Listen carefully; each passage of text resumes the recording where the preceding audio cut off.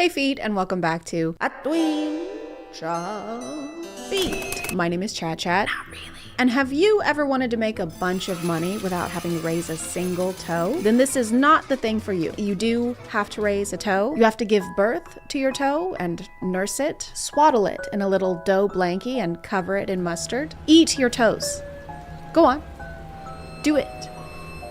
Do it. You won't.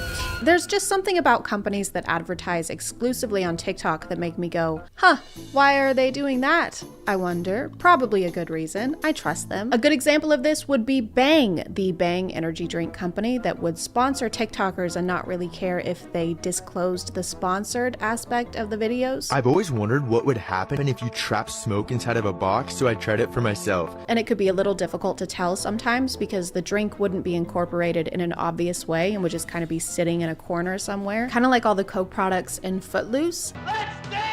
A terrible movie, by the way. I don't care if it's a classic. The pastor's daughter should have been the main character. She was already dancing before he showed up, and then she researched and wrote the argument that resolved the entire movie's conflict, and he got the credit for it. Kevin Bacon was basically a puppet in high-waisted jeans. Anyway, speaking of loose feet, today we're going to be taking a look at the website known as Feet Finder. YouTube, if you're listening, this is a website made for people to find their feet after they've misplaced them somehow, like in their airport luggage or in an Uber. No one is coming to the feet. The feet are coming to them because they were lost. But now they're found and covered in jizz. Feet Finder is a website where you can exchange photos of your grippers in exchange for legal tender, currency, Benjamin Franklin's. At least that's what their advertising wants you to believe. In reality, you can probably expect to see a lot more George Washingtons or Paul Bunyans. But what do I know? I haven't tried the service. I can't speak on how profitable it actually is, so we'd better consult some experts. So my girlfriend got dummy rich from Feet Finder.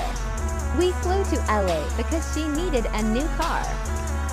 She looked at a few supercars, then decided the G63 was the move. Then cruised down PC8 and went back to her beach house in Malibu. Setting aside the fact that this is not a car dealership, but a car rental place in LA, and this is more than likely an Airbnb that they're in, it's kind of a weird marketing strategy to take us on a tour and show us all the things that you can afford. They can't afford them, they're all rentals. And act like you can afford them because of this service you're promoting, but you have the money because they gave you the money and not because you made money by using the service. It's just that if Matthew McConaughey couldn't afford a Lincoln, I think it would change the messaging in those ads. They say perfection is not attainable. I guess they never owned a Lincoln. I know I haven't.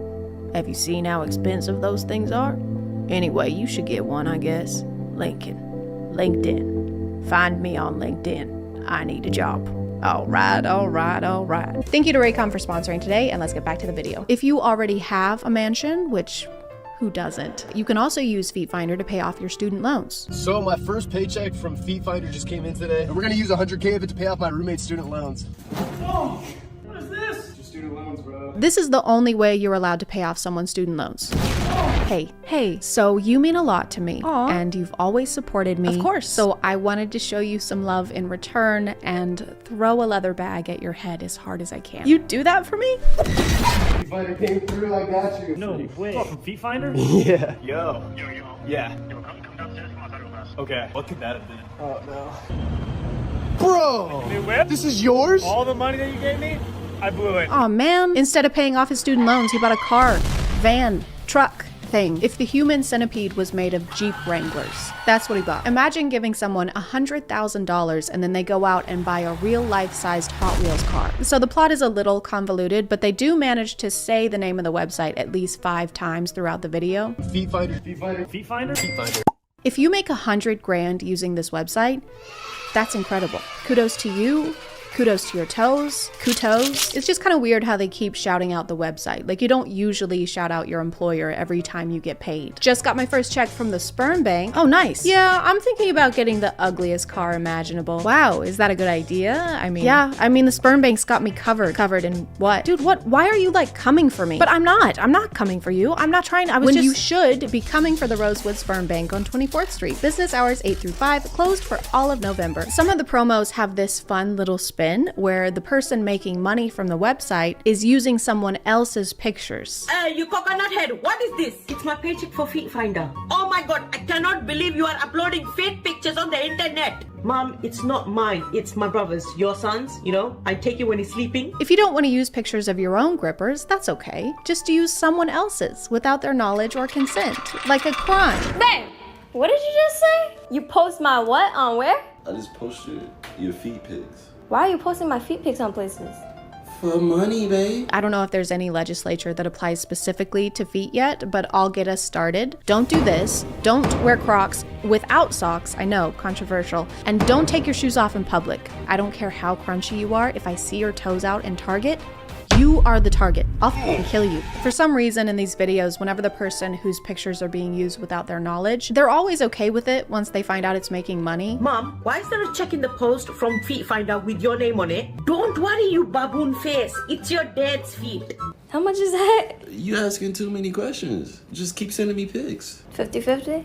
50-50 what? Because it's fine to do morally ambiguous things, as long as you're making bank. If I steal your kidney, hypothetically, this is just a hypothetical, as long as I sell it on the dark web and split the proceeds with you 50-50 or 70-30 or 97-3, you know what? We'll talk numbers once the anesthesia wears off.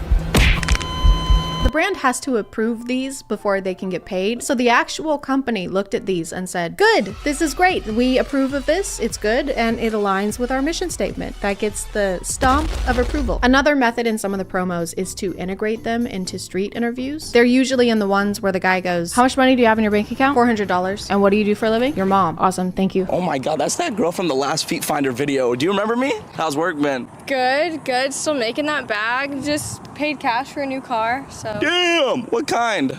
Alfa Romeo Giulia. Is that a Lady Gaga song? Alfa Romeo Giulia. I like to think he has no idea what kind of car that is, but he just has to pretend to be impressed. So what kind of car'd you get? An Ford Romeo Capulet Montague. Nice. What did it cost? Tragedy. Can I go for a ride? Gold digger status? Gold digger status? It sounds less like she's calling him a gold digger and more like she wants a status report. Gold digger, what's your status? At a beauty salon with a baby Louis Vuitton under my underarm, sir. Copy that. This one does at least disclose the sponsors, so kudos for that. Some of the other videos have entire storylines where Feet Finder is like the hero that swoops in to save the day.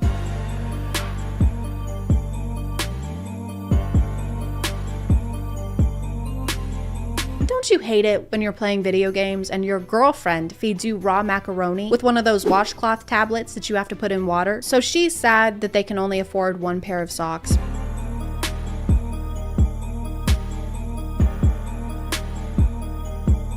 Because he keeps eating all of their socks on top of raw macaroni. When we say macaroni and cheese, the cheese is not supposed to come from between your toes. So he ate all their food, took her socks, and then when he sees her crying, he says, babe, I know what will solve your problems. A side hustle.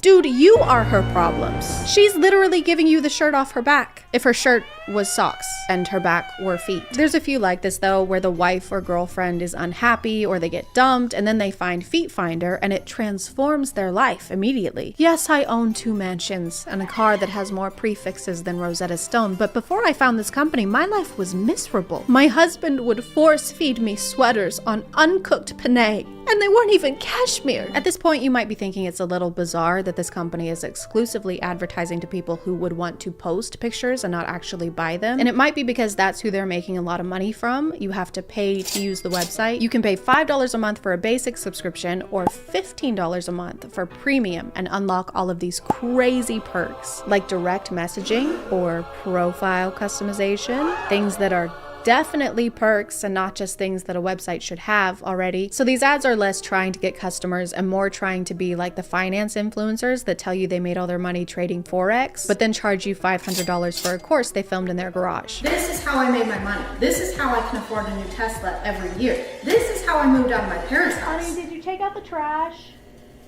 Honey? I don't make any money from making you pay me every month, okay? I give all the proceeds to charity. 3 days ago. Dude, shut the f up! Charity, do not speak to your mother that way.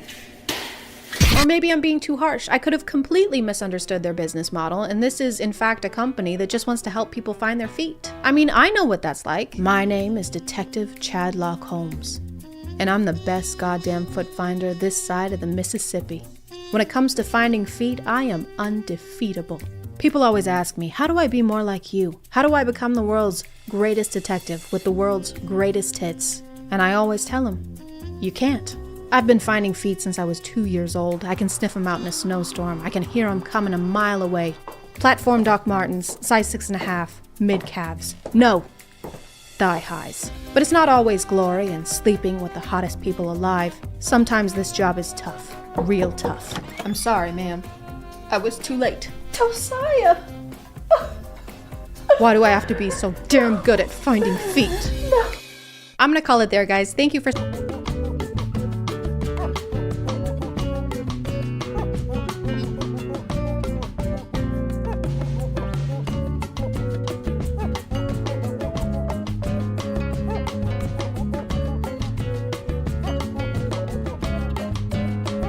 Hey guys, my name is ChadChad. And this is where the magic happens. The Etsy magic. If there's one thing I've learned in my time on Earth, it's that things don't always go how we want them to. And when that happens, there's only so much you can do. You can go to therapy, join a pickleball league, or as I've recently learned, you can go to Etsy.com and pay a witch to make things go your way. I've started getting a lot of spiritual TikToks on my feed recently. Some are just your typical tarot readings that usually go like, I'm seeing that a sexy Libra wants to date you, and also you're about to win $10 million. And that's clearly insane.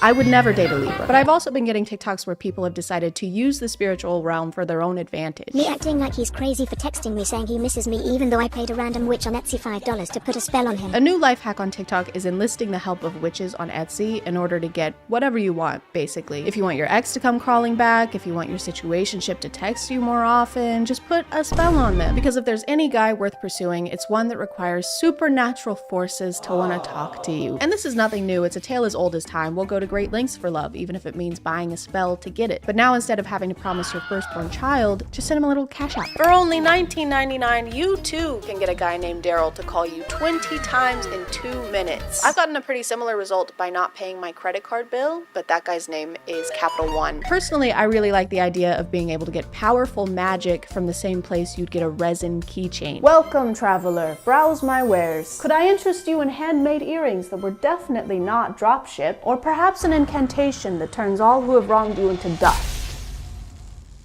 I also have cheats. So after seeing so many success stories, I was curious. I wanted to see what all the fuss was about. Maybe there's an Etsy spell that can make the months November through February disappear, so I don't have to live through them. Or if there's a spell to make someone call you more, maybe there's a spell that can make Capital One stop calling me. That guy is obsessed with me. It's honestly really embarrassing for him. So I decided to do some shopping. Some Etsy shopping.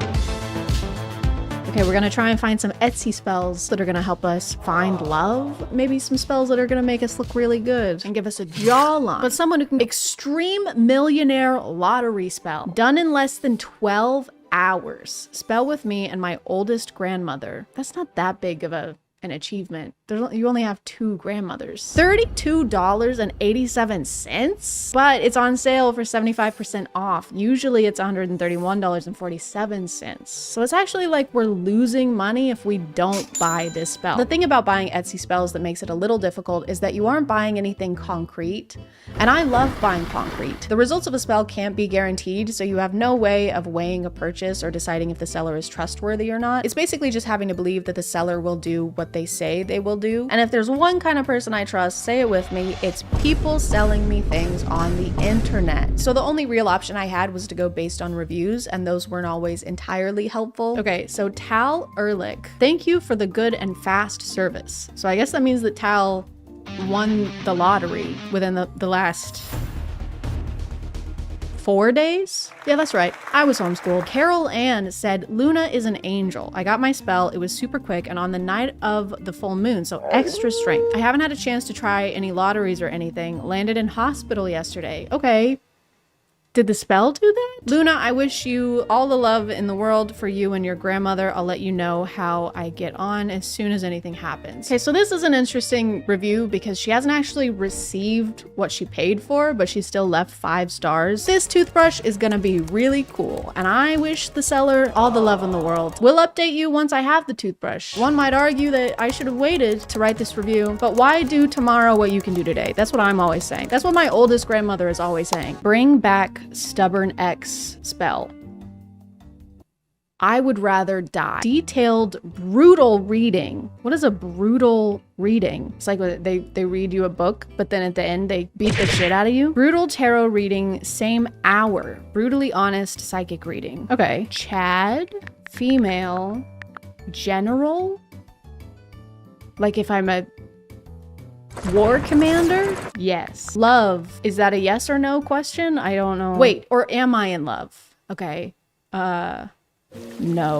Single. Career. Turbulent. Past life. Aren't you supposed to know that question? How am I supposed to know? I have no future. Hopefully not. And then the other goal can be that somebody confesses romantic feelings of some sort to me. And I know what you're thinking, Chad, set realistic goals and expectations. Don't set your goals too high. A lot of the spells I found had to do with love and obsession, with some specifically aimed for stubborn targets, and that's kind of fucked up. Super strong love spell for stubborn target. That's kind of gross. Whether you believe in spells or not, I think it's pretty uncool to try and force someone to be in love with you. Even if the magic doesn't work, I think it's bad to put that kind of intent out there. What do you mean you don't want to date me? I'm great. If I could take away your free will, I would. That's something I'd like to do, and I would if I could. I'm a catch. You. I'm a catch you. Removal of all negativity, spells, magic, evil eye, and curses on you. Okay. All right. Maybe we should do this one because my dryer just stopped working. Actually, it started working too much. It won't turn off. My dryer spins no matter if I power it on or off, and I have to turn it off. I have to turn off the breaker. So I'm going to do this one. And the next couple weeks weren't great. Luck-wise, I didn't notice any huge differences. I still had some repair issues around my place, but I did find this shirt. So my luck has turned all the way around. Another kind of spell I saw a lot were ones that claim to turn you into some kind of supernatural being. Become a vampire spell. Guys, oh my God. We can become the Hulk. Powerful transformation spell, vampirism spell, vampire ritual. Oh my God. What does that mean? Does that mean that I start drinking human blood? The description says absolutely nothing about what we can expect from this spell, but I'm expecting this. I'm expecting to look like this AI generated image of this vampire that looks kind of like Henry Cavill. And then this AI generated image with, someone who also looks like Henry Cavill. Also, guys, okay, I'm not gonna pass up the opportunity to be the Hulk. I'm not gonna pass up the quick cast, fast acting spell to give me supernatural strength. Add to cart. I also grabbed a spell called Best Body Spell, which promised me the physique of a Greek god. Oh wait, Best Body Spell. Here we go. This is the one I was looking for. We gotta get a spell that makes us sexy. Here's them casting the spell that's gonna give us abs. An 8-pack, preferably. I'm assuming that this is what happens when the spell takes effect. Really hoping my skin melts off of my skeleton. If that doesn't happen, I'm gonna be disappointed. Spells by Austin. Bye, Austin. Bye-bye. I'm happy with this shop. Interesting spells, cast on time. Great conversation with Austin. Overall, I'm very satisfied. Nobody's getting to the gravy, the biscuits and gravy of the situation. I want to know when I can expect my abs to come in. I want to know when my biceps come in. Add to cart. And this one actually worked. I was hoping for Zeus-like abs, but I have 5 extra heads now. I just forgot to clarify which Greek god physique I was getting, and that's really on me. I mean, that's really on us. I also got an intelligence spell, not because I need it. I just wanted to test it out. Increase intelligence, same day cast. Increase memory ability, increase IQ magic spell, increase focus and attention. I've been looking for this my entire life. I'm gonna add this one to cart and then we'll do a quiz, and then I'll take another quiz in 2 weeks after the spell has been cast and had enough time to take effect, and we'll see if I've gotten any smarter. Before I start and you judge my answers, okay, I wanna reiterate, I was homeschooled. I did not have science classes or math classes. How many rings appear on the Olympic flag? There's like 6. Well, 6 isn't an option. What is the currency of Scotland? Haggis. Who painted the Mona Lisa? Well, Leonardo DiCaprio. They thought they got me with that one. What is the capital of Greece? I don't know. I don't live there. 84 out of 100. You're a trivia master. Your level of general knowledge, at least based on this house, is very impressive. Stop. Stop it. Quit. Okay, I'll see you guys in 1 to 2 weeks after the spell is completed and we're a genius with abs. And I'm gonna say that this one also worked. Testing this spell meant I had to conduct field research while investigating hypotheses, and if I hadn't bought this spell, I would never have done any of that. I hate critical thinking. I think what this proves is that frivolous online shopping makes me smarter, and I've always said that, and I've always believed that. Jack is taller than Peter, and Bill is shorter than Jack. Bill. Skill issue. Which of the following statements would be more accurate? Jack is taller than Peter and Bill is shorter than Jack. It doesn't matter because all of their Hinge profiles would say they're 6 feet. Bill, Peter, Jack. Bill, Peter. This is so stupid. Why does this not make sense in my head, in my brain? What is this? I need to make a drawing. This is Jack. All right? Jack is taller than Peter. Peter is shorter than Jack. And then Bill is shorter than Jack. I kind of made them all the same height, so this is a very confusing drawing. This isn't gonna help a lot. I don't fucking know. And I don't really care. This could literally be what they look like based on the information that we've been provided with. I'm gonna lock it in. I'm gonna say it's impossible to tell whether they're taller than Bill, right? I don't know why that took me 40 minutes. Now imagine how long that would have taken me before the Etsy spell. That would have been a nightmare. I also got a customizable love spell without a specific target. The parameters of the spell are that someone is supposed to confess feelings for me within 2 weeks of it being cast. But after that time frame passed, nothing was happening. No one was professing their love for me. No one was calling me, except for Capital One. Take a hint, guy, right? This is pathetic. But I understand it can be daunting to confess feelings for someone, so I decided to give them a little push, just to help them take the first step. First up was Gabby Bell, aka Gabby Balls, aka the creator of the Bing Bong song.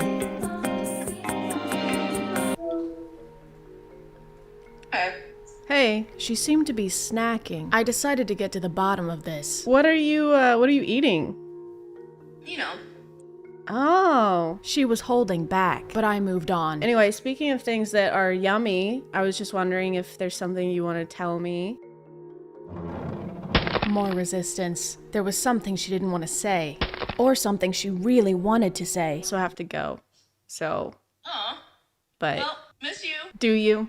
Do you? As much as I love dried mango. Okay, I'm gonna put this one down as a maybe then, because you really like that mango. All right, well, thanks.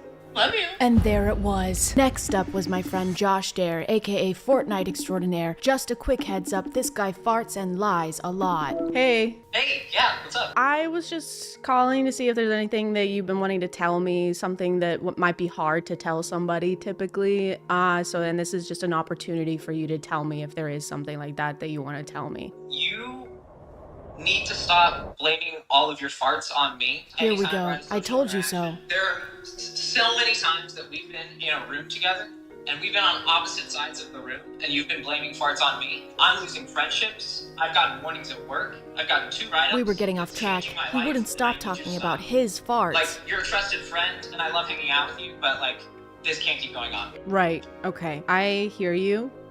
Unbelievable. He can't stop for even a minute. And I gotta go. Okay, but like, did you actually... To document my transformation into the Incredible Hulk, I first needed to test my physical strength. Time to do our strength baseline test. Here we have, this is 20 pounds. Let's try and do 40, and then we'll see if I can do it by the end of the week. Oh my God!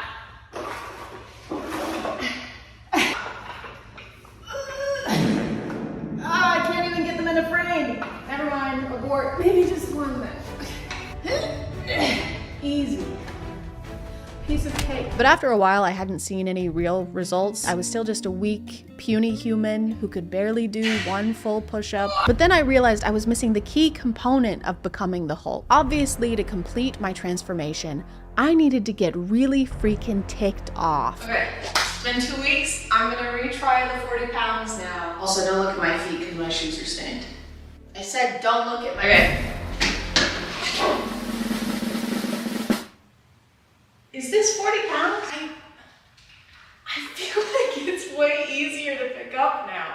joking. Why is this easier now? Okay, that's pretty good, but let's see if I can do 40 in each hand. But to do that, I think I need to fully be the Hulk, so if you could just help me. You're a 27-year-old iPad kid. You constantly change your hair because you're deeply unsatisfied with who you are as a person. Whoa, whoa, whoa, whoa. You can't speak to me that way, okay?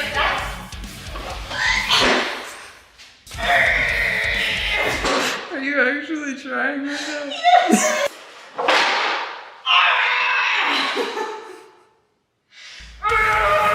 And then I was just waiting on the Become a Vampire spell. I had to carefully monitor this one for obvious reasons, so I routinely had to eat Italian food, which sucked. I ordered Italian food and cheesy garlic bread. So we're gonna test and see if I'm deterred from eating this, which would mean that the vampire spell has started to take effect. Ow, ow, ow. Oh, I'm just kidding. It's fine. Oh no, I'm gonna have to order more Italian food and more garlic cheesy bread. Dang it. But I was patient and I never gave up no matter how much chicken Alfredo I had to eat. And finally, on one fateful day, it just hit me.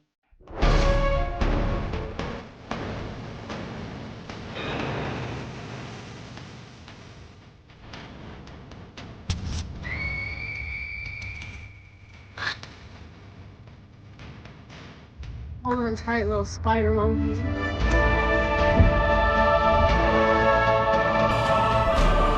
Anyway guys, I hope you enjoyed this video because it's something a little different and I don't really know what I'm doing or where I am or what's going on or why my clothes are ripped or who destroyed all those roads in New York. But I'm gonna call it there, guys. Thank you for subscribing, and if you are still here, thank you so much for watching. I appreciate you clicking on my video out of all the videos that are on here, and I'll see you next time. Okay, bye.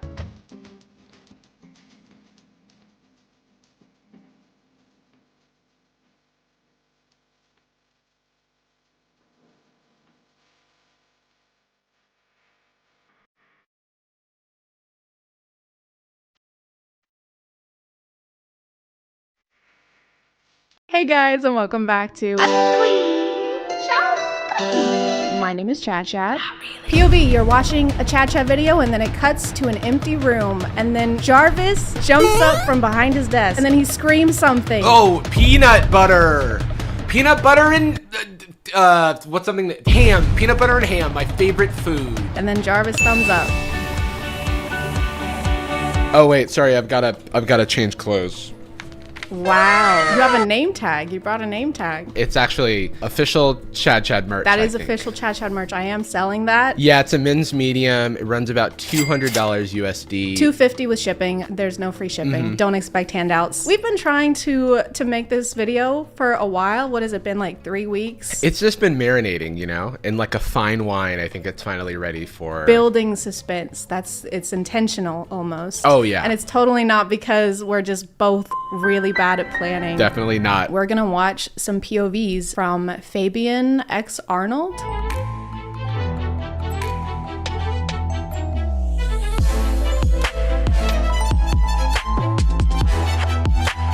So this guy's specialty is, I guess we'd call them neighbor POVs. The POV is that he just had the best date of his life. He's leaving his own house. He foresaw that this is going to be the best date of his life. That's just a small detail that they didn't include, is that he's actually psychic.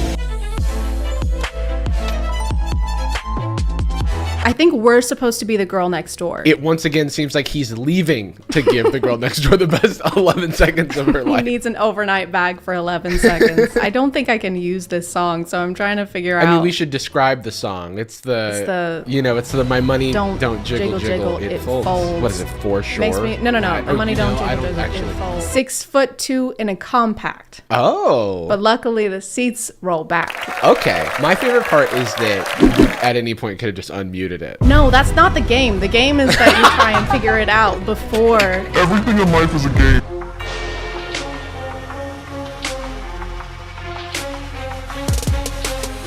You can just post this without the POV. It really does feel like he's going about his life, and then wherever he is, he's like, let me film a POV and just describe what I'm doing. POV, your boyfriend takes you to do laundry and he's just starting a load. And he looks at you longingly and it slows down as he's like pouring in the detergent. POV, you never dated a guy with a beard. He has the faintest beard of all time. He just didn't shave for 3 days. He's Yeah. like trying to take over the persona. He's like, I'm a beard guy. Us guys with beards.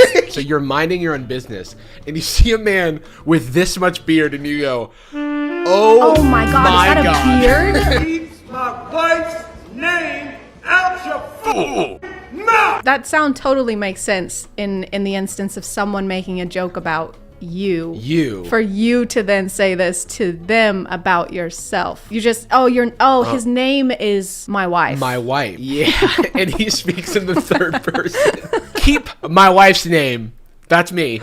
Out your fucking mouth, dude. I've got a coffee for my wife. Oh, yeah, me? Oh, my wife loves coffee. How you normally get out versus how you get out after you spot a pretty girl. He clearly thinks he's doing two types because he has this like he Does turns he? left.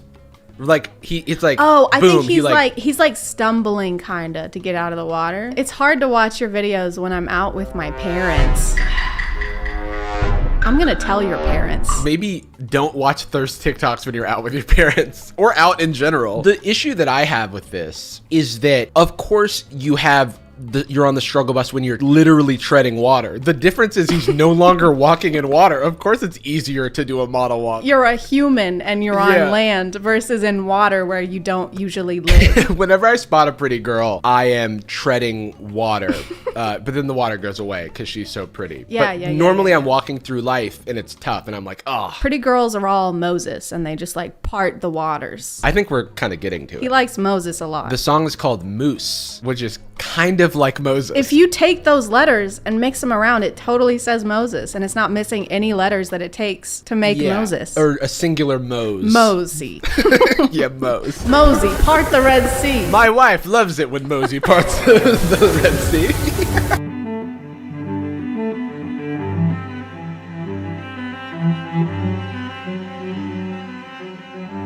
Do you think that he wrote off this whole trip as a business expense? Everything he does could be a business expense if he does POV in front of it. If you just film a POV in every single room of the hotel, they give you the hotel.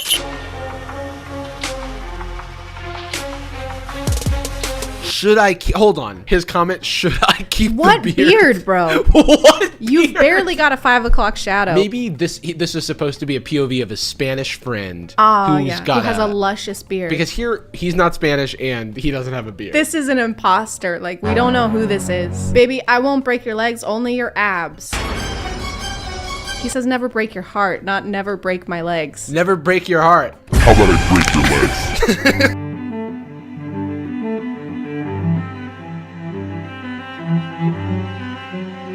Dude, we're so hot that he like was distracted by us. I feel like my whole self-esteem grew 3 sizes just now. I feel great right now. we're kind of a big deal. My wife is a huge deal. My wife is super hot. I will also say that maybe she shouldn't slap him for this momentary glance, but you shouldn't slap your partners. Maybe don't do that. That's a pretty progressive take for both of us. Calm down. We're getting too political over here, Jarvis. We need to calm down. Sorry. Way too radical. Let's just go back to being hot. We're very hot. We are hot. Yes.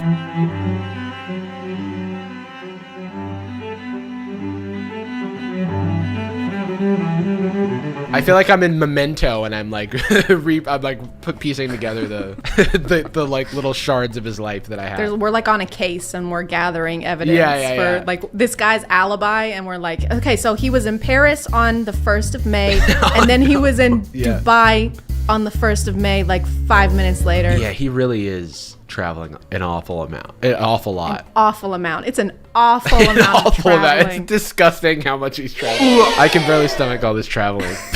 You're in the train towards Paris. It's literally just like every step of traveling is just the POV. POV, you're checking into your train towards Paris. POV, you are buying the ticket online for the train to go to Paris.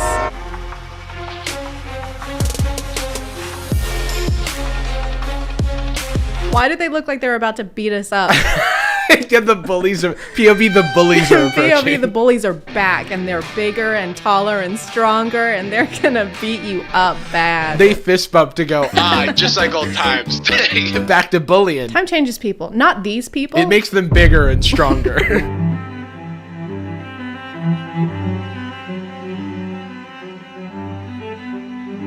doesn't have a beard in this one. You think he doesn't have a beard? I see a full beard on this man. Oh my God. Should he keep the beard? You're right. He does have a beard. I love that it looks like he has a V-neck kangaroo costume. Like it's a nice designer He cut. had it altered to be a V-neck.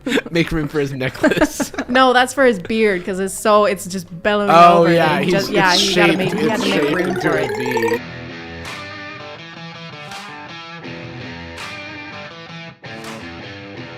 My favorite is like how sinister he looks when he's closing the door window. Sinking back into the shadow of the room. He's got evil in his eyes. Yeah. He's like, it's my bike. I'm a bad boy. I'm really bad at driving motorcycles. I'm really, honestly, dangerous. I should not be on the road.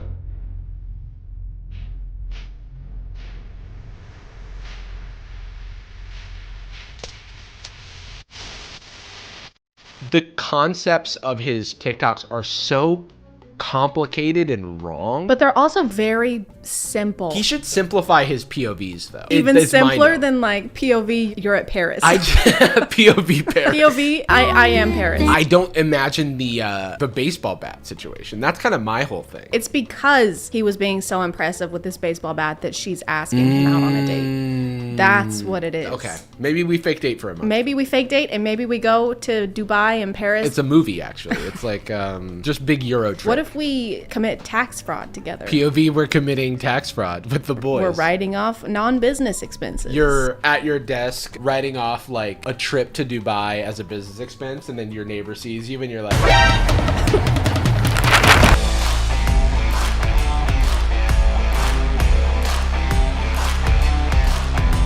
He's forklift certified. Look at these boots. These boots are so They're clean. so clean. He just pulled the tags off of those 2 minutes ago. And did you know craftsmen never break your heart? Because that's what he says in the caption. But they do break your legs and your abs. Kiss your abs goodbye if you date a craftsman.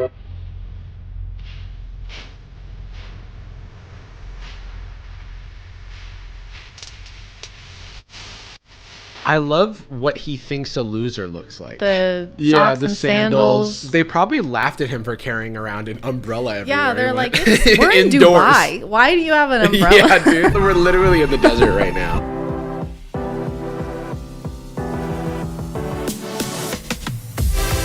Find someone who knows how to calm your storm by throwing around, I guess. This is so relaxing. My storm is a hunk of metal, and if only somebody could carry it, I don't know, 10 feet.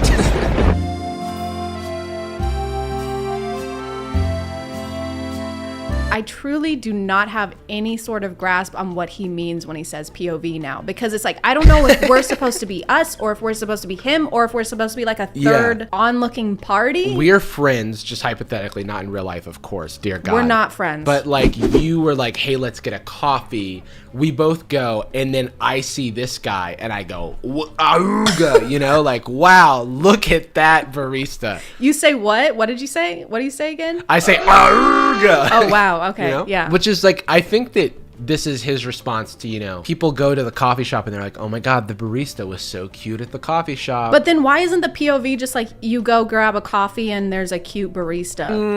I don't think you understand the POV format. Well, yeah, I am just a stupid, stinky head that doesn't know anything. Like, your words, not mine. Describe the relation to your brother. Jarvis, describe your relationship with your brother. I don't know if you actually have your hypothetical brother. Describe what relation to your brother you have. So the relation that we have is a blood relationship where we are brothers. Yeah, go on. I need more. And so we share a mother.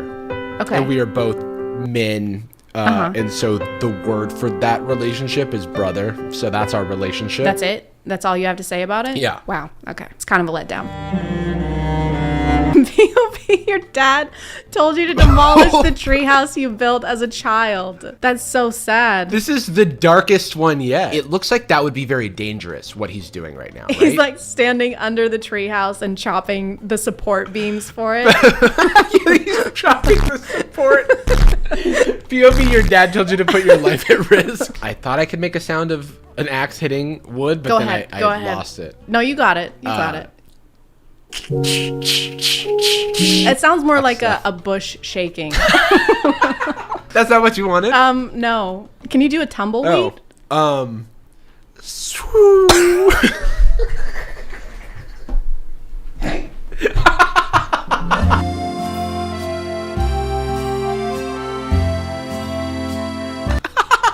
They're like smiling as they like shake each other. This is the weirdest fighting I've ever seen. I'll just grab a bag of popcorn and keep staring. Yeah, I'm that shameless. Why is everybody so okay with spying on people? That, and I feel like the comments for his TikToks are just like confession corner. Yeah. Everyone's like, gotta confess to him. I'm cheating on my spouse. Vicky! I murdered a man.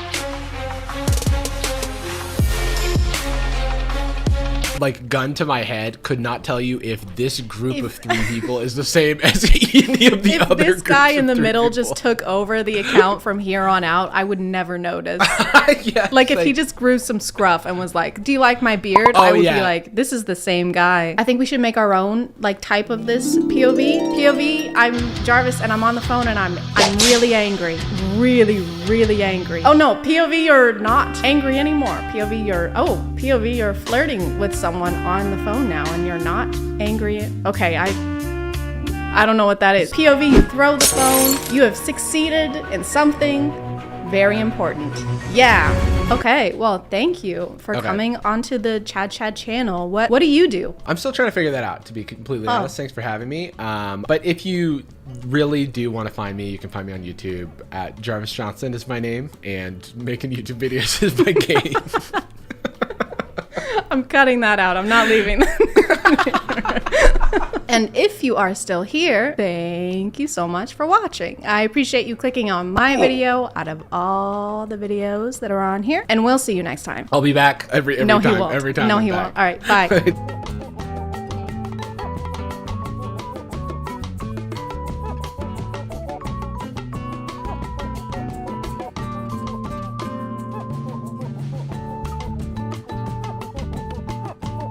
Hey guys, and welcome back to My name is ChadChad. Not really. And today I'm here all alone. It's just me, just by myself. There's no one else here, except for Danny. Say hi, Danny. Hi, Danny. I was really worried that you were gonna just start recording a video by yourself. And I was just gonna sit here and like watch you. So like I said, I don't know if the first video of mine that you saw was the Alpha podcast, but you posted a video pretty soon after that for the War Room people where they like fight in wars and summon fire. That is correct, yes. So I figured you would probably need a refresher. I found this account for you. They just post inspirational quotes and like rules for alphas like ourselves. Did you say like ourselves? Like ourselves, yes. Oh. Thank you. It's gonna sound silly, it might be hard to believe, but nobody's ever called me an alpha male before. I'm more of the alpha than you. Okay. Here's where my alpha is, and then here's where your alpha level is. That's why we need to watch these. You might get on the same level as me. I doubt it. Thank you to Raycon for sponsoring today, and let's get back to the video. Can a woman help you become a millionaire? Yes, only if you are a billionaire. I like that this was tweeted on Twitter for iPad. He was just like on his stomach with his feet swinging behind him. Can a woman make you money? The answer is no. Money and girlfriend do not go together.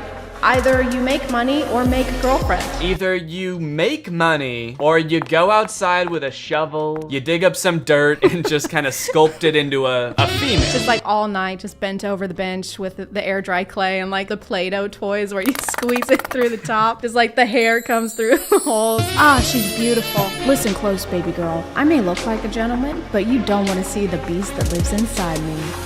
I like to think that they have shoot days for these, like dedicated shoot days, and they bring multiple outfit changes, situate their glasses. Listen close, baby girl.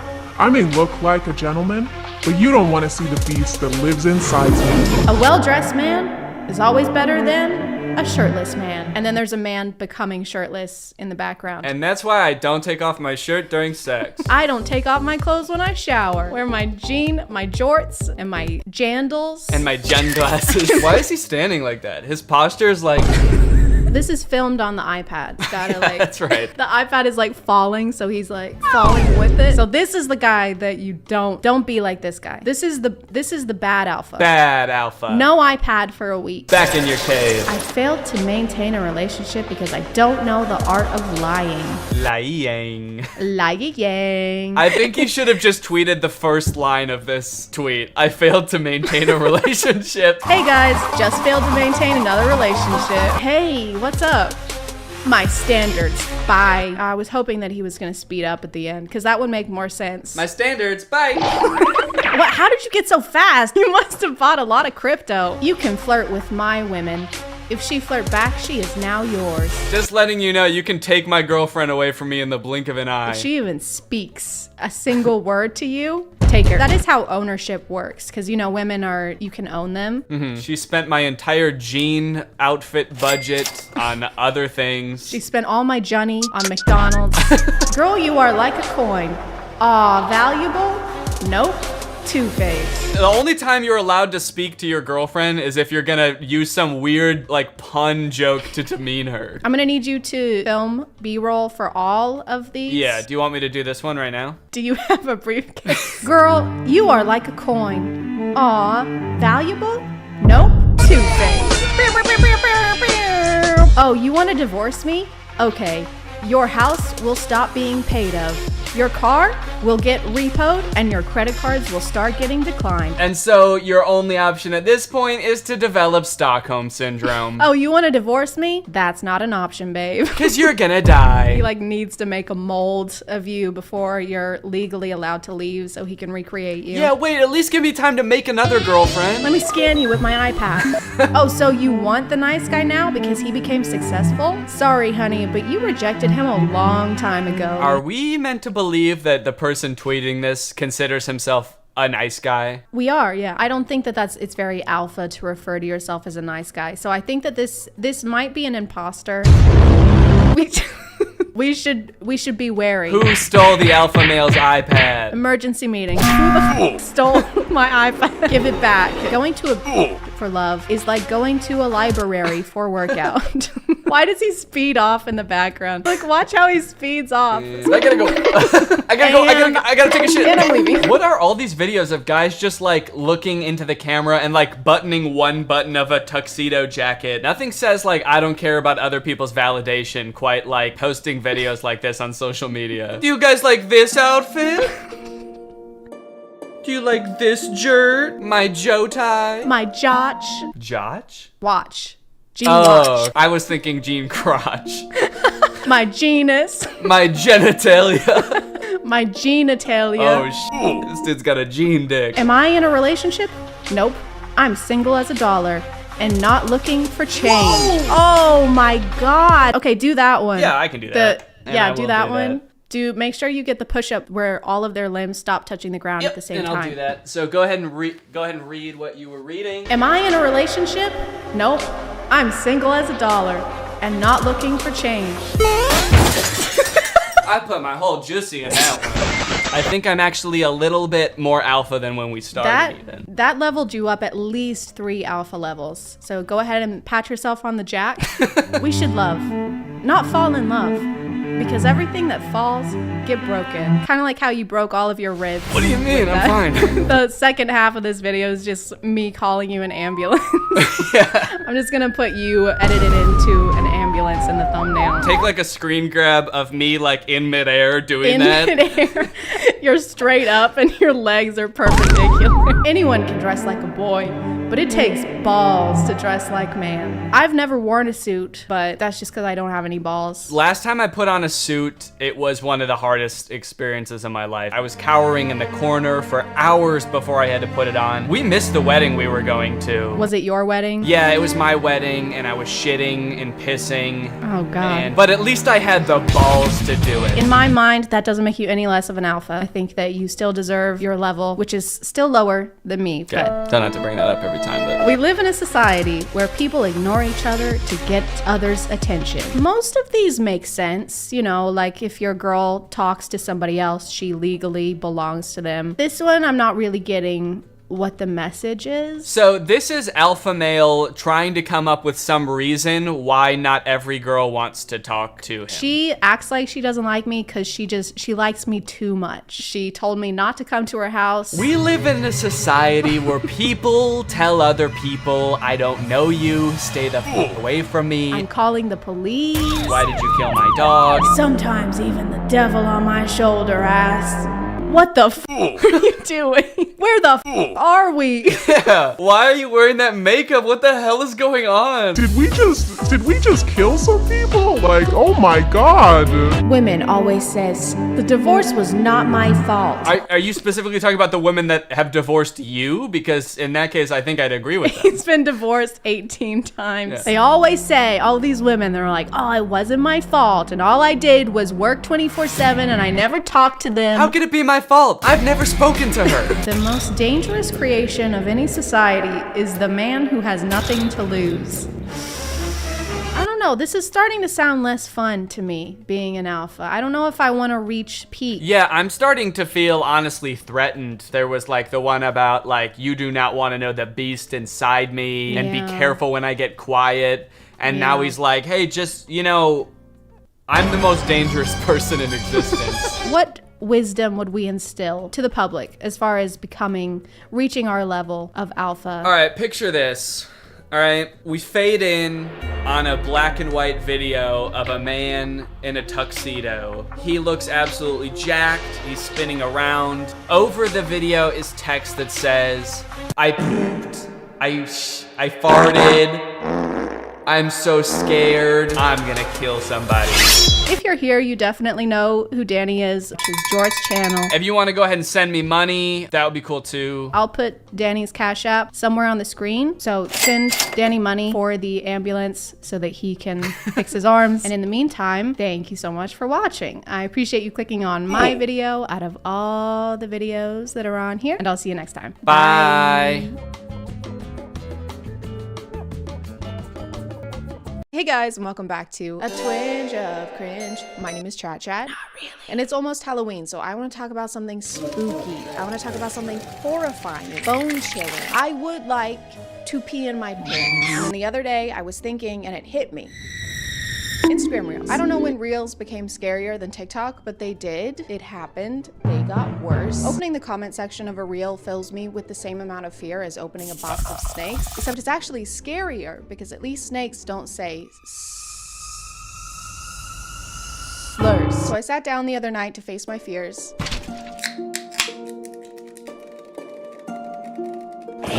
There were some patterns. A lot of the reels I found were traditional housewife core. I used to really be into politics, but now I just relax while my husband tells me what to think. I just love the implication that thinking is too stressful for women. Like having too many thoughts at once will overload us. So what's your favorite color?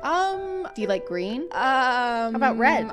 Just tell me which one. Do you like purple? No, it's too much. I can't think over the sound of my ovaries. The way they say these things though is like, this is how it should be. This is how God wanted it to be. So I guess God gave us brains and said, here you go, but don't use it. Brains are for boys. And don't take a bite out of it. It seems like I shouldn't have to say that, but I do, apparently. And if you're wondering why she's making bread, I don't know. They're always making bread. I saw it so consistently that I ended up making a game out of it, that and aprons. It's an apron. We found an apron. Oh my God. Apron, everybody, we have an apron. Apron. I put my mic down. Apron, we got an apron. Okay, making bread.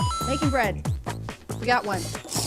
There's quite a few where they're talking about raising their daughters to do the same and how bearing children will be her greatest joy. That being a homemaker is the #1 career she should strive for. She can't even read yet. Her greatest joy is cocomelon and eating bugs. So you get a bread machine for your daughter at Christmas. You just get her cooking utensils. David has got a train set. He's been wanting it for 2 years. And Deborah, it's a spatula. Merry Christmas. They have similar kinds of values, like for example, how you should submit to your husband. Submit to your husband in everything. Even if you disagree with him, he's not a Christian, you think you're smarter or more spiritual. What if my husband is a f***ing idiot? What if my husband is about to step into oncoming traffic? Hey honey, you forgot to check both ways. I'm sorry, I couldn't hear you over you being a woman, so I'm gonna step out, all right? I'll be back later. Maybe make me some bread. Controversial thing things about our lifestyle. I submit to my husband. Ew, you submit to your husband? Keep your kinks to yourself. Whatever you guys are doing, that's up to you. I don't want to hear about that. I'm gonna start making reels like this, but it's gonna be like, my husband submits to me in the bedroom, and there's nothing you can do to stop me. I will peg my husband. In a world where women take pride in being loud and argumentative, the godly woman knows strength in being reserved. This is something that I should take to heart, though. I have been very argumentative in this video, but from now on, I'm gonna be reserved, humble, and soft-spoken. Sorry, soft-spoken. I've always wanted to burp on camera. It seems like a rite of passage for YouTubers. Do you guys feel transformed? I feel transformed. Oh no! Oh my god, it's happening! But then we have this other type of reel that I get pretty frequently that I didn't interact with it. It's just there, okay? It's kind of like book talk, but much more illegal. Ever since my folks passed on, I haven't gone back.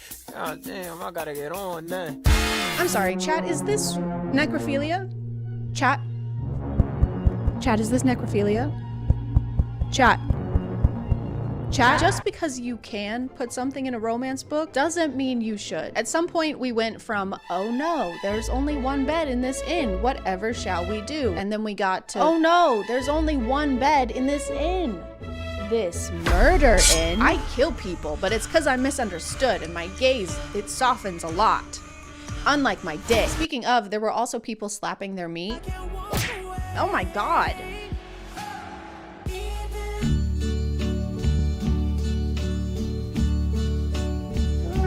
I don't know if it's just the different algorithms, but Reels seem to have a lot more gross food videos. Who needs an ice cream sandwich when you can just stick a huge block of butter in the freezer? Careful not to break a tooth. What?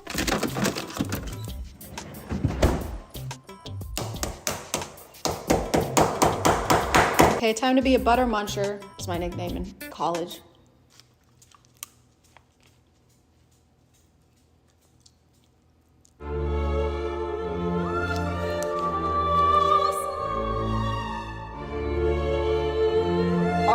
I can't swallow that. I didn't think it would be good, but I thought it would be a little butter. Yes, there were times. You have people who want to be fitness influencers, but the content isn't getting enough interaction, I guess, so they just start to say really weird things. If I date a girl, she's never leaving the house. Like, she's staying in my basement all day for like years straight. She can come up to eat, potentially make me a sandwich, you know, do some laundry, have fun around the house sometime, but then right back down to the basement. Yeah, so I keep women in my basement and they aren't allowed to leave. They live in cages and I keep the key around my neck. But anyway, let's do some push-ups. Chop chop, which is also what I say to the women in my basement before I put them in my protein shakes. Yum. How I make time for God at the gym. First, I start by writing down my favorite Bible verses and praying over them, and also talking to the Lord. No, you don't. No, you don't. Nobody's doing this. This isn't real. This is fake. There's no way that she's doing this. I don't believe you. What's your name?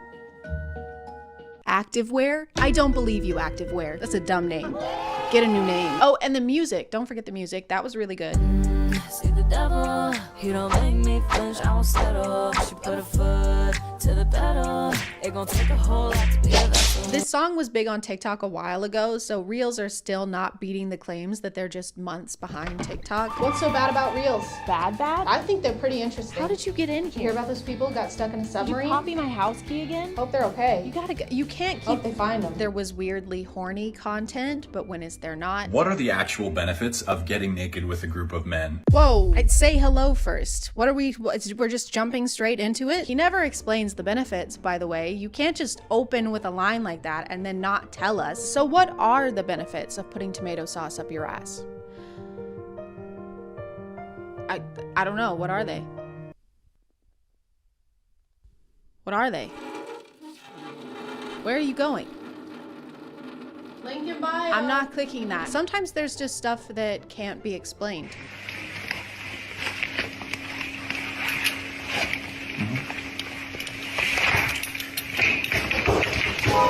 Cause when you do that thing right there, flipping your hair, baby, I swear, I don't think you know what you're doing to me. When he's the 5 C's. Christian, country, cowboy, conservative, confident. Are these in the order of importance? Like, is the most important is being Christian and the least important is being confident? So it's okay if he's a little anxious, but only if he's a cowboy. Yeehaw! I guess.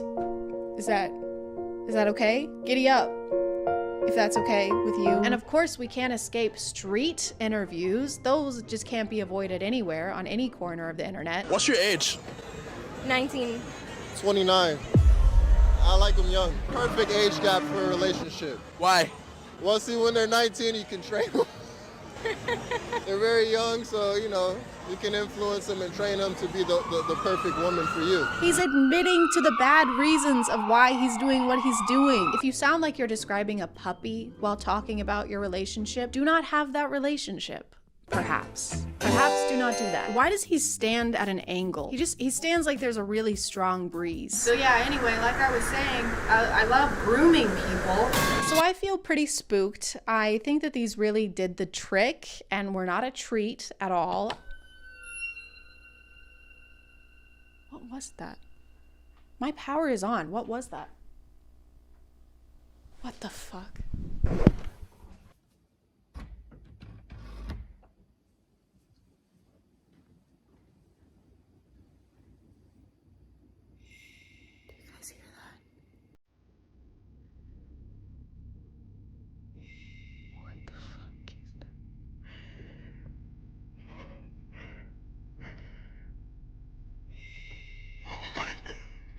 What the fuck? Guys, he has a knife.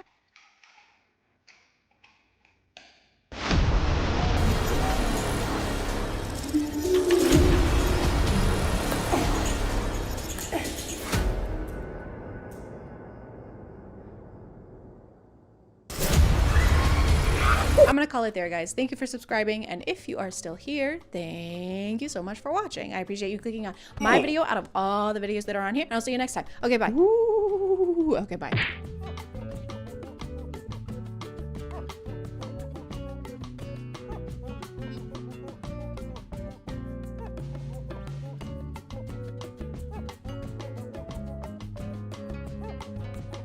I got a new mic.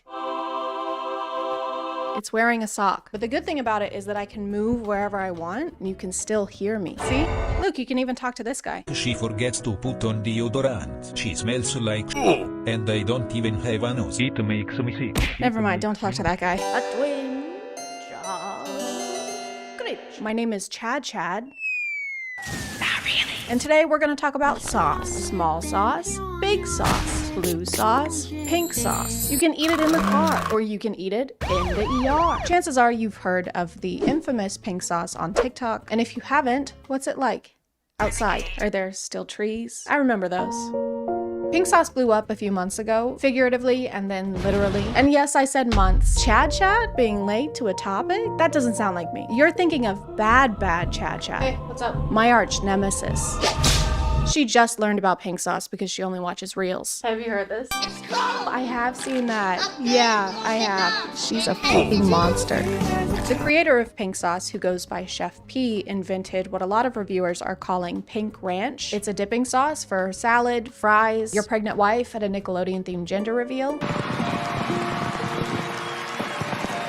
I think the main appeal was just the novelty of it. Dipping sauces aren't usually pink, and so when they are, we're curious. It's kind of like those ketchups from the early 2000s that were like purple and blue. It's still ketchup, but now your poop looks like it belongs in the Blob Opera. The initial recipe for pink sauce had pitaya or dragon fruit, garlic, raw honey, lemon juice, oil, and milk. And a little known fact about milk is that it goes bad. The shelf life for milk is barely. You have to shoot milk from the udder straight into a fridge, otherwise it sours mid-squirt, like a 3 a.m. Tinder hookup. Some people's orders showed up like this, with the bottles popping open and dripping all over. Yes! It don't even say pink sauce on this bitch. Oh my, it's gone. There's nothing else in here. Like, it's gone. The pink sauce Cause y'all cancel. waited this long for nothing. This is, no ma'am, we're not trying this. It stinks like throw up.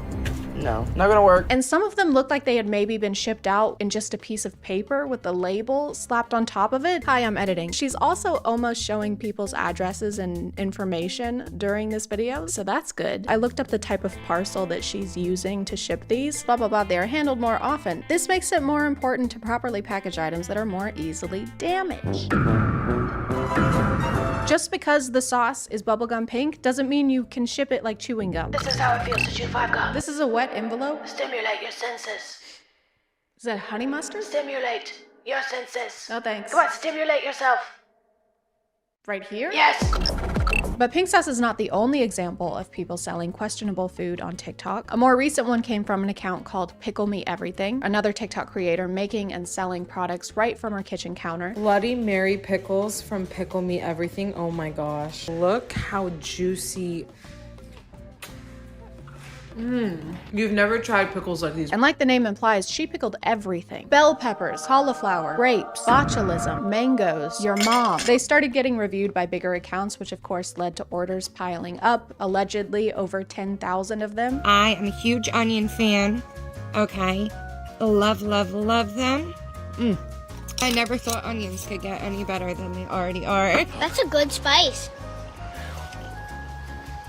I like that though. But then pickling things went sour. With all the orders going out, people started to notice that the canned lids were popping. Sorry, in a bad way. As someone who cans for a hobby, let me show you one quick and simple way to find out if something you receive is safe to eat or not. This is some jam I made over the summer. If something is not properly sealed, you will hear this noise. This is obviously open, I've been using it. This is sealed.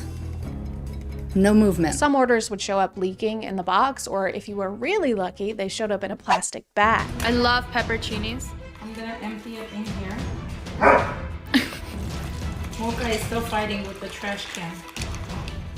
Would you like an improperly sealed can or a condom full of mixed veggies? Both will kill you, and both of them glow in the dark. So to address the leaking and people's concerns that the jars seem to not be sealed, she went on TikTok to clear the air. If it comes minor leaking, it is hand sealed, not pressure sealed, not pressure cooked, no can, nothing involved. Alright, so this person is selling pickled vegetables off of TikTok, off of their Etsy shop, and not only is she clearly not canning them correctly, but pickled and canned foods are actually not even allowed under cottage law in California. Don't worry guys, if your jar is leaking, it's because something is terribly wrong. Enjoy your pickles. They will be your last. If you actually Google which foods can host botulism, canned goods are first on the list, specifically canned veggies. So now she was in a pickle. Food experts on TikTok started calling her out, you know, to try and keep people from getting violently ill. There's possible food safety concerns like botulism or E. coli. I'm seeing comments of pregnant people buying this stuff. You guys, don't consume this stuff. It's not worth it. But like a responsible business owner, she blocked everyone with criticism and continued taking orders. All orders are being starting to process on Monday when I show you guys all the proof, the facts. Unfortunately, she is blocking and deleting comments from anybody telling her that it's not legal. Initially, she tried to deny everything by claiming that she had all the licenses she needed. I have the food license, I have the can license. Guys, just give me some time to put everything together as a video and show you guys all the proof and all the facts. But then a couple days later, she posted a TikTok video claiming that she didn't know anything about needing all these licenses. I'm so sorry for all of this. It just happened so fast.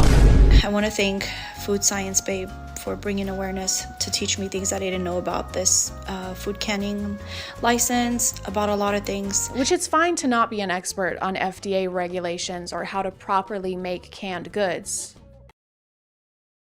Unless you plan on making canned goods. I'm working on getting all the license, the permits, whatever it is that I need to get done to get this properly done. Why are you working on getting the permit or the licenses after you've already sold the jars? You've already done the thing that they're trying to prevent by making you get a license. Can I get your license and registration, please? This probably isn't a big deal, but I don't have those. That's illegal. How was I supposed to know? Single internet search. Come on, who am I hurting by not having a license? That guy. He was already like that. I'm one person with all the hate, all the messages, but just please consider being a little bit nicer. It does hurt people. Do you know what hurts more than getting angry comments on the internet? dying. Botulism is not like a joke illness. It can be fatal. You can't slack when it comes to selling food. There's more rules to it than if you were selling like candles on TikTok, because candles don't go inside you unless it's a Saturday. This was such a hazard that eventually the California Department of Public Health stepped in and issued a warning on buying anything from Pickle Me Everything and recalled all of their products, even saying that if you already bought a product, to dispose of it in doubled plastic bags while wearing latex gloves. They don't even want you to touch it. The recall is for anything that was sold on or before December 18th. The recall reason, possible Clostridium botulinum contamination. Essentially, if you bought a jar of pickled sauerkraut, why? But also burn it, bomb it, code 2319 it. So that seems like the end of Pickle Me Everything for now, which makes sense. Somebody was selling food that wasn't up to code, and so they were shut down and prevented from putting more people in harm's way. And you might be thinking that something similar happened to Pink Sauce, but that would make you an ass. And me an ass. I can't remember the saying, but we're both donkeys, and you can bet your ass on that. Somehow Chef P got invited onto a talk show along with a fellow TikTok creator who had reviewed Pink Sauce in the past. When I went to go open it, something is not right. The smell that's coming out of this bottle, something is wrong. It's rotten. Alex had sent a sample of her sauce to be tested at a lab after concerns that her bottle had gone bad during shipping, because milk tends to do that, and she found loose glitter inside the sauce. There is a piece of glitter inside the bottle. Pretty reasonable. If my dipping sauce seemed like it had been made in a bovine strip club, I would also have some concerns. Like, how many bras do they wear? And do they take debit? But for some reason during this whole interview, the talk show host and the live audience are all on Chef P's side. Okay, but why would I contact someone who's fabricating something on the internet? But nothing was fabricated. To be honest, you're not special. You're not special. Okay? So why should I? Because of her review, Chef P accused Alex of harassing her online. So apparently Alex had contacted the show beforehand and requested not to be seated next to Chef P. So of course the show accommodated by seating them right next to each other. Now, before we go any further, I do have to ask this, Allie, because my producers did tell me that the reason that we had to separate the couches is because you didn't feel comfortable in sitting next to Chef P. We know you had some concerns about sitting next to someone that you have a negative relationship with, so we separated your chairs by 2 whole inches. Oh, and also she's gonna hold your hand. Actually, you know that thing that your siblings do where they pin you on the ground and the spit slowly falls out of their mouth and onto your face? She's gonna do that too. Hope this is okay. Kind regards. I think this is a moment of reflection. Absolutely, and I think it's a moment of learning on both parts. I think the learning is more on your part. Yes. Okay. And that's being real. The host chastises Alex for affecting Chef P's safety by posting a negative review of her sauce. Her business, her livelihood, her safety is being affected now. And I forgive you. But has nothing to say about the health and safety Chef P affected by selling food without knowing what FDA stood for. What do you mean FDA approved? I don't sell medical product. The pink sauce is not a medical product. Not only is milk unsafe, but garlic and oil at room temperatures can also lead to botulism. At some point, Chef P claimed that the milk being used in the original recipe was powdered milk, but she also claimed that the garlic in the recipe was not raw garlic, and I guess forgot about the video she posted where she's using raw garlic.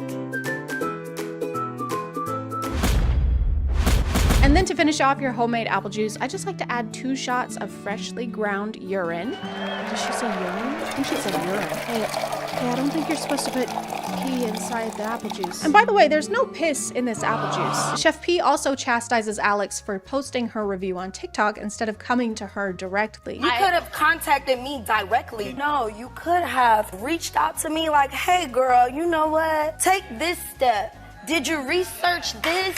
Did you check out your packaging there? Of course you would prefer a customer comes to you in private with a safety concern, because then it's private. So please, private message me if you have a concern or if you're not happy the way I did something. You can keep all the things you've done incorrectly a secret. I don't understand why you had to go all public with this. You should have just come to me in private. You killed my husband in a hit and run. He was already like that. After the online buzz died down, Chef P partnered up with a company called Dave's Gourmet, and pink sauce is now being mass produced. They're officially FDA approved and being carried at Walmart.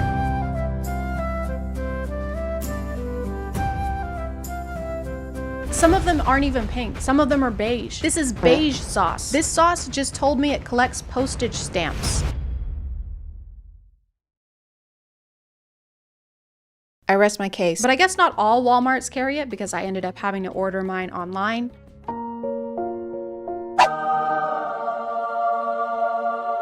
Are you ready to try the pink sauce that became an overnight internet sensation? It's very watery for a dipping sauce. Here we go.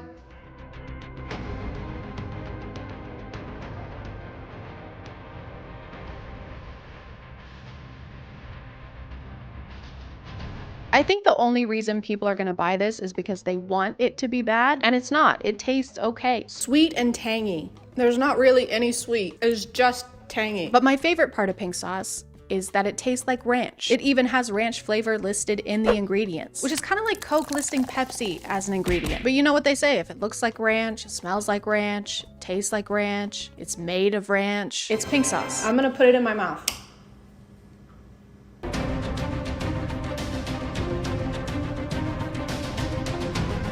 Overall, I'd give it like a 5 or a 6. 10 out of 10. Did you hear the queen died? Unfortunately, since Pickle Me Everything's products were recalled, I wasn't able to get my hands on those, so I decided to take my pickle into my own hands. Hey guys, today we're gonna be making some pickles with Pickle Me Pink. That's the name of my company. It's official, look it up. But hold on, safety first. Absolutely 100% safety first. But wait, don't forget to customize your gloves because it's really important that your personality shines through no matter how many safety precautions you're taking. So take the time, take care of yourself, just add a little pizzazz. There you go. Just added some more finishing touches and there we go. We're all set. This is standard workspace, but it's a little hot today, so I'm gonna take it into this room. This is another workspace, and then you're just gonna add some, that's a pickle. This is another pickle. This is a pickle. That's a can of pickles. This is just some seasoning. That's just a seasoning packet, so go ahead and add that into the blender as well. So yeah, and then we're about finished up. Just take a second to make sure everything looks good.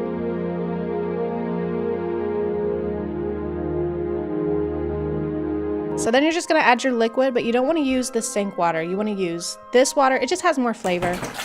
Make sure you stir everything up, give it a little taste test if you want, and then there you go, bam! You are all finished. There she blows. That is my Pickle Me Pink pickles, and they are all finished and they are ready for sale. We have made so many sales, by the way, and it's been going great. Okay guys, so the cops are here. Not really sure what they're doing.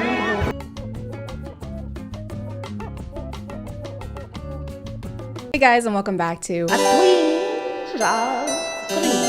My name is ChadChad. And the internet is a dangerous place. You could be minding your own business, sleeping on a TikTok live stream when all of a sudden Siri doxes you, the FBI is at your door, you're getting dragged away in handcuffs while people keep throwing sunglasses and roses at you and spamming L. And being an L is the worst thing you can be. It's way too many nosebleeds. What's even more dangerous than that is the fact that people can challenge each other to do basically anything on the internet.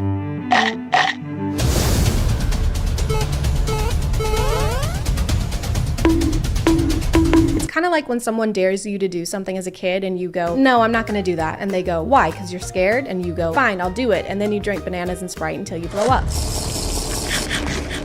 I think internet challenges started to become popular around 10 years ago. It's 2012. Everyone's ringtone is Gangnam Style. Your mom has died 5 times because you forgot to send that text message to 10 of your friends. And white people have just discovered spices and they're pumped. I mean, they are so excited that they're eating them by the spoonful.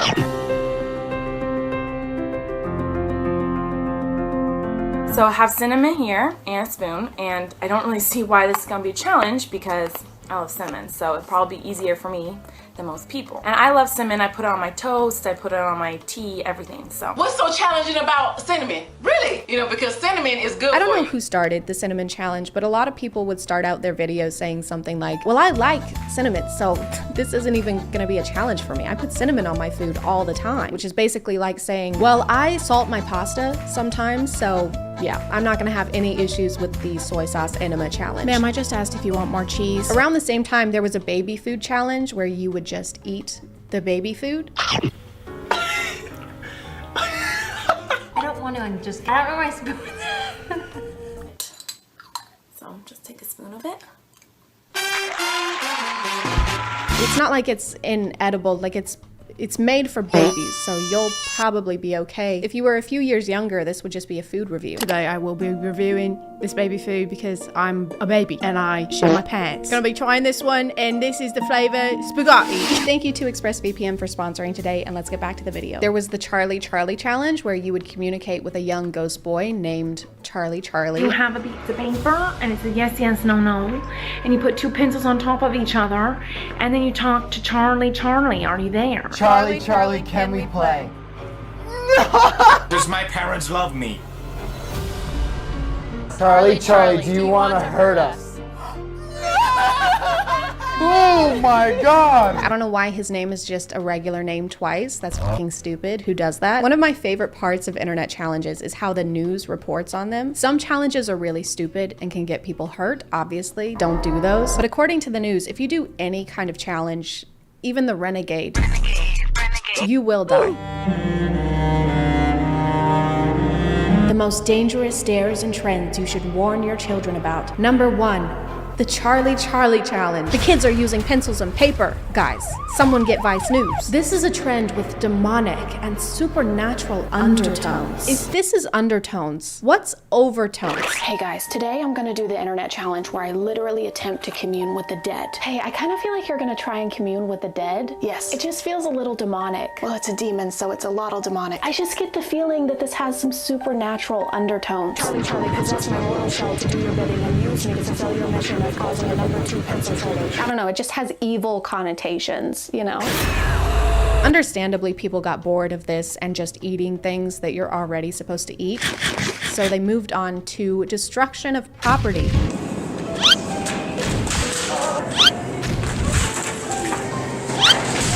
So the gallon smashing challenge. Can we talk about the naming process behind these challenges? Because obviously you know what the challenge is after I say the name of the challenge. I guess all the creativity goes into coming up with the challenge, and then they just have none left over. I just found this delicious casserole recipe on Pinterest. That sounds great. What's it called? I'll look it up. It's called the 1 pound ground beef, 1/4 diced tomatoes, salt, tomato paste, Italian seasoning, medium egg noodles, 5 chopped onions, 1 container of sour cream, and 3 buckets of cream cheese. Recipe. You know what? Just send me the link. For this challenge, people would go into a store and pretend to slip and then launch gallons of milk into the air. Then they come crashing down and make a huge mess. It's not even challenging. This is so low effort. It's like 2% effort. I mean, they're really skimming the bottom of the barrel for this one. Is the challenge here to see how fast you can make store employees hate you? This seems like more of a prank attempt than a challenge, but it still doesn't work either way because the result is just people reacting appropriately. Like, they look at him concerned and most of them try to make sure he's okay. And then they keep filming for so long after breaking the gallon. So are we supposed to be laughing at how worried these people are? Does anyone know the Heimlich? This dude is choking on milk. Yeah, I do. Wait, hold on. Were you about to do the Heimlich on me? Yeah. Wait, guys. This guy was about to save my life. I thought you were choking. Film this. Put this on YouTube. You were choking on milk. This dude is utterly embarrassing. Underlay. This one was more recent and was inspired by the 2018 Netflix film Bird Box, where everyone has to wear a blindfold, and if you take them off, a monster attacks you. It's like the opposite of 50 Shades of Grey, because in that one, you have to put the blindfold on for the monster to come. I don't get this one because there's really no objective. There's no monster chasing you, so there's no urgency. You just have to do regular, everyday things with your eyes closed. Okay, everyone, I'm gonna be doing the Bird Box challenge for 12 hours, guys. It's gonna be crazy. You are not gonna wanna miss this.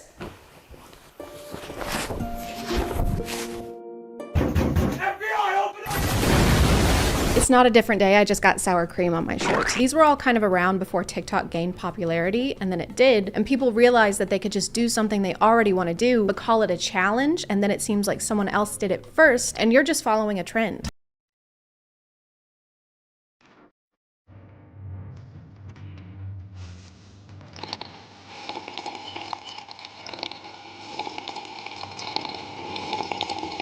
Why do so many of these involve milk? I can't tell if you guys love milk or if you hate milk and you're trying to get rid of it. Either way, it's really not amusing, okay? The challenge here, I guess you're not supposed to drink and just keep pouring the milk in your mouth and see if it spills. It will, but now that you have your milk, how about some chicken marinated in cough syrup?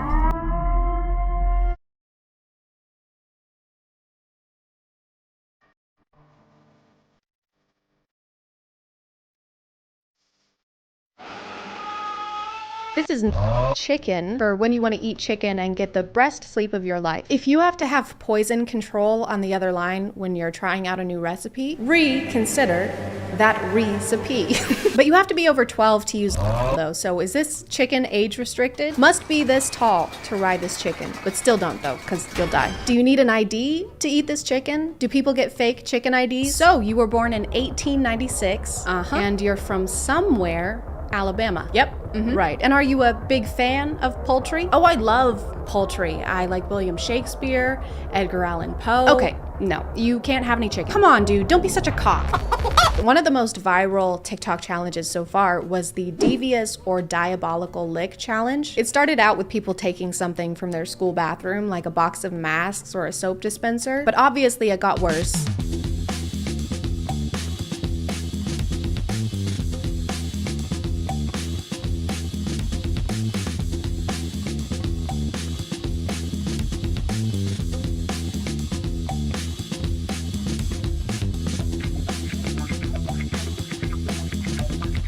Because people kept taking bigger and bigger things to try and one-up each other and be the best at stealing things, and then they enlisted the help of yellow Tic Tacs and overalls because I just realized that this is the plot of Despicable Me. Despicable Licks. Everyone got so caught up in this competition that they forgot the law exists and started stealing things even outside of school, like traffic lights and car doors.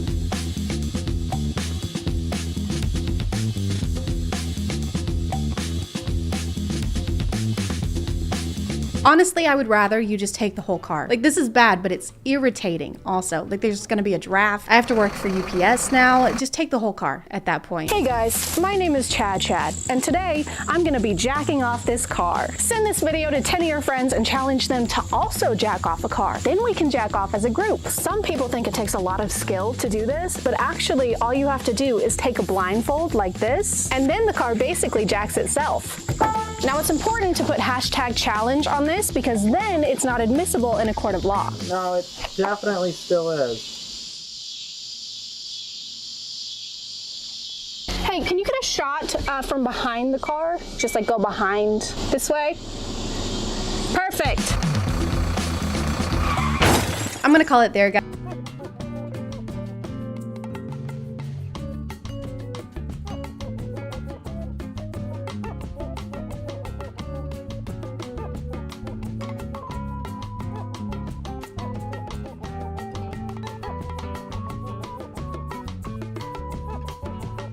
Hey guys, and welcome back to My name is ChadChad. And it's been really cold and gloomy, and I'm tired of winter. I needed some greenery. And as I was viciously scrubbing green hair dye from my ears last night, I was thinking, you know what we haven't done in a while is watch some premium POV content. So we're gonna watch some of those today because they always seem to make me feel a lot better. Not really.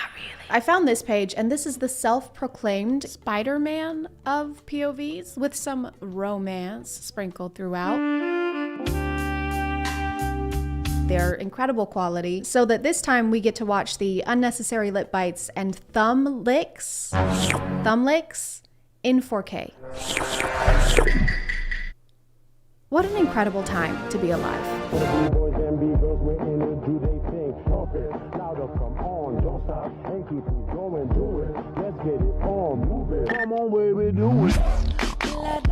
This is the video that led me to finding this page, and there are no laws specifically, I don't think, against whatever this behavior is, but there absolutely should be. This girl is just trying to reach her plain vanilla yogurt, and this guy falls to his knees next to her and stares at her like he's about to practice making out with himself in a mirror.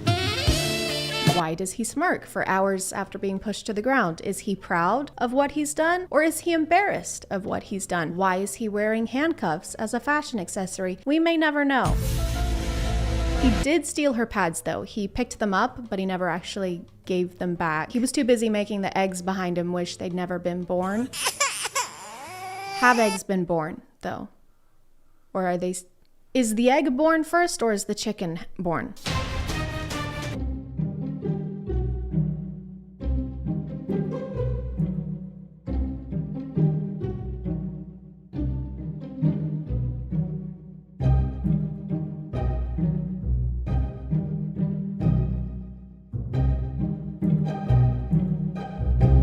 So this first POV seems to be a kind of tutorial on how to cheat on a test. So all you're gonna need is a classroom with only 2 students and an eraser riddled with toe jam. The teacher's paying super close attention, obviously, which is why he can't just hand it to his friend. Instead, he has to take off one shoe and then disappear behind his desk for nothing too conspicuous, just like 5 minutes, and then reappear and nod to his friend. Way less conspicuous, and you now have a fungal infection as well. He also ends up having to step on top of the shoe and super nonchalantly drag it across the floor, and the teacher still doesn't notice. So it's a very successful tutorial. I don't know if it would still work if the test was not multiple choice. Dude, hey, what'd you get for question 2? You mean the essay question? Hey, no talking. Come on, dude, please help me out.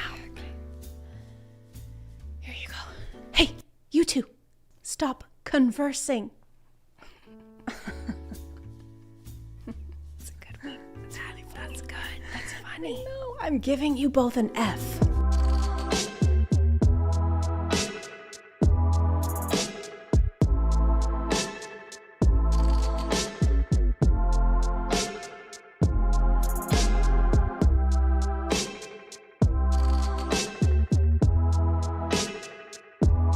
This isn't what we mean when we say we want to be swept off our feet. This girl must just live in constant fear. People are constantly taking shit away from her. She can't eat. She can't pick up a pencil off the ground. She's not even allowed to play with...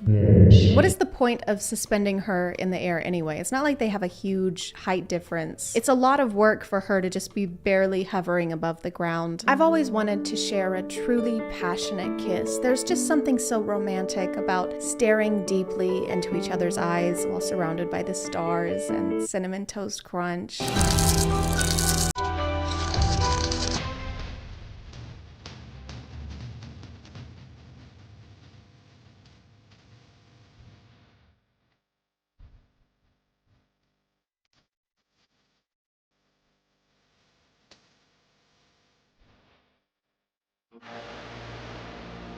POV, you saved her from a psychopath. You know those pictures usually on Facebook and it's someone shielding their loved one and they've got like arrows in their back? This is the video form of that. I say I'm fine, but really on the inside, I'm saving her from a psychopath.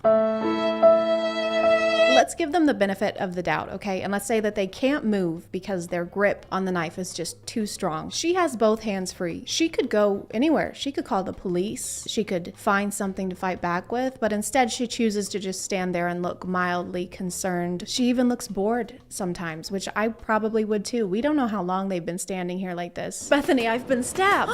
Oh no. Bethany, I've been stabbed. Oh no. Bethany, I hast been stabbed. Okay, Jesus Christ. I know. What? It was you all along? I don't know how you haven't figured this out by now. Et tu, Bethany? Where are we? I don't know. It's probably fine.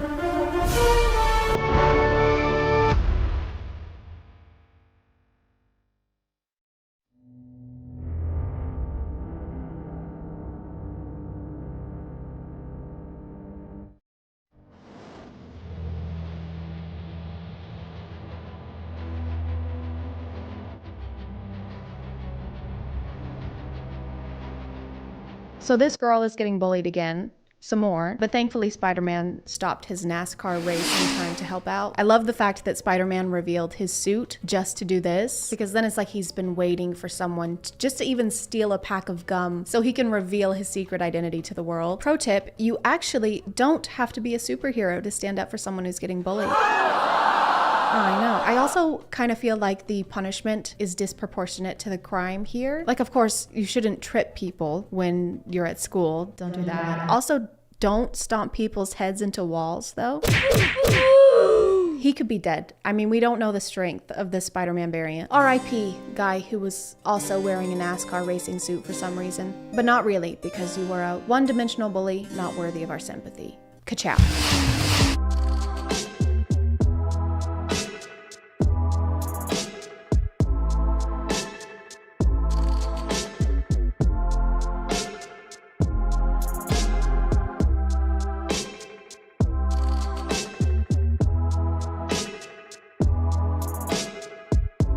Yeah, don't even think about giving the popular girl homemade sewing kit cookies. Loser. She's way out of your league. Do girls only like pretty guys? The only way she would ever actually like me is if I didn't have to wear these doggone lensless glasses that somehow alter my entire appearance. Can we stop this trope in 2022? People with glasses are hot, okay? We have Velma, Milo James Thatch, Dwight Schrute, Edna Mode. Also, what is it with you guys and not wearing your shoes in class? They're just not allowed to wear shoes in class anymore because the teacher finally figured out how they were cheating.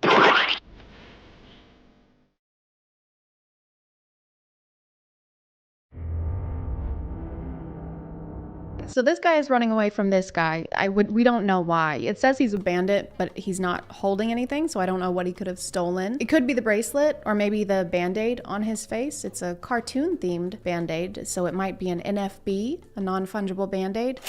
Anyway, he finds this girl at a party of one, as in she's the only one at the party, it's just her. And she reveals that her jacket is actually Frodo's cape from The Return of the King.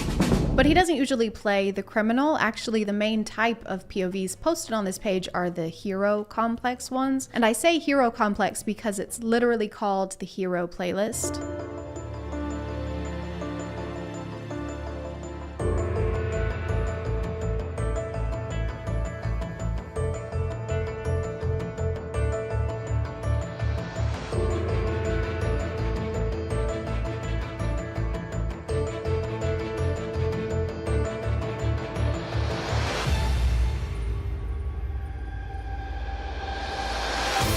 The quiet kid got tired of being bullied and decided to take revenge. But don't worry, guys, I stopped him.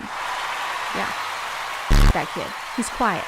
We hate him. I don't know if you can call yourself the hero in this scenario, but at least he actually does something in this POV because there are several, as we've seen, where he saves the day by just smoldering, only smoldering. He doesn't even have to speak a single word to send fear down the spines of bullied children. And there's always red and blue flashing lights in these for ambience, I guess, even though that would mean that the police were already on the scene. I guess they just couldn't handle it. They had to call in the hero so that he could smirk the villain to death.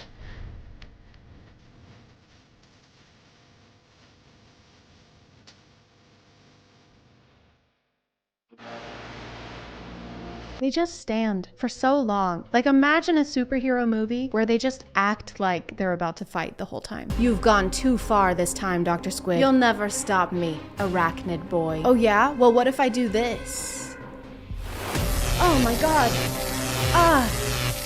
No, I don't feel anything. Really? I mean, there's a slight burn, but I recently got a UTI, so I think it's probably just residual. Those are rough. I'm sorry, man. It's okay. Do you want to do this tomorrow? Perfect, actually. Let me just grab my death ray. Megan Josephine, we'll see you tomorrow. Oh yeah, I serve literally no other function to the plot, so that's fine. Bye, Megan. Okay, y'all have fun. Hey, you want to go get froyo? Bye. Oh my god, yes. I love froyo. Oh wait, guys. I like the orange, but they got rid of it. Really? And now they just have cookies and cream. Well, they also kind of feel like you should be eating citrus right now, right?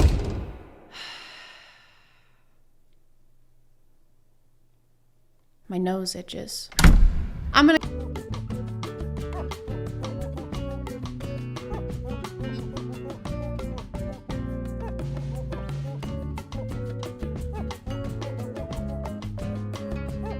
Hey guys, and welcome back to Twinge. My name is ChadChad. Not really. And yes, I know what you're thinking. I got a new shirt. I know that some of you are probably gonna be mad about this, but it's a wig. I didn't change the blue wig. I still have the blue wig. The blue wig is fine. Coraline is fine. It's all okay. I don't know if this really counts as a twinge of cringe. I'd say it's more a twinge of, please, for the love of God, stop painting your countertops. This is probably gonna be more of a reaction video. I didn't really have time to plan a video this week because my regular job, it's just been crazy over there. I was gonna say that this will be more like a laid back kind of video, but watching this stuff, there's nothing laid back about it, really. I personally renovated or started renovating a bathroom about a year ago, and I say started because I haven't finished it still a year later and I haven't finished it. So I am in no place to judge. But TikTok, you know, while listening to my personal IRL conversations and my text messages, reading through those, as they do, you know, noticed this and started pushing a lot of DIY TikToks onto my FYP. So almost a year later, TikTok was like, you know who would love to watch this abomination of events go down? ChadChad, stick it on there, give it to her. She'll love that. Grace's videos documenting her DIYs started showing up on my FYP like every day. And every day they became more and more like a Saw movie in that they both filled me with horror and each one was somehow worse than the last. Of course, this video was not meant in any way to make fun of Grace. I don't know anything about her as a person. This is purely to show y'all something I found on the internet. And Grace, if you happen to be watching this, I think we all know what it's like to start a DIY project and then have it just completely derail. I know what it's like anyway, and it's fine. Your videos stress me out a lot, but it's fine.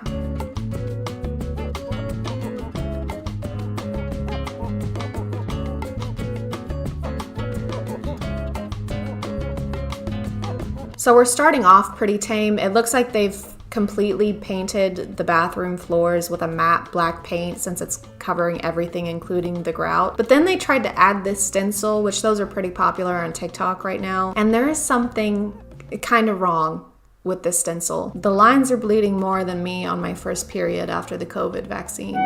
They're really bad and no one warned us. Why would they need to tell us anything about that? Where do y'all stand on the whole stenciling tile thing? Let me know, because I'm torn on it. I feel like on one hand, I think it looks good sometimes. And then on the other hand, I feel like in the future, they'll look at it how we currently look at 80s carpet over hardwood, except it's a lot harder to peel up layers and layers of paint than it is to just pull up carpet. They're getting white paint everywhere. That looks like a footprint. You can't have your work area be on top of your project area. That's like if Da Vinci used Mona Lisa's face as his painting palette. This is the TikTok that really blew up. She started out painting the countertop, which I think it looks pretty good. She doesn't get very close to it, but it's like a speckled pattern. But right after this, she tries to Command Z the floor. Okay, so everyone kept asking me for updates. I listened to a couple people who commented and told me to sand it. I tried that. Look, I even bought this fancy sander thing, but now all the layers are coming up. And I think we skipped something because now the countertops are green. Oh, and I painted the counter green, so there's no video of that happening. I don't know what the motivation was. I thought it looked good before and she could just change the floors. Like here, I'm trying to sand it to make it smoother. She even paints the sink or the basin or whatever you want to call it. She painted the fuck out of it. But I thought it looked better than the bugs, but now I'm just like, it looks like snakeskin help. It looks so bad. This actually made my stomach drop, and it's thick too. It's so thick. It's clumpier than a 100 grand bar. Just stop trying to fix it. Quit putting more layers of green paint on top of it. If this was me, Grace, at this point, I would just move. The amount of money, and I know it's a little late, and this has probably already been said in her comments, but the amount of money spent on the initial supplies for the renovation and then the many trips back could have paid for a professional crew to come in and finish this in like a day. And then each member of the crew and their families could have gone together on an all expenses paid vacation. And I'm no chemist, but acetone, paint stripper, paint thinner, and is that acrylic paint? I'm just waiting for the TikTok where this entire room is melting in flames, which, assuming no one was injured, might be a mercy. I think the next few weeks are dedicated to her getting the green paint off the countertops, and she does. She finally does. She gets it all off and then she repaints it again with just white and it looks great. She bought the actual stick-on tiles to put on the floor and she painted the cabinets this really pretty green color that I like. So things are starting to look up, right? Y'all, I was spraying the gloss on my cabinets. They were done. They were ready to go. Something happened with the gloss and it's like... She has to strip the paint off the cabinets also. Every time I think it's getting better, it doesn't. I think the fact that the different colors of paint are literally everywhere is making this experience way more anxiety inducing. I mean, it makes sense because she's just gonna redo the floor anyway, but drop cloths, newspapers, I'd accept a single strip of paper towel. She does redo the floor and it looks great. And then she decided that she wants subway tile around her tub, which yeah, that would look cute. Subway tile is cute. Except she already had subway tile around the tub. So she took peel and stick subway tiles and stuck them over the actual subway tiles. It's like she's never seen her bathroom before. Sometimes it's like she looked at a completely different room when she planned this. Hey, architect person, did you finish the plans for the living room remodel? Oh yeah, totally. Here you go. Awesome. Thanks. Hang on. This is a drawing of the current living room. Yep. This is supposed to be the remodel. Yep. So we're just tearing down the current living room. Yep. Then rebuilding it. Yep. Exactly the way that it was. Yep. Okay, well, isn't that just a little pointless though? Right, so I didn't look at the living room per se, but I did look at the pantry downstairs and just made the plans based off of that. So I think we should just go for it and cross that bridge when we get there. We are what? We're at that bridge right now. Huh. Weird. Does anyone know why this happened to my beautiful countertop? Please, anyone? Everything was like literally perfectly fine, and then I look over and this is happening. Huh? Oh, I'm just pulling out the gray hairs this experience has given me. She pulled the paint off the counter again. She had to peel it off again. She paints it white again. I guess she just had to use a different kind of paint. Y'all, I'm thinking about changing the color of counters to like a deep orange. Let me know what y'all think. I don't know how I feel about this one. Like, I don't know, I feel like it would look kind of good. Like, no, I think you should stop touching the countertop. Just leave it the fuck alone. No orange. Just stop it. So thank God she doesn't do that. She finishes the floor and it looks amazing. After all the blood pressure spikes and anxiety this account has given me, it looks good. Honestly, this is a great example of TikTok coming together as a community and working together. Every once in a while, she'll post something like this and all the comments will just be yelling at her. She didn't do the orange countertops. I think the comments convinced her to put down the paintbrush and stop trying to change everything. And I was gonna say y'all deserve some kind of award, but I guess it was all just a calm before the DIY storm. She decided, out of all things, to paint the grout gray. She has to have like a personal vendetta against this subway tile. It kind of reminds me of Selena Gomez's list that her stepsisters leave her in another Cinderella story. Paint the pool pink. Regrout the tile. Vacuum the driveway? This is ridiculous. Just slapping paint on everything. And guys, she puts faux wallpaper, faux brick wallpaper next to the tub with the subway tile. I'm not mentally equipped to deal with that this week. Does anyone have any advice on how to put wallpaper on evenly? I'm trying my hardest here, y'all. It has potential. It's gonna match that. It's gonna be a vibe, okay? I don't think it has potential. It's faux brick wallpaper next to real subway tiles. They don't match and it makes them look even more fake. And the flooring pattern too, there's too much going on. It looks like you put Pinterest bathroom DIY into an AI and this is what it vomited out. She pulled the wallpaper off and it looks good again. Grace, it looks good. Just leave it.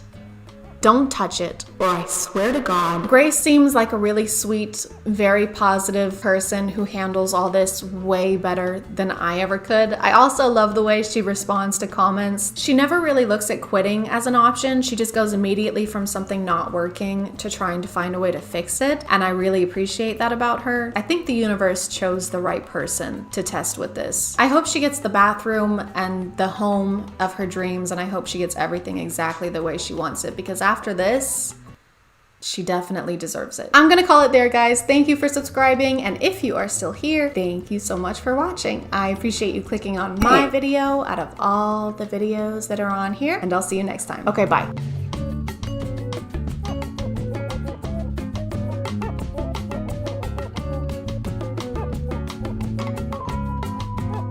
Hey guys, today we're talking about Joe Mama. A twinge of cringe. My name is ChadChad.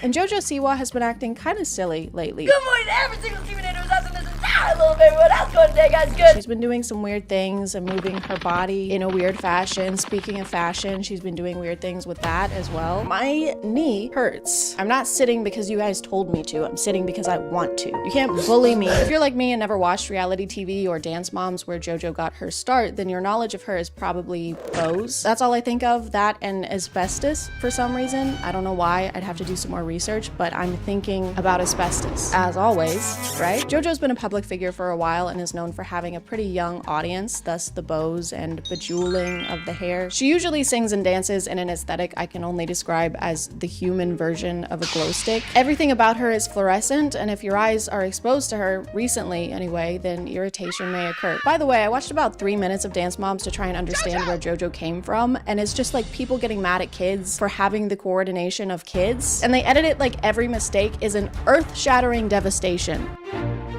Hold on. Did you just point your toes? How could you do this? I'm sorry, Your mom is crying.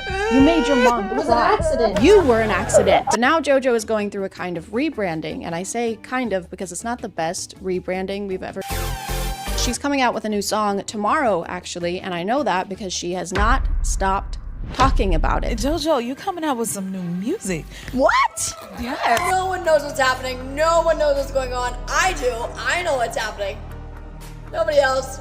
It's so fun to watch. From what she said in her social media and in interviews, it seems like this song is supposed to break her out of her past career geared towards younger audiences and be the turning point that lets us know this isn't for kids anymore. She's not a good, sweet girl. In fact, you might even say she's a bad girl now. Warning. The following content is not made for children, may contain sexual themes, violence, strong language, dramatic scenarios, and flashing lights. Viewer discretion is advised. But JoJo's transition into an edgier persona isn't really being taken seriously by people, specifically people on TikTok. Then again, nobody really takes anything seriously over there. Once she started teasing her new song and her new era, people started making predictions of what they thought it was gonna sound like, and they were completely right. Karma's a bitch. Karma's a snore. I'm a bad girl, bad girl. I was a bad girl. The lyrics from what we've heard so far are kind of cliche, kind of things that we've heard before in similar songs. I wanted to start a new genre of music, and they said, what do you mean? And I said, well, it's called gay pop. Songs like Applause by Lady Gaga. It's the On My Own Miley Cyrus. Can't Be Tamed Miley Cyrus. But according to JoJo, it's the music video we need to watch out for. I've gotten this comment a lot. The thing is you think I have. Everyone's been talking about the song, oh, this about the song, that about the song. No one's even questioned the music video yet. I'm about to start sharing some things from the music video, and that's where shit gets real crazy. What could it be, guys? What's gonna happen? I wonder if there could be music or video. What if there's both, guys? Guys, what if there's both? Everything I've seen so far in their marketing is exactly what you would expect. The lyrics are what you would expect. The dancing is what you would expect. And for something to be edgy, you have to be on the edge, you know? You have to edge us. In one of her podcast interviews, she mentioned she was actually worried to sing the lyrics to her new song. I was very afraid of the lyrics of Karma. I wasn't ready to say I was a bad girl. If I had a wish, I would have never effed around. I wasn't ready to say I'm a bit of a stinker. I wasn't ready to say F this or freaking dang it. You wouldn't last a second inside my mind. A single glimpse would drive you insane. Shoot. Crap. Fiddlesticks. According to some of her interviews, JoJo thinks that this is the most extreme jump from child star to adult artist that we have seen yet. No one has made this dramatic of a change yet. No one has made, in my generation, this extreme of a switch. And I am the first in the generation. It is very scary, but someone's got to do it. They probably just didn't talk about it as much. In most of those cases, it just happened and they didn't have an entire campaign planned out. It's not as extreme and dramatic if you've been constantly warning us that you're about to do something extreme and dramatic. Hey, just letting you know, I'm about to jump out from behind that wall and scare you. What? No, don't do that. This is gonna be the most scared anyone's ever been. No. Are you ready? No. I'm gonna do it. No, don't. I'm gonna do it now. Don't do it. Boo. Nothing? No. I'm friends with Shane Dawson. Oh my god. At this point, she's teased and promoted this song so much that I feel like I have a pretty good understanding of what's happening in it, and I have yet to see the extreme part. She's been posting so many clips of this song on TikTok that after scrolling through her feed for about 30 minutes, I had it stuck in my head for the rest of the day. The rest of the week, actually. Me trying to get this song out of my head. This is me. Get it out, please. Like it or not? What's been in your head the last 3 days? You don't want to know, JoJo. You wouldn't last a single second in my dark and twisted mind. You don't want to know what's up here. Gosh. Darn. It's a torture. It's torture. Constant torture. She'll post videos from her car a lot, singing the song, mouthing along to the song, dancing to the song.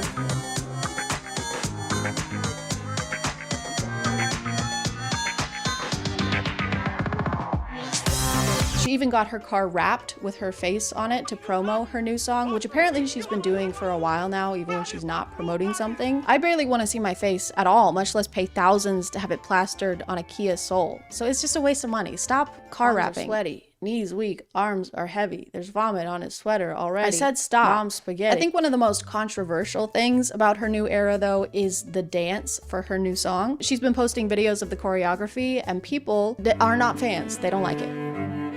They don't like it at all. Not the whole dance, really. There's just this one part where she seems to be ad-libbing a bunch of extra movement.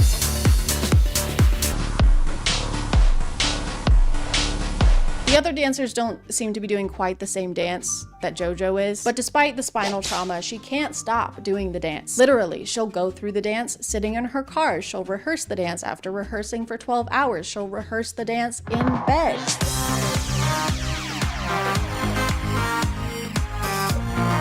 Get some sleep, JoJo. The dark circles under your eyes are getting alarmingly dark. No wonder she's moving like this. She's trying to stay awake. At the iHeartRadio Music Awards, JoJo hard launched her edgy persona with a new outfit and new aesthetic. Instead of the bright colors and rhinestones, they went with dark colors and rhinestones. I can kind of see what they were going for, but it's not really giving bad girl. It's kind of just giving State Fair face paint. It seems like JoJo's mom is behind the rebranding to some extent. I don't know, that's just a personal theory. The PR surrounding this rebrand is just exactly what a 50-year-old mom's idea of rebellion would be. All right, here's the plan. What if you said, bitch? That's bad. That's pretty bad. What if you went to a red carpet event wearing makeup similar to a hip and current band? Like, I don't know, Kiss? I already had this as a working theory, and then I found this TikTok of JoJo not knowing who Gene Simmons is. Like a sexy glam Gene Simmons sea creature. Going on here. You know, the amount of references that people have told me I look like in this video that I have no clue what they are is sickening. I'm adding that one to the list, but I'll take it. That's a gavel. I rest my case. When I first saw JoJo talking about 12-hour rehearsals, I was thinking, wow, that's dedication. I can't think of anything I would want to do for 12 hours straight besides kiss and smooch Harvey from Stardew Valley. But then I realized that she has a team of dancers who also have to endure these 12-hour rehearsals. And that seems like a little much. I don't know if it's necessary either. This doesn't look like it requires recurring 12-hour sessions of rehearsal.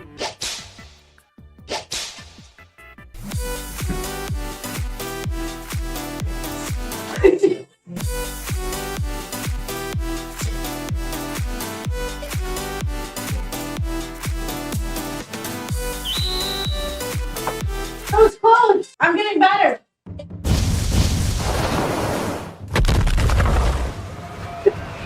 I'm getting good.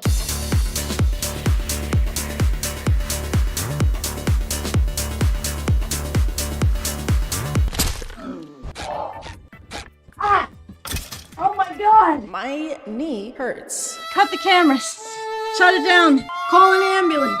But intense rehearsals are nothing new for JoJo. Apparently, she and her mom started a pop group a while back with 6 young girls. She formed them after herself, kinda, with the bows and rhinestones and bright colors. It's basically like she tried to make 6 versions of herself and put them in a group together, which would make them JoJo's, JoJo's.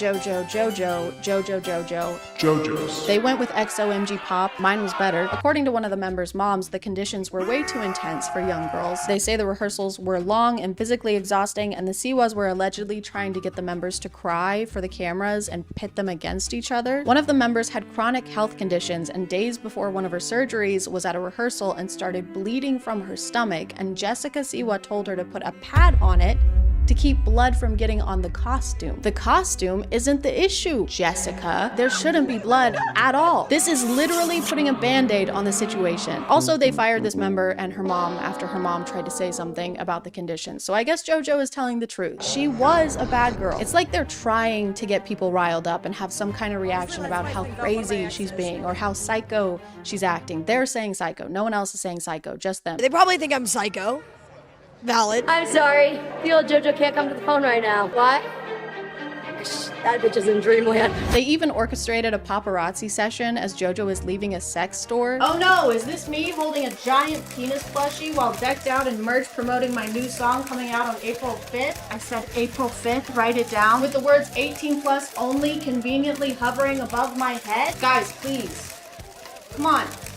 No photos. Also, I took a screenshot of this picture for the video, and then the next day, Snapchat auto-generated me this collage, like they're related subjects or something. Just because there's two bones doesn't mean they belong in the same place, Snapchat. Anyway, I'm getting this framed. But guys, today is the day. The wait is finally over. Honestly, I'm a little excited, so let's go see what all the fuss is about. Karma, karma, karma, karma, karma. Okay, well, that had music and video.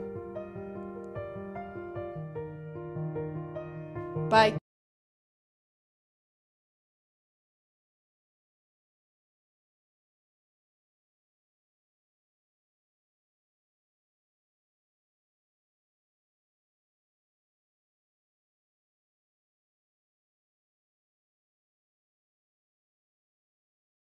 Matt Rife. Am I Rife, guys? A while ago, I watched Matt Rife's controversial Netflix stand-up special, Natural Selection. If you aren't familiar with him already, or if you are and it's just been a while, here's some quick spark notes. He got a majority of his success from viral TikTok crowd work videos, also got a majority of his success from a mostly female audience, began getting more mainstream opportunities, and immediately started renouncing that mostly female audience and saying that his comedy is for the boys. Publicly poked fun at Walmart yodel kid Mason Ramsey on Twitter, and finally claimed that people find him less funny because he is actually too sexy. I mean, people don't want to laugh at like physically attractive people. I think it just makes me work that much harder on the material and the jokes that I'm trying to tell to get people to focus on the real show at hand. So guys, if you've ever not laughed at one of my jokes, this is hypothetical, that's never happened obviously, it's probably because my skin was too clear that day. Don't worry though, I'm in my luteal phase, so you're gonna be laughing to tears today. Since the release of his Netflix special and all the controversies that came with it, I haven't really seen or heard anything about Matt Rife, which is why when a friend of mine sent me a link to a movie he starred in, it was like seeing an old friend, except they're not really a friend at all, and I didn't really want to see them either. But after watching this trailer and seeing the like to dislike ratio, I knew I had to watch this movie. This is one of the top destinations in the world for altitude training. No cell phone coverage. Where are the knives? No internet. Stay back. And then a bunch more movies, but that's a whole thing and we'll get to that later.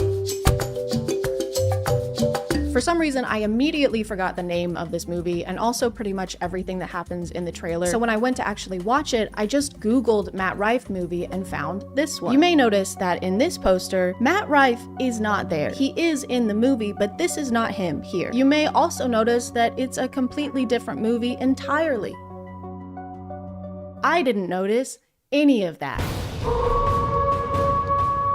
Our main character, AJ, has been having nightmares about the traumatic death of his parents that he witnessed as a young boy. They never caught the guy, and AJ can't really remember any details, so his flashbacks are pretty blurry. So based on those, it appears his parents' attacker was probably Sid the Sloth. AJ has been trying to revisit these memories in order to remember more details, but his therapist urges him to take things slowly. There could be dangers in unlocking these memories, AJ. We don't really know how the system will react. Don't rush the process. But right after this, he suggests that AJ go back to the place where it happened. Well, isn't there something else we could do? There's one thing. Go there. So it kind of seems like his therapist hates him. Hey, you know that place where your parents died brutally to an unknown danger that for all we know could still be there? I think you should go there. I think you should take your wife with you. I think you should take everyone who means anything to you to Murder Mountain, in my professional opinion. AJ immediately begins planning the trip, which couldn't come at a better time because his wife has some wonderful news to share with him. And now we will have a family of our own. You have COVID? And you let me kiss you? Thanks to Rocket Money for sponsoring, and let's get back to the video. His wife Sam has no character depth and no personality traits, not even one. Anytime AJ and her talk, it's AJ talking and her listening in a supportive wife way and agreeing to do whatever he wants to do. It's a red-tailed hawk. His dad's favorite bird. Man, do I miss that guy. He loves you so much. You know I support you either way, but I'm here for you every step of the way. Aside from listening to him talk about his problems, she'll also fetch him beverages and food. It doesn't even feel like she's a person even. It's kind of just she's an extension of AJ's character. It's like wife is something in his inventory that he equips for perks. I cast wife. Hey hun, had a bad day. Aw honey, I'm here for you. Thanks. Do you want a PB&J? Yeah. Okay, I'm gonna make that for you while you sit down and don't ask me a single thing about my day, okay? Okay, don't forget to cut out the crusts. They tell their loved ones about the pregnancy, and at this point it became very clear that this was directed by a dude, because in order to celebrate Sam being pregnant, they have a pool party with slow motion bikini dancing and a drinking montage. This is a baby shower? Oh my god, you're pregnant? We have to celebrate. Without you. This is also the scene where we meet Matt Rife's character, who is the boyfriend of AJ's brother's wife's sister, who is played by Musically star Malu Trevelyo. And her character seems like she fully hates Matt Rife's character the entire movie. Doesn't remember any of it. Just put this away, dude. Like, can you like stop? He's part of a legend. Oh, you're so stupid.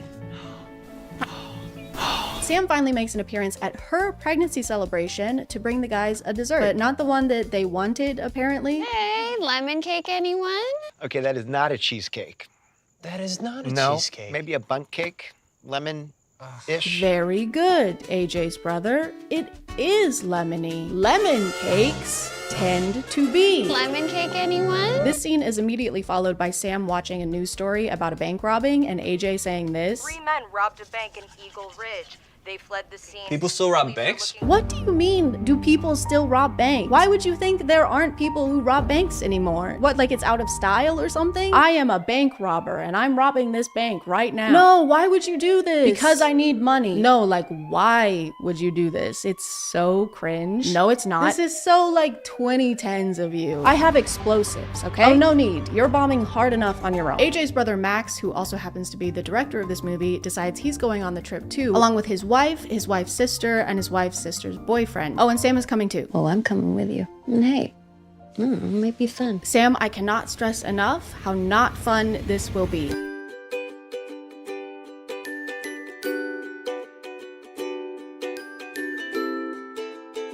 Why is this shot so long? Why does it go for so long? On their way to the mountain, they drop their dog off with their cousin, and there's a good 30 seconds where it's trying to escape. Yes. What's Hey, man. Cuz? So, looks like a real family event. Should I go check it out? Hey, let that dog go. I'm no body language expert, but his body does not want to be here. While they're hiking up the mountain, they run into a couple leaving, and they literally try to warn them not to go up. I'm gonna be honest, I don't think you should go up there. It's pretty shady. I mean... Yeah, we were hearing all kinds of weird noises. I don't know. You think the woods are pretty shady? Yeah. It's full of trees. There's gonna be shade. Yeah, we're not too worried about it. See, we brought these 2 guns, and they're good to go.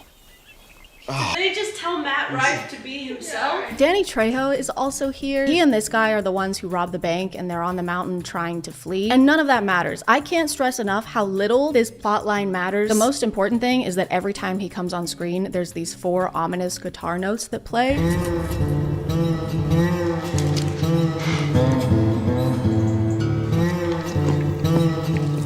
And that's only important because I think it's cool and I think it should happen when I enter a room. Hey, you guys want some lemon cake? Hey, there's nothing wrong with the lemon cake, by the way. Seriously, I didn't do anything weird to the lemon cake. I don't know why it seems... I promise I did not piss in the lemon cake, okay? Matt's character, who I keep calling that because I don't think I ever learned his name during the movie. I think they literally introduced him as Idiot Boyfriend. Yeah, I hope it's okay I brought along the sister and the idiot boyfriend. Oh, pool time. More pool. So Idiot Boyfriend does some online researching about the mountain and realizes who AJ is and why he wanted to come here. It was you. The kid from those stories. Yeah?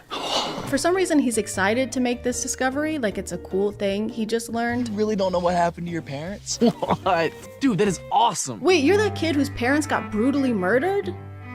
Lucky, mine are just alive and enjoying retirement, so that fucking sucks. After settling into camp and meeting bank robbers while being very casual about the fact that one of them is covered in blood, everybody goes to bed and starts doing the dirty and squirty very loudly. No! No! And while this is happening, Idiot Boyfriend gets stabbed in the neck. As if there wasn't enough penetrating going on in this campsite. Sam and AJ hear the scream and he gets to prove his mettle. Go check it out. Me? You're right, AJ. Your pregnant wife should be the one to investigate the murder sounds. When they get to the tent, they find no one inside and realize that AJ's brother and his wife are also missing. Sam is obviously stressed, and this is the first time in the movie where she's needed AJ's support and not the other way around. Babe, I'm starting to get worried.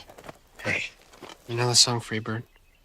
That's Max's philosophy on life. Babe, don't worry about them being missing. Think about the song Freebird. They spend the next big part of the movie wandering around trying to find everyone and eventually finding them, just not in the most optimal condition, being alive wise, because they're all dead.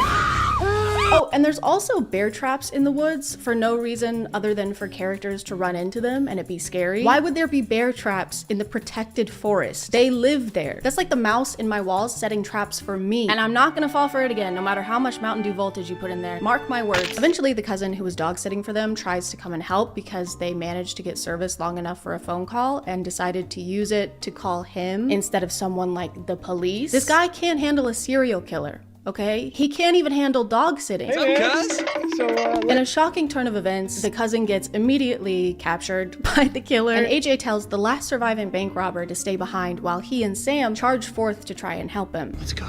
Stay here and cover us. Come on.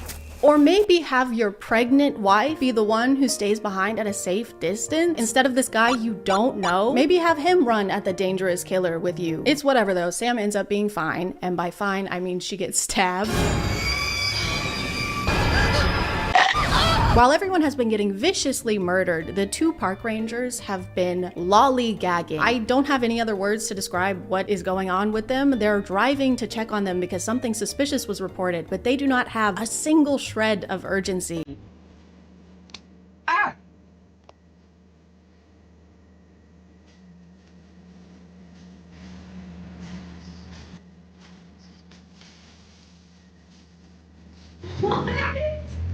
What are they doing? Sam is losing a lot of blood, so AJ tries to keep her from passing out by describing their bed at home to her. Keep those eyes open, baby. Just picture it, okay? We go home, get in bed, cuddle all morning, and then we have a movie marathon. Babe, don't piss yourself. Just close your eyes and imagine you're standing in front of a big toilet right now. Babe, just imagine how nice it would be if you were using a big toilet, if you were pissing in this big toilet right now. Sam and AJ finally defeat the killer and pull off his mask to reveal it was his brother all along. Hey, little bro. You're telling me this was fake? You're telling me this wasn't really his body? His brother reveals that the reason he killed their parents 20 years ago was because he was actually adopted, and when AJ's mom gave birth to him, they started paying more attention to AJ than they were to him. She called you her little miracle baby. It's like I didn't even exist anymore. So you killed them? Which doesn't make any fucking sense. If he was jealous of the parents giving more attention to the younger kid, wouldn't he want to murder him? Why would he kill his parents if he wanted them all to himself? Yeah, my parents haven't been giving me as much attention ever since my baby brother was born, so I killed them. And now they'll never give me any attention ever again. Problem solved. They end up having a tussle on the cliff where their parents died, and during that, his brother also falls off the cliff to his death. And that's actually a great way to bring this all full circle. He ended their parents' lives here 20 years ago, and now karma has caught up with him and he meets the same fate. Except that's not the ending. Instead, we jump forward like a year. They've had the baby, they've returned to normalcy. How do you feel otherwise, AJ? I'm doing great, Doc. Still no setbacks. All of your friends are dead. And then his brother just shows up again, alive. Hello, Sam. AJ says he sees him driving past while he's on the way to a business trip, but I think they forgot to film the actual shot of the actor, so it's just this. We could get a chalupa. What's happening? What's Hey, you see that guy driving? What? So they turn around and go back home with the least amount of urgency possible.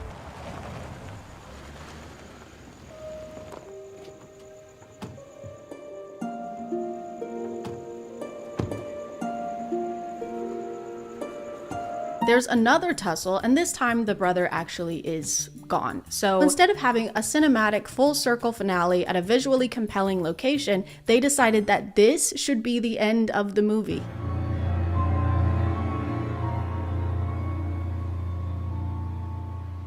That's the end? Not only were the last 20 minutes of this movie completely pointless, but I started to pick up on something very strange. Notice how we haven't seen any alien spacecrafts in this movie, or how not a single person has rode a bike, ridden a bike, rided a bike. It suddenly hit me that I had watched the wrong movie and that the last 2 hours of my life had been a complete waste.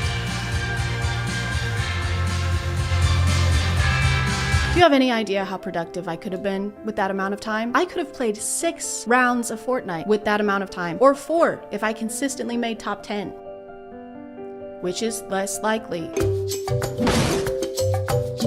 Moving on to the Matt Rife movie I was actually trying to watch. A renegade film?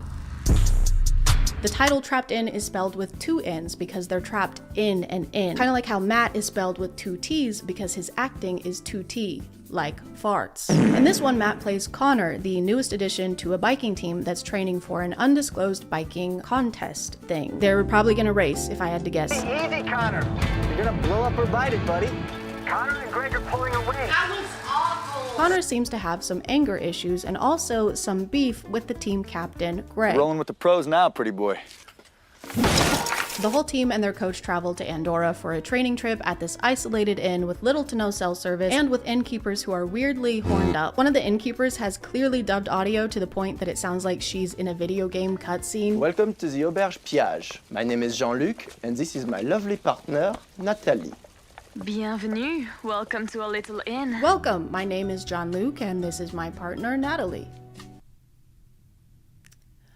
It's me, Mario! They give the team a tour of the inn, and they get to meet the other guests. Over here is the pool. You see, we have still a few guests. Oh my god. As you can see, our inn is very isolated, so we don't get many guests, aside from 15 of the most gorgeous women you've ever seen in your entire life. We then get a pool party scene that goes on for way too long.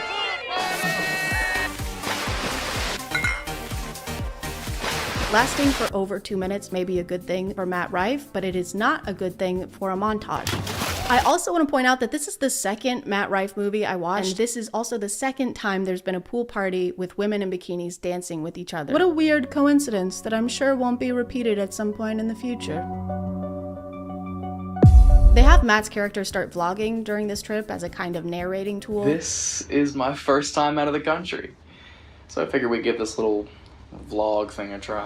He also uses this as an outlet to constantly complain about the team captain, Greg. I mean, I understand the guy is the best. I get that. But, okay, everything you say can't be some egotistical, arrogant response, okay? Yeah, would suck if someone was like that. I mean, people don't want to laugh at, like, physically attractive people. Greg has a girlfriend named Andrea who flies out to stay with him for the rest of their training trip, and Connor starts immediately flirting with her. You look really nice.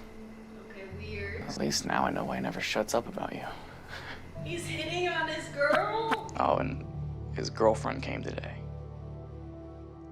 Andrea. Ew! She's cute. She's very cute. Ugh. On their first day of training, Greg crashes his bike and gets injured. Oh man, this is gonna ruin the tour.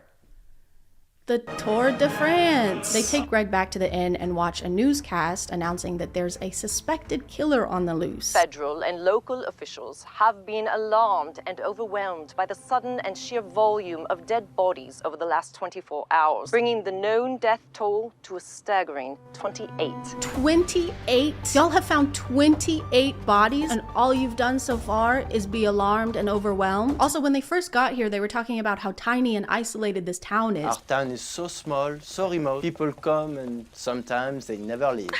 Yes. So 28 people has to be like half the population. Investigators don't foresee an end to this killing spree until the killer or killers is called. So true, bestie. We don't know a lot about what's happening, but we do know that it's going to keep happening until it stops happening. And that is on God. But this somehow gets even more confusing because later that same day, they get another newscast saying this. What just hours ago was believed to be the work of a serial killer is now being described by health officials as some sort of virus. Virus? What? This is insane. How could they possibly suspect a serial killer if it was a virus killing all these people? You're saying they kept finding bodies with no external wounds and never considered it could be anything else? Do they even know what a serial killer is? I'm very sad to announce that this man is dead. By serial killer. What? Who's the killer? A very deadly virus. Wait, but you said it was a serial killer. I've named the virus serial killer. Why? Because it's caused many deaths. Is this a joke to you? No, I am taking this very serially. The virus is not your typical kind of virus, though. It's one that you can actually see. Sometimes it's a mist, and other times it's a humanoid fog cloud with limbs that can grab people and also make them vape.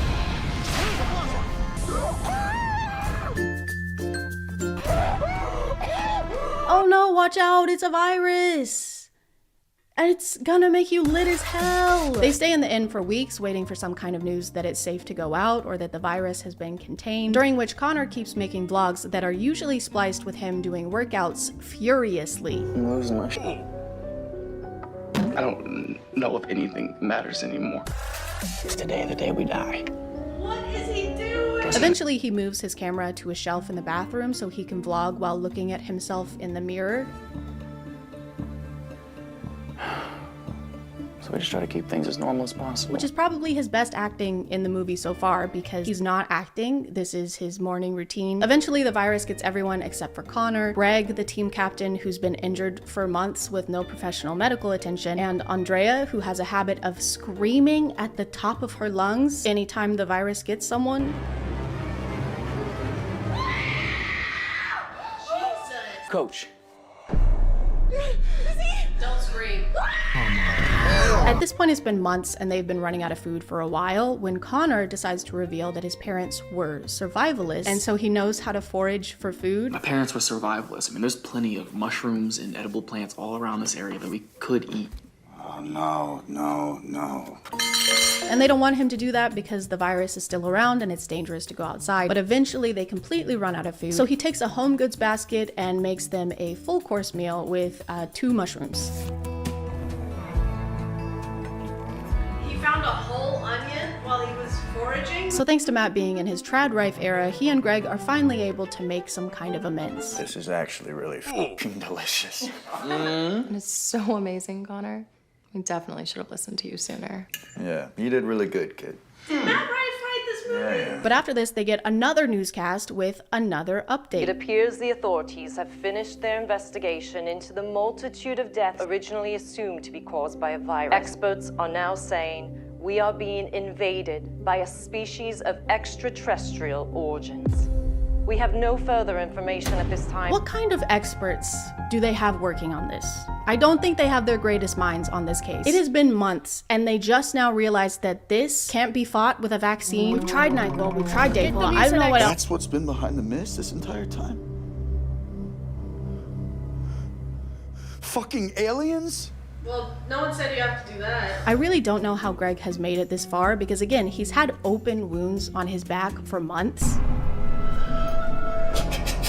And that's fine. He's gonna be fine. As long as he likes having sepsis. Oh my god, sepsis? What are you doing on my back? Killing you slowly. Oh no, I'm stuck. Sepsis? That's the muscle atrophy setting in. And I get a trophy? That's so sick. Unfortunately, Greg does not make it for much longer. It could have been his injuries. It could have been eating mushrooms given to him by a frat guy. He gives Connor a whole speech about how he's gonna have to be the one to take care of Andrea and basically gives him his blessing for them to be together. I know how you feel about her. It's okay. It's okay. I promise. It's kind of like he bequeaths Andrea to Connor like you would a family heirloom, like a piece of furniture. And that's the most romantic thing you could do. We skip forward 2 more months and Connor is asking himself the really important questions, like how long am I supposed to f***ing wait before I make a move on this grieving woman? I've felt this way about her since literally the day she got here. How long until I'm supposed to make a move. What? That's what you're worried about right now? He also thinks that he and Andrea were destined to be together. Trying my best to take care of Andrea, but it just doesn't feel right. I know it sounds corny, but maybe it was meant to be. Tell me that's coincidence that we're the last two left. Hey, I know your partner just died or whatever, but have you ever considered that was supposed to happen? Have you ever thought about how maybe it's good that that happened so that me and you could bang? So maybe he just needed to get out of the way. Maybe it's good he's not around anymore. The last 20 minutes of this movie are dedicated to Connor and Andrea ending up together. He makes a move by cooking her a romantic dinner of spaghetti noodles and meat sauce that he foraged in the woods. Well, this looks amazing. Thank you. Literally cashews and lettuce.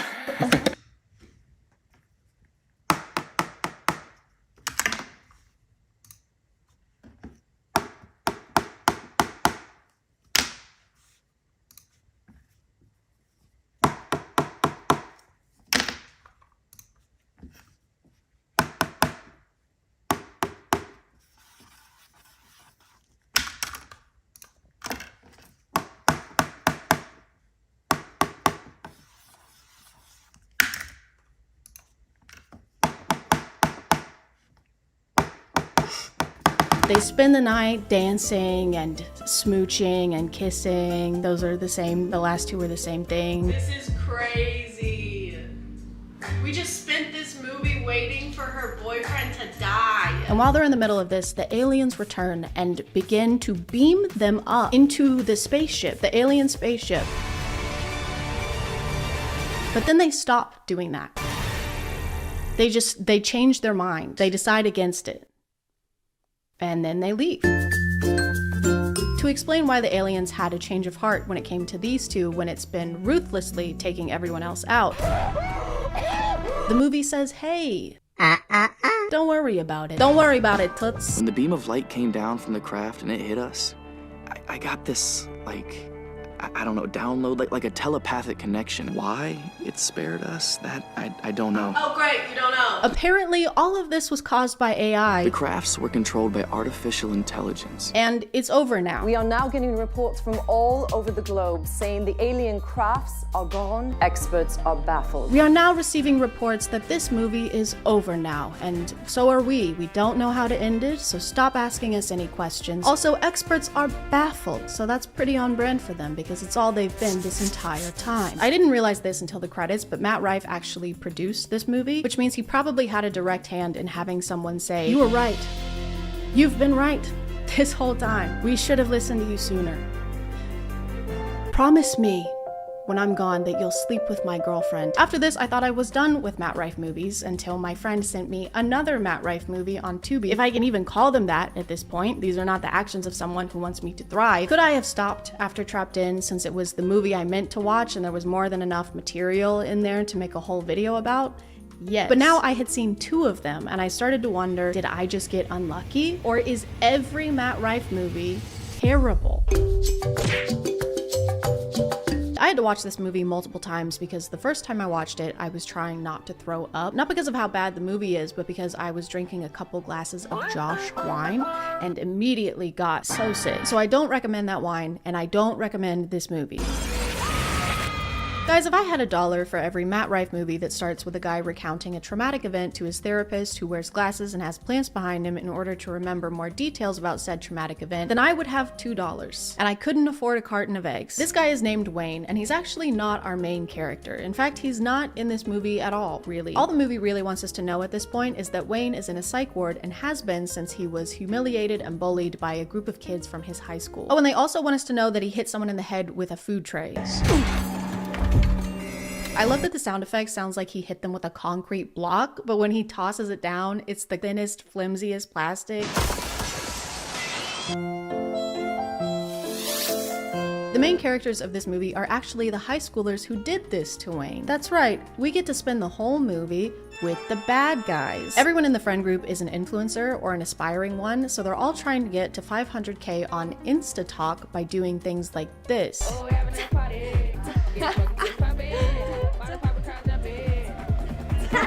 The friend we follow the most is Julie. She's also maybe the least terrible of the group, even though her boyfriend had a direct hand in what happened to Wayne, and even though she has the biggest AirPods you've ever seen. Julie gets a moment on InstaTalk, which is like a timed video message that disappears after it's been played, and she's horrified to see her friend Albert getting annihilated. She starts freaking out and calls her friend Tabitha, who also got the moment, but seems a lot less worried about it. Do you think it was real? Holy shit, it looked real. I don't know, but I'm freaking out. I'm coming over. Okay. Okay, I just gotta do one thing. Dude, I'm losing my shit right now. I mean, that makes sense for you to be losing your shit because one of our best friends literally just got stabbed, so it would be weird if you had any other reaction. Albert, the friend who just got eradicated, was apparently an internet prankster, and I'm not saying that means he deserves what happened to him.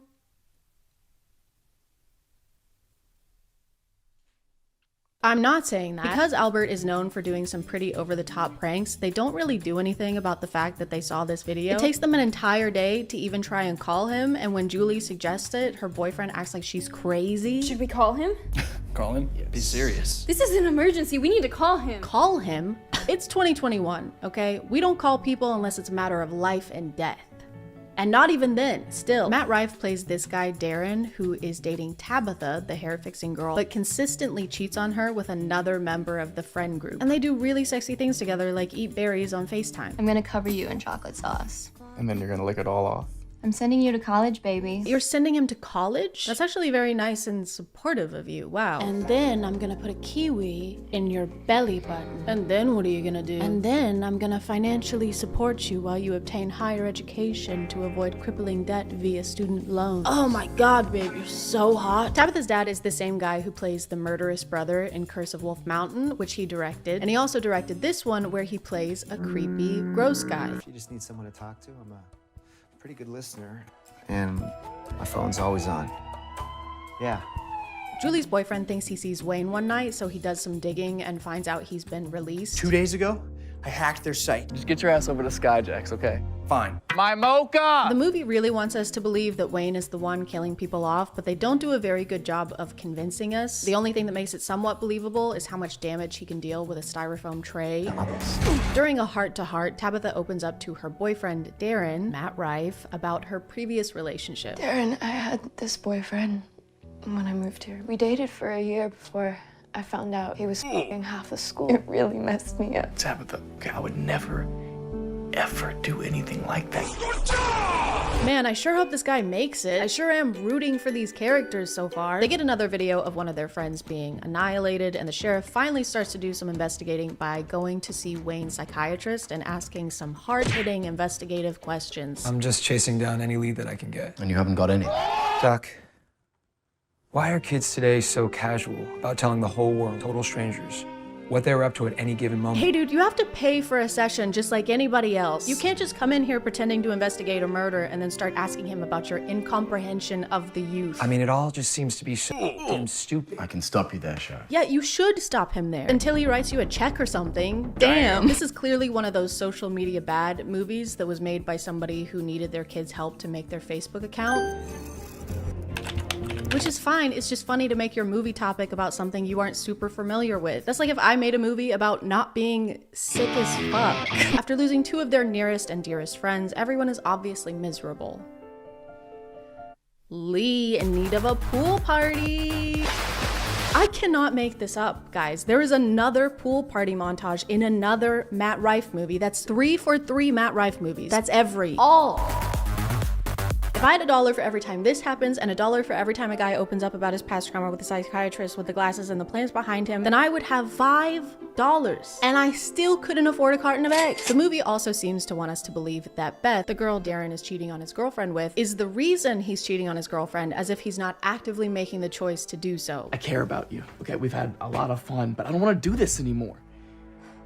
I don't know how much more obvious I could possibly be. I don't know, man. Maybe by not going with her to her house? Maybe by not cheating on your girlfriend with her for all this time? For this whole time? I know I came over here and I started making out with you, and also some of our clothes are off, but I don't want to cheat on my girlfriend. Why would you possibly think that? They eventually explain what happened with Wayne to Tabitha because they still believe it's him doing this to their friends. The whole thing was live streamed and filmed with multiple cameras, including the ones held by Julie's boyfriend and Darren. Also, Matt Rife almost trips here twice. Please be careful, Matt. The ground is rife with shrubbery. Julie tries to get rid of Tabitha's suspicions that Darren is cheating on her by saying he would never do that because she's super hot. He worships you.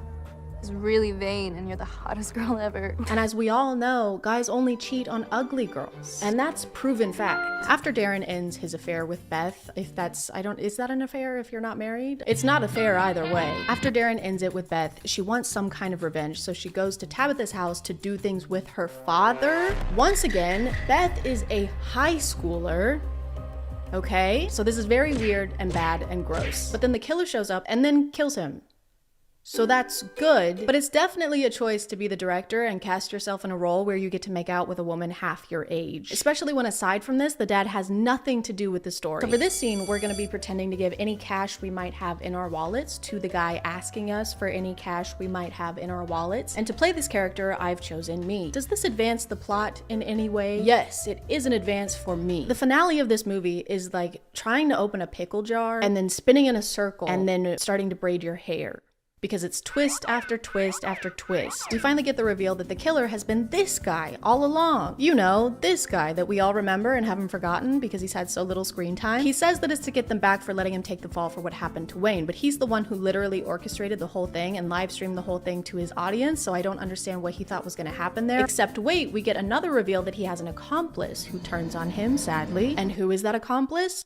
It's Tabitha! And her motivation is that she knew this entire time that Darren was cheating on her and thought that the friend group was lying to her about it, which they were, except for Julie. At some point in all this chaos, Wayne finds Julie to try and warn her about the killer. Not the best timing, Wayne.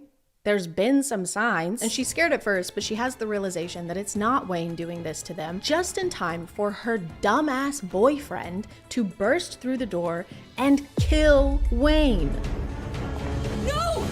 They made his life miserable, and then you have him die at the hands of the guy who did the life miserabling. And what's even worse is that the only two people to survive after defeating Tabitha are Julie and her dumbass boyfriend. That's right, Jeremy makes it out of this alive. Isn't that amazing news? Doesn't that feel right and good and balanced and balanced? They even get a happy romantic ending scene together.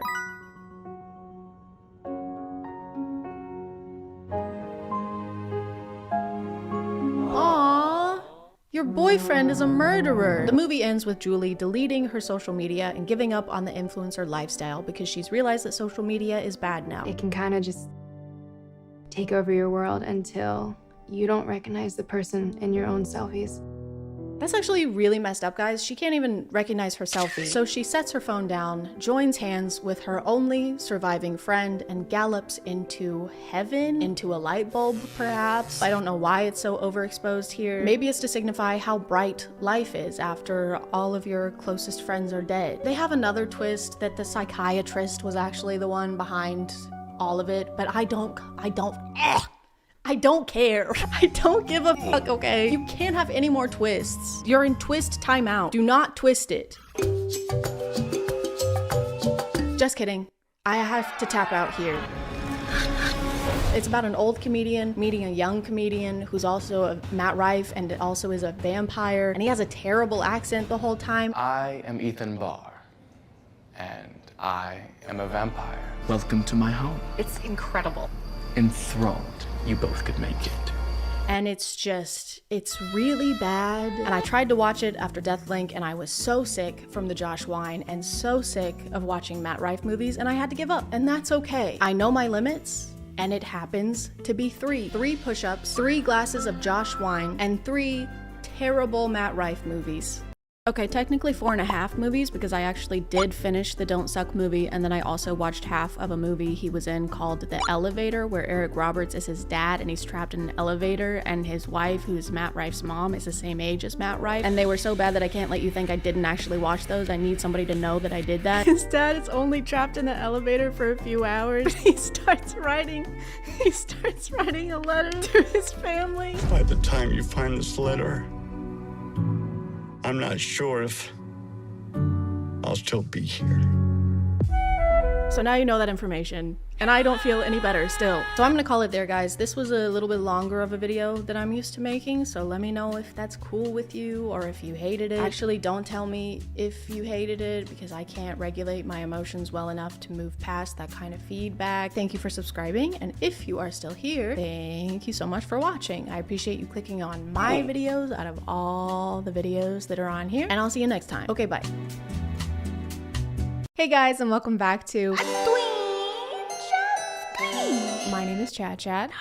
And if you don't currently have a boyfriend and you want one, then don't worry, because I am here to help. After you watch this selection of TikToks that I've collected and specifically curated just for you, you'll never want one again. A boyfriend. You'll never want a boyfriend ever again. You're welcome. We've watched stuff like this before, but this time there are no vampires, no mafia, no kidnappings, just good old-fashioned boyfriend POVs. Back in my day, we couldn't watch dating POVs on the Clock app. If we wanted to pretend like we were in a relationship with someone, we had to play episode or read fan fiction like normal people. I'm really just praying that we can progress past the need for stuff like this on TikTok, because I don't know how many more relationship POVs I can handle that are supposed to be sweet but are really just guys acting like they deserve boyfriend of the year because they still want to hang out with their girlfriend while she's on her period. You mean you can like be friends with your girlfriend while also being in a relationship? Groundbreaking. Babe, wake up. My boyfriend's coming. You have to hide. Hmm? Yeah. Hide. Hurry. Hide. Guys, I have some very bad news. If your boyfriend's first half asleep reaction to this is to actually get up and hide, y'all need to have a chat. No, babe, when you said get up and hide, I thought you meant get up and hide my love for you, because there's so much of it. It's massive. Like my which I only use with you, by the way. Also, if y'all want to go ahead and place your bets on how many of these videos are going to feature LED lights, you can go ahead and do that now. My bet is all. Every single one of them.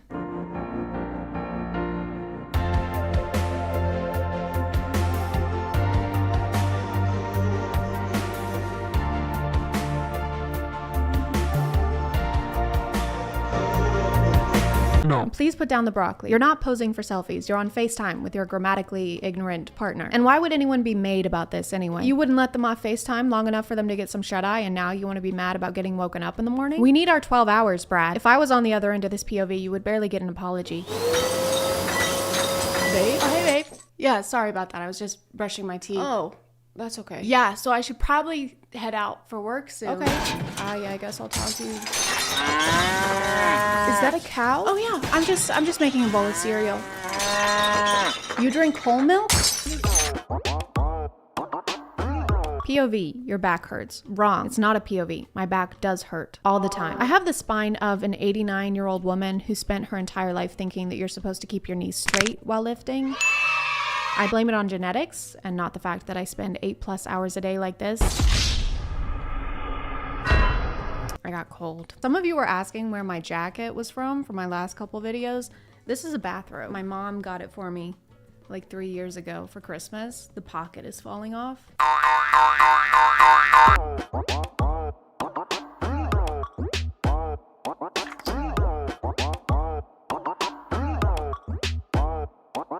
I don't care how bad my back hurts. No one is this good at giving massages. How good must you think you are at massages to think that you can put someone in the mood with a single touch? I'd also like to point out that not only are LED lights in this video, they are actually integrated into the script. LED lights are now euphemisms for doing the deed, for the devil's tango, the dirty and squirty. This makes me wonder, was there ever a variation of this in history in the past at some point where they were like, now stop it, Jedediah, or you're gonna have to light the beacon.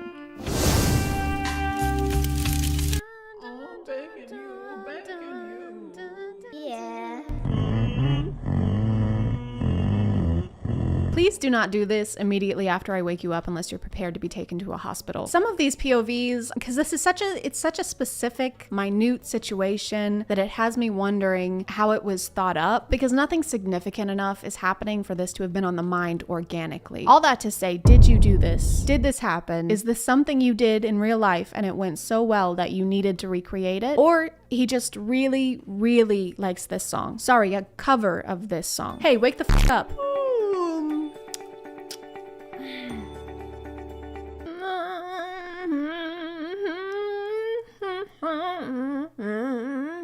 What are you doing? This is my favorite song. Copyright and royalty-free office motivational song with guitar? Yeah.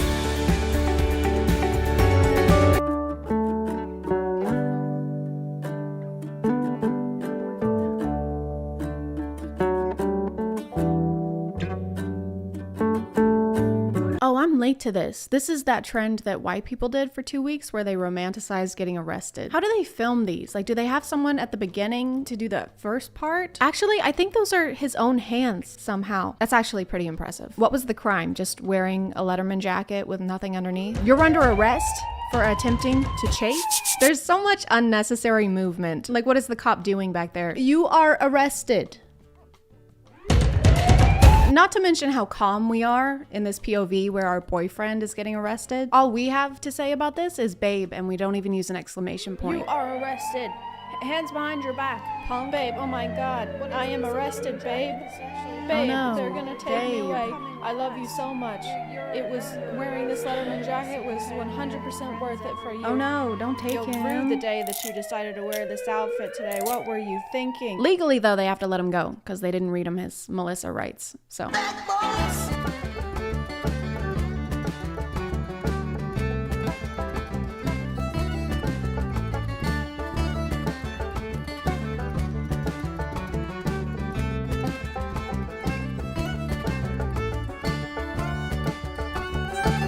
So I feel like you maybe might still have some feelings for your ex. I have a strong suspicion that the next video in this POV series was something like, POV, my girlfriend broke up with me and I have no idea why. Never planned that one day I'd be losing you. Yeah, I mean, we were great together and everything was perfect, and honestly, you were the best girlfriend I've ever had. So sorry. I'm so rude. This is my current girlfriend, Samantha. Hi, Samantha. Nice to meet you. She's all right. Anyway, like I was saying, your did be bussin'. At some point, it even seems like the new girlfriend is rooting for the ex in this situation, maybe in another life. There's no tone indicators, so it could be A, yeah, maybe in another life, or B, yeah, maybe in another life, or C, yeah, maybe in another life. Probably.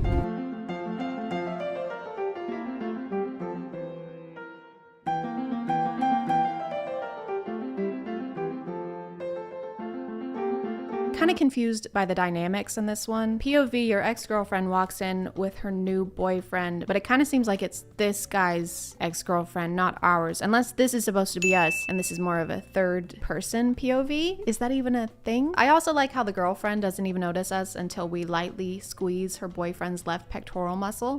It's just we come across as kind of aggressive and scary, so maybe we weren't the best boyfriend. Just seems like we're the kind of ex that you would be keeping an eye out for and would probably notice, especially since there's no one else in this elevator and we are exactly -2 inches away from her. The caption doesn't seem to be telling us the full story. She walks in with her new boyfriend and then what? What's happening there? Are we gonna fight or are we about to make out? This next one is also in an elevator. I don't know when elevators became like the new standard for TikTok backgrounds. They just all simultaneously started filming POVs in them. I wonder if they all use the same one, this one specifically, because not only is it in fact an elevator, but it also has LED lights, so they don't have to miss out on using that essential staple in their content. It might not even be a real elevator. It might be like that private jet set in LA that influencers use. I just say that because it looks like multiple videos have been made in this room. The smudges on the walls make it look like someone either filmed a getting arrested POV or someone got it on, you know, someone turned the LEDs red. For some reason, TikTok POVers prefer making videos on toxic relationships rather than healthy ones. There's a lot of jealousy, a lot of gaslighting, a lot of toothpicks for some reason, which I don't. When I think charismatic bad boy, I don't really imagine someone picking plaque, but what do I know? For example, one of the popular tropes is to imagine you're in a relationship where your boyfriend doesn't let you talk on the phone.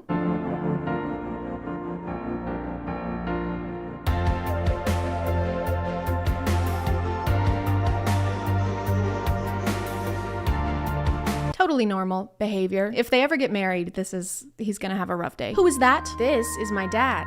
He's walking me down the aisle. Okay, well then who's that? That is your best man, and you've known him since preschool. Then who's this? That is you in a mirror. Oh. Mm-hmm. Well, I'm so sorry, sir. This was a misunderstanding. It's just, you know. It's totally fine. Wedding day nerves. It happens.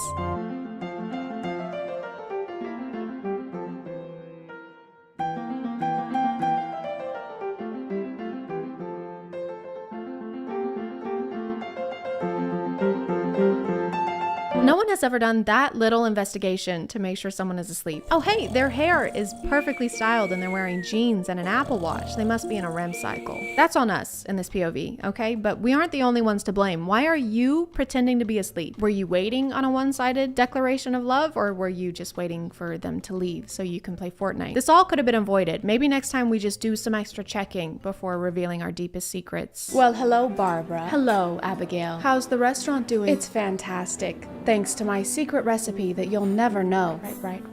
What was the secret recipe again? Please, you'll never get it that easy. It's chicken bouillon. Aha! I'm gonna call it there, guys. Please remember to stay hydrated and to not date people who treat you like shit. Thank you for subscribing.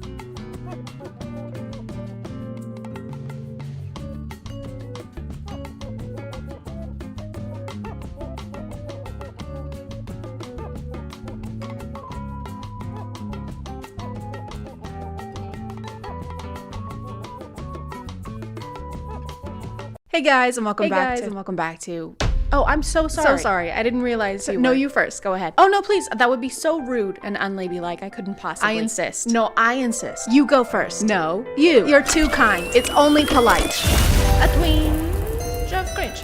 My name is ChadChad. Not really. And today we're gonna become ladylike. So sit up straight. Close your legs. You're not a jar of peanut butter, so stop spreading. Being a lady of refinement is a lot of work. It's not something that just happens. It takes time and dedication. With a great lady comes great responsibility. It is exactly like being Spider-Man. You have to coordinate outfits and have good hand-eye reflexes so you can move gracefully. And then you have to watch your uncle die, and that's probably the worst one, I think. The hardest part, though, is all the people telling you how to be ladylike constantly. When I was growing up, being ladylike seemed less about becoming well-mannered and more about adults having an excuse to yell at you over things that boys could get away with. That's not ladylike was kind of like saying that's not very nice, but only directed towards girls for doing normal kid things. Now, Timothy, what did I tell you about cutting off your sister's hair and then burying her in the backyard? To not do that? Very good. And Rebecca, what did I tell you about getting dirt on your clothes? But it's from him. No buts, Rebecca. Go pack your bags. I never want to see your face again. But actual lady etiquette is super, super complex. I fell down this rabbit hole on TikTok a couple weeks ago, and it turns out I've been doing everything completely wrong. I'm gonna use the restroom. BRB. Okay, never say that when you are at the dinner table. It is bad manners and bad etiquette. You do not have to declare what you're doing, where you're going, or why. Because you are not a child. You are a lady. A child wouldn't say, BRB, I have to use the restroom. It would be more like, Mom, hey Mom, I need to go to the poop room to use the poop seat. It's a big one. Bring your chicken parm, because it's gonna be a minute. The best thing to say is just, excuse me, I will be right back. You don't need to declare or give an explanation. Not specifying where you're going kind of draws more attention though. If you say you're going to the bathroom, I'm like, okay, they're going to the bathroom. If you say, pardon me, I'll be right back, I'm like, okay, they're doing drugs in the bathroom. I'm gonna have more questions if you're acting like the bathroom is an unspeakable thing. Excuse me, just a second. Where are you going? To the, over there? The bathroom? We do not speak of that place. Whoa. 18 years ago, that place took my family. That place did? And it left me with this scar. Wait, how? One day I will destroy that toilet. Oh, I already did that. What? Yeah, the Texas cheese fries did not sit well. Rejoice! Okay, the realm is free. We're finally free. How to exit a room. Don't turn your back. Say thank you, goodbye, and smile. Back out slowly, facing the people in the room with confidence. Leave and keep eye contact until the door is closed again. Whenever you're leaving the room, make everyone feel a little distrusted. Just a tad. Make them feel like you suspect them of wrongdoing. Okay, I'm gonna head out now, guys. Okay, bye. Bye. See you Have later. a good one. See you tomorrow.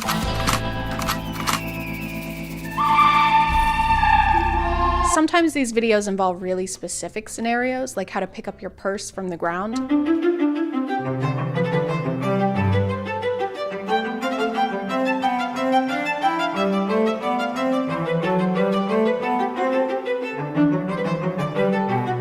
Or the most ladylike method, just leave it there. Don't even bend over, just cut your losses. I don't understand who this is for. I just don't know who's watching closely enough to be impressed by how you pick something up.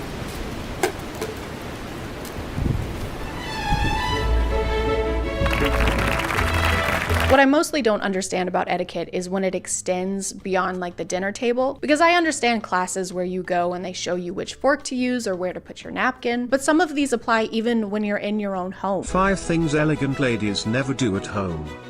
Eat in front of the television. Gulp out of bottles. Neglect your hygiene. Wear slobbish clothing.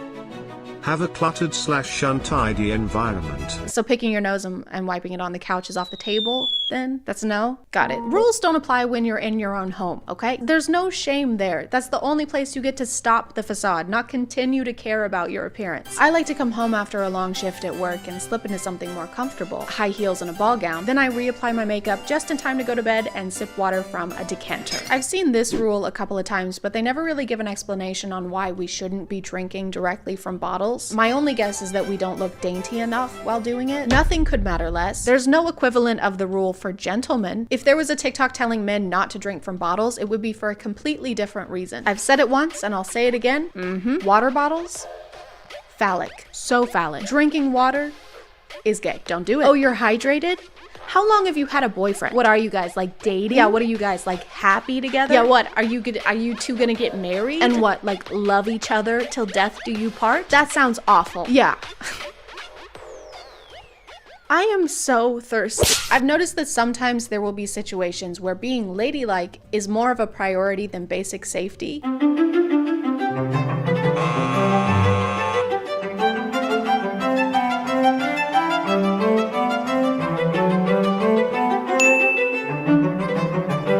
I thought it was more of a posture thing, like just keep your head high, but it literally says not to look down. Ladies, your instinct may be to look down and make sure you don't tumble to your death, but your instinct is rude. This is kind of similar to how women weren't allowed to ride horses normally and had to suspend themselves from the side like a human picture frame because they thought riding a horse normal would make you lose your virginity.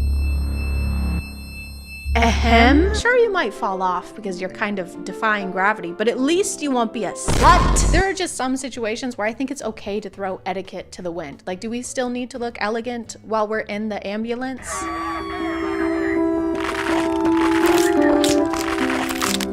For some reason, most of these creators really hate athletic wear. Number 1 tip to look expensive and elegant every single day. Dress for the occasion, ladies. I see so many people shopping and traveling in yoga pants and sports trainers.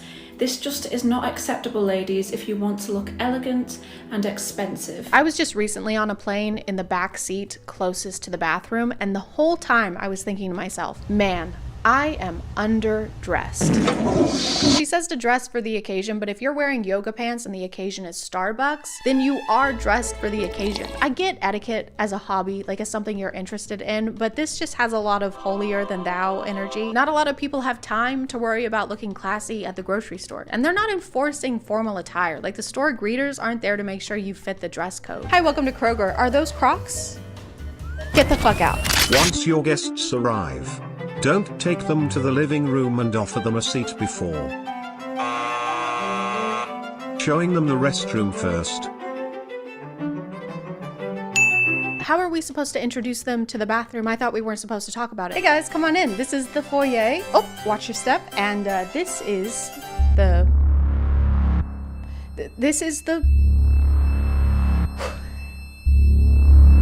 I think it might be a little awkward to show people the bathroom first. I just wait until people need it and then tell them, because otherwise it's like, here's the crapper in case you need it, in case you do. I know you will. So just if you need to take a massive, steaming, wet dump.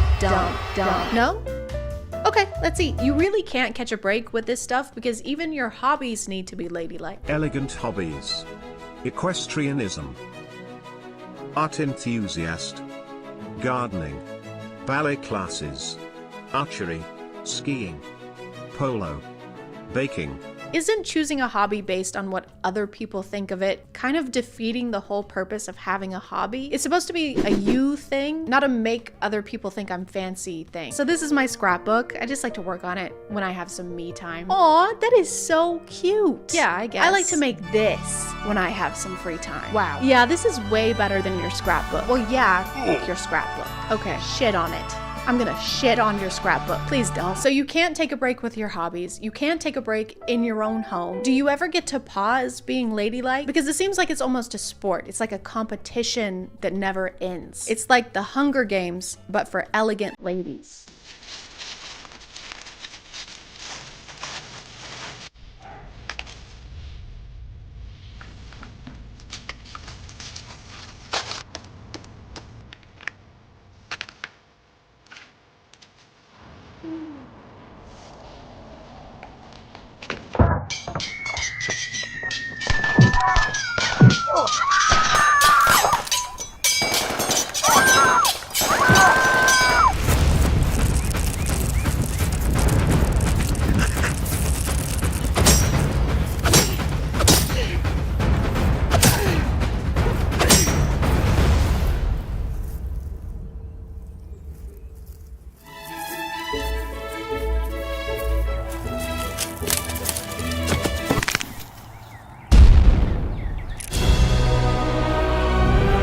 Call it there, guys. Thank you for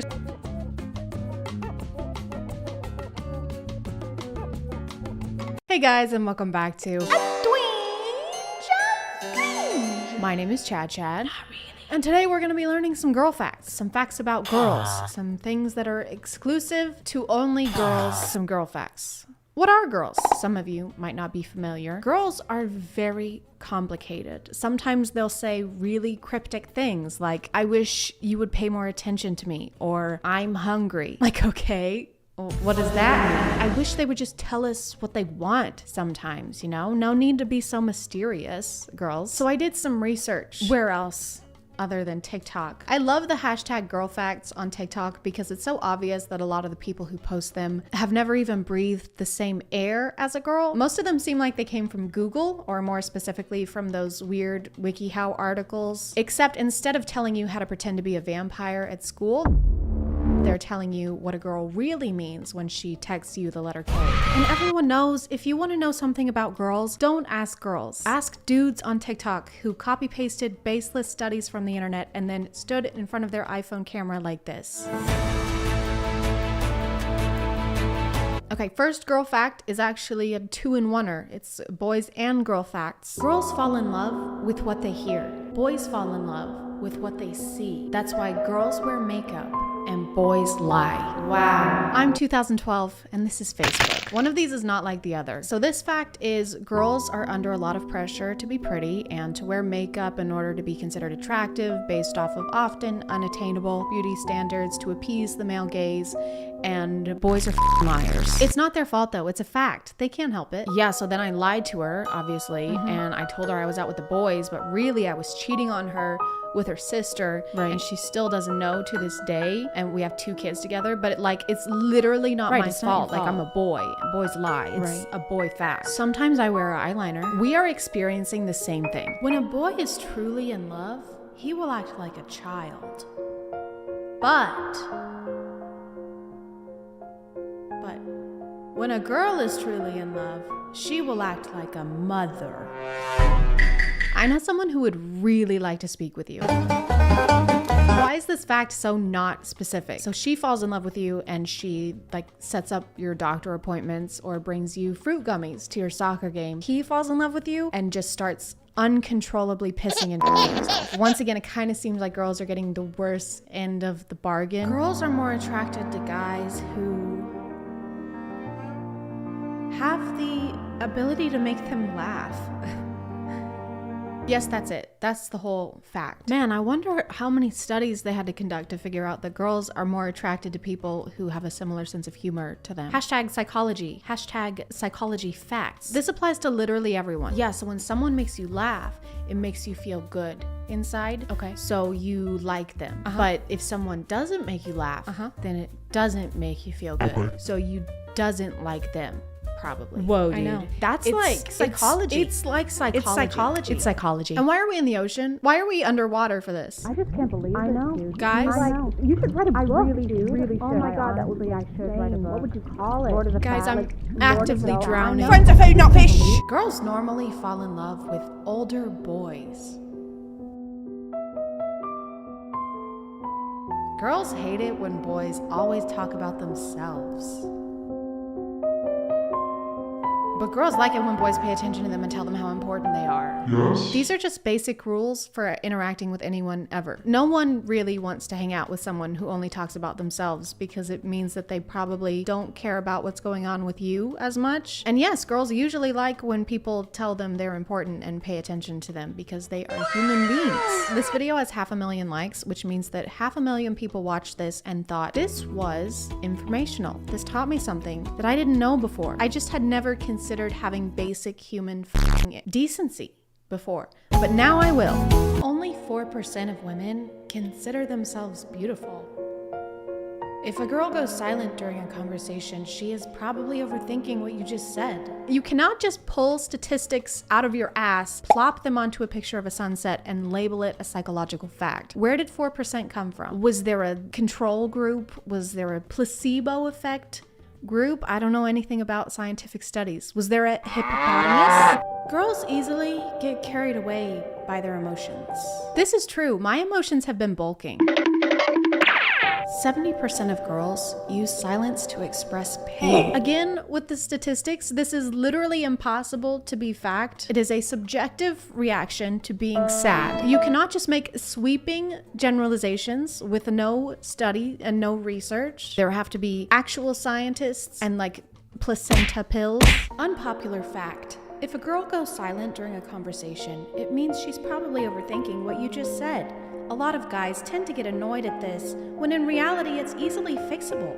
They just need reassurance or for you to explain something again so they don't feel the need to overthink it. Unpopular fact is not a thing. A fact cannot be unpopular because it's a fact. I will define fact right now. The truth about events as opposed to interpretation. This is an interpretation of what you think is going on in a girl's head whenever she goes silent during conversation. But if this is happening a lot to you, Cody, then maybe you should not be wondering why she keeps overthinking and consider that maybe you just keep saying stupid shit. This is just a word for word copy of the other one that we saw. What BuzzFeed article are you guys stealing this from? Unpopular fact, plagiarism is not cool. You wouldn't plagiarize a car. You wouldn't plagiarize a handbag. Downloading a plagiarism is stealing. Just because her eyes don't tear doesn't mean her heart doesn't cry. Those are called emotions. Like if I were to say that your TikTok reads like the inner monologue of a 3-year-old child, that would probably make your heart cry, but that's just called having feelings. I like that the people posting these kinds of videos apparently know so little about girls that they have to steal every girl fact from each other. I've seen this one at least 5 times. Maybe we're not overthinking all the time. Maybe we're trying to like remember the lyrics to a song, or you have something stuck in your teeth. And another girl fact is that they have to trim their fingernails every 30 seconds or they will fall off and grow legs. Then they can actually reproduce, and that's how the thumb people from the third Spy Kids movie were made, but you probably didn't know that because you're a girl. And your mind physically cannot process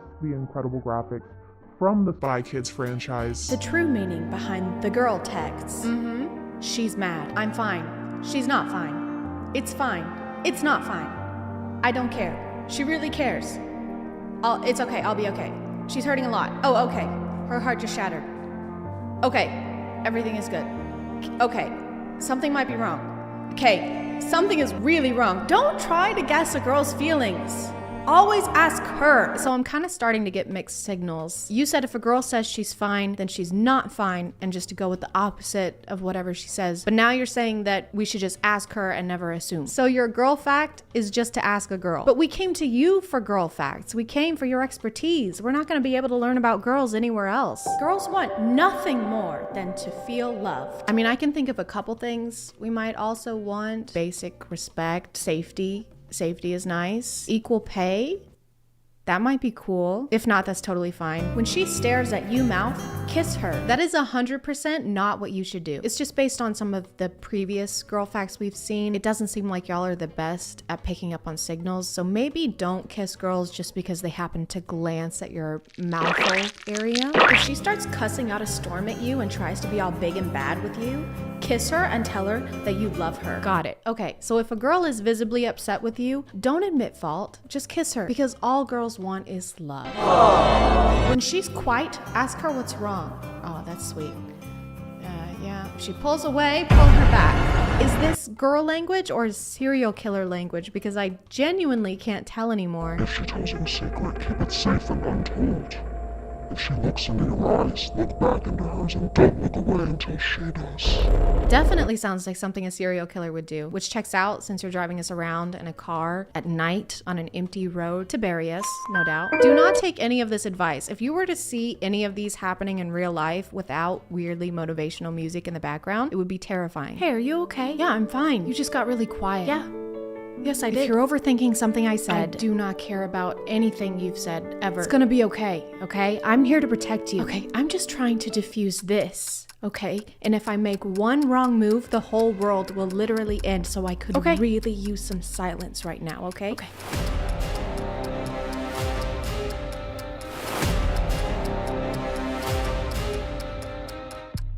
"78% of girls use silence to express pain." Oh, for f***'s sake.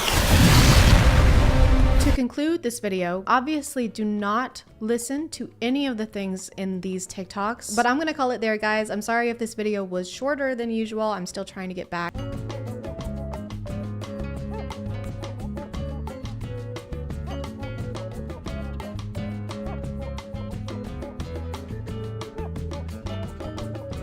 Hey guys, and welcome back to My name is ChadChad. And there is a new show on A&E, the same network that brought us such bangers as Dog the Bounty Hunter, Storage Wars, and Billy the Exterminator. I've got to take every shortcut I can.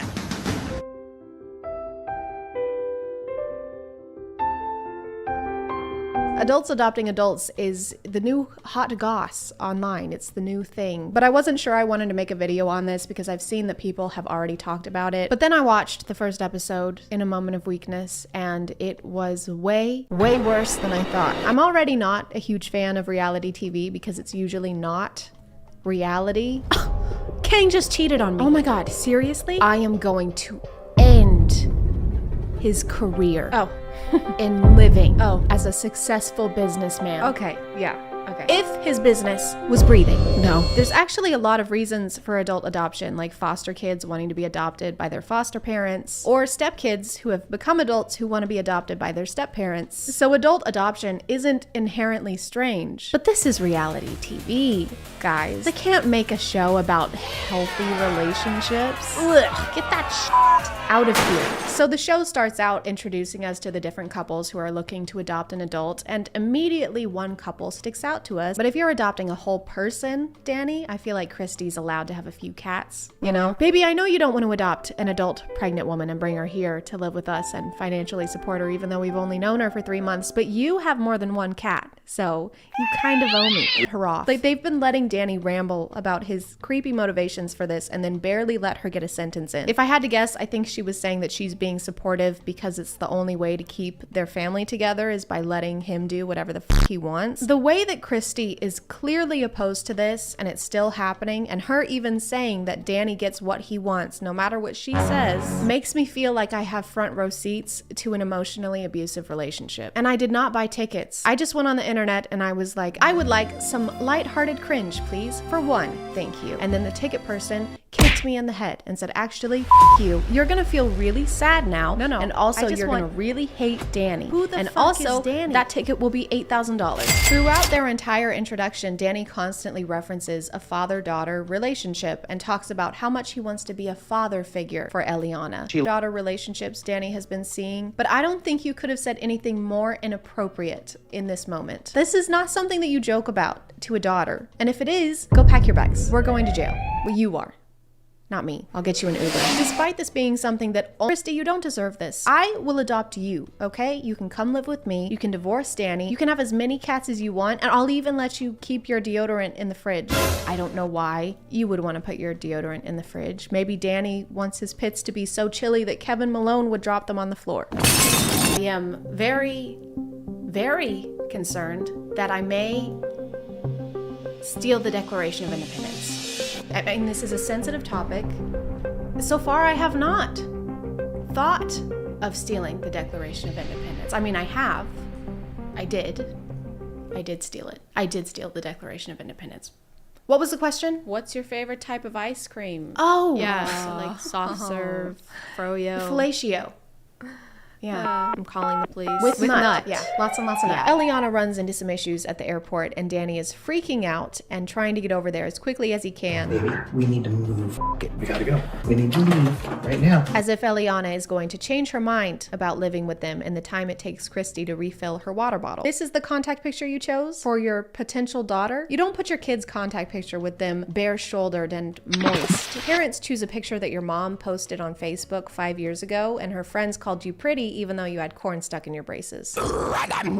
They start to wonder if she was catfishing them for the money that they've apparently been sending her, but she does eventually, like she has any idea about this dude's infidelity or the young woman that he already tried to adopt, who he fell in love with. They just didn't mention it to her before she came all this way. That's what you're supposed to do in new relationships like this. Support each other, quality time, and keep things from them until it's too late to back out. Just got here yesterday, so it does seem a bit early to be like, oh, by the way, we did this before and it almost ruined our marriage, so please don't do that. Welcome to your new home. I think it's fascinating that when talking about adopting Eliana, he says things like, she needs me. Ileana needs me. Or she wants to be with me. Or she entrusted me with her life. Ileana has entrusted me with her life. But when we're talking about the shitty things he's done, all of a sudden it's our marital issues, and we have had issues in the past. Our marital problems. So he is able to act like they're a partnership, but only when he...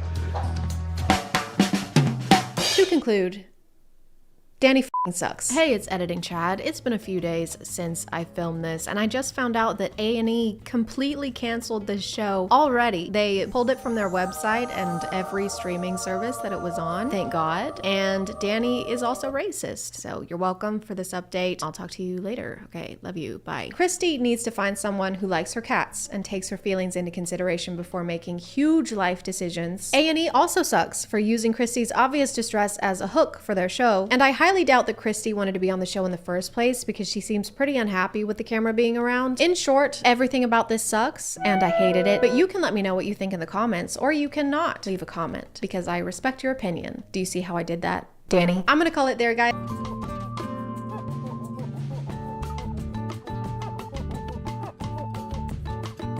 Hey guys, and welcome back to your minimum wage job. I'm your manager, and no, I don't care that your grandmother is dying. I will see you at 5 a.m., and no, I will not stand up for you when influencers berate you for not giving them enough chicken al pastor.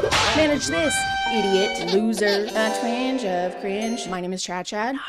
And why are we harassing Chipotle workers? Why are we doing that? What's going on? There's been a trend recently where people will go into their nearest Chipotle restaurant with a camera, whether it be an iPhone or a full-fledged filming crew, and point it at employees while ordering. Why are they doing that? Is it because they have a deep appreciation for the art of burrito folding? Is it because they've never been to a Chipotle before and they want to marvel at the decor style? I don't know if that's a decor style. I'm not Joanna Gaines, but it's actually none of these. Filming workers while they're making your order was recently rumored to be a kind of life hack that will get you bigger portions and more food overall. But I think the instructions got scrambled like in a game of telephone because some people heard, wait, so you're saying if I'm mean to service workers, I'll get more food? No, that's not what I said. I didn't say to do that.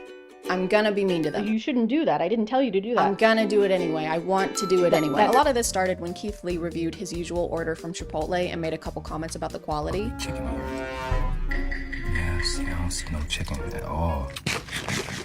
I don't taste much flavor. Everything is freezing cold. When I say freezing cold, it tastes like it was in the refrigerator. In my opinion, This is a 2 out of 10. I just gotta be honest. I don't mean no harm in no kind of way. Something changed, and I don't know what it is. He also says the portions have been really low lately, and that resonated with a lot of people in the comments. Some say the portions have been inconsistent or decreasing, meanwhile the prices keep going up and it can cost $20 for a single chicken bowl with chips. A lot of the comments agreed with him that the food is frequently cold or that the quality has been getting worse. His video got over 16 million views, so it's safe to say that it caused a little bit of a stir, a little bit of a stirring and worrying. People don't like it when you give them less food. Animals don't like it either. Bones let me know that the other day. But a couple weeks after Keith's video, this one also got really popular. Apparently, we have hated on Chipotle so much that managers are allegedly providing notices to their employees that if anyone is ordering with their phone out, potentially recording, to just load it up. Go ham. I'm pretty sure this person doesn't and hasn't worked at Chipotle, and she doesn't say where she heard this from. Personally, I don't believe anything anyone says ever. And yes, I have a great relationship with my family, and I don't have an avoidant attachment style. Why do you ask? I think it's pretty likely that a manager told employees to do this after they had an incident of somebody coming in and filming, and then this video led to everybody believing that it was a company-wide mandate being spread, which it could be, I don't know. Something happens to information on the internet when it passes through more than 2 people. It just deteriorates faster than Prince Philip. R.I.P. by the way, unless he's still alive. Bruh. I can't tell. You bet your bottom dollar that when my husband gets home, guess where we're going for dinner. I think this video was very much the kindling in the yelling at employees while filming them fire. It went super viral, and a lot of the comments are talking about how they're gonna go into Chipotle and do the exact same thing. And they did. A few days later, the Chipotle CEO very helpfully suggested that giving a look of disappointment while being served will get you more food. One of the things I think it's great about Chipotle is if you come into the restaurant and you want a little more rice or you want a little more pico, all you gotta do is kind of like, and usually our guys and women, give them a little more scoop. Look, if you guys want more food, take it up with the employees. Be annoyed with them, okay? Don't be annoyed with me. I didn't do anything. I'm just the CEO. I'm just in charge of everything. And this video with that video combined hands and kissed and made out and said, how can we make service workers' jobs harder and a lot worse? Can I get a steak? Could I actually get more steak? No. Just more. Just forget it. This employee is just trying to abide by Chipotle's serving sizes. I'm sure if they were to give him a whole extra scoop of protein for free, that they would probably get in trouble for it. Uh-oh, trouble? Uh-oh. I don't know. I don't know, dude. The more videos I saw of this, the less it seemed about Chipotle decreasing their portions, and the more it seemed about taking advantage of employees just trying to keep their job. Almost all of these clips are employees just having to endure and stay nice despite what the customer might be doing. Oh, hell, that's a little baby ass chicken, bro. That's all the chicken? That's all the chicken they put on that home? That's all the chicken? Here she gives them a pretty big serving of chicken right out the gate, and they all immediately start complaining. Hell, that was a very that's a little bit of chicken. What the fuck is that? Chicken, my hell. And she just has to stand there while 5 people simultaneously complain at her, and they don't stop until she gives them a whole extra serving of chicken.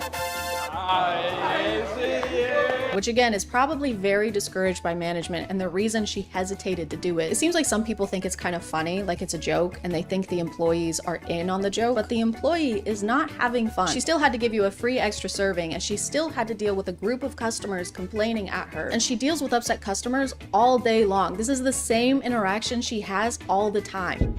Oop, don't touch the glass, please. It scares them. Okay, got it. Excuse me, I just asked you not to touch the glass. Ha! Gotcha. I was just acting like I would if I was tapping the glass. You're still touching the glass, though. Yeah, but I'm being lighthearted and silly about it. It still scares the miniature version of Elijah Wood with fins and gills. Okay, do not scare the miniature version of Elijah Wood with fins and gills. Some people don't seem to know what counts as a small portion or what the old portion sizes were. Leaving Chipotle after they cheat me from the portions.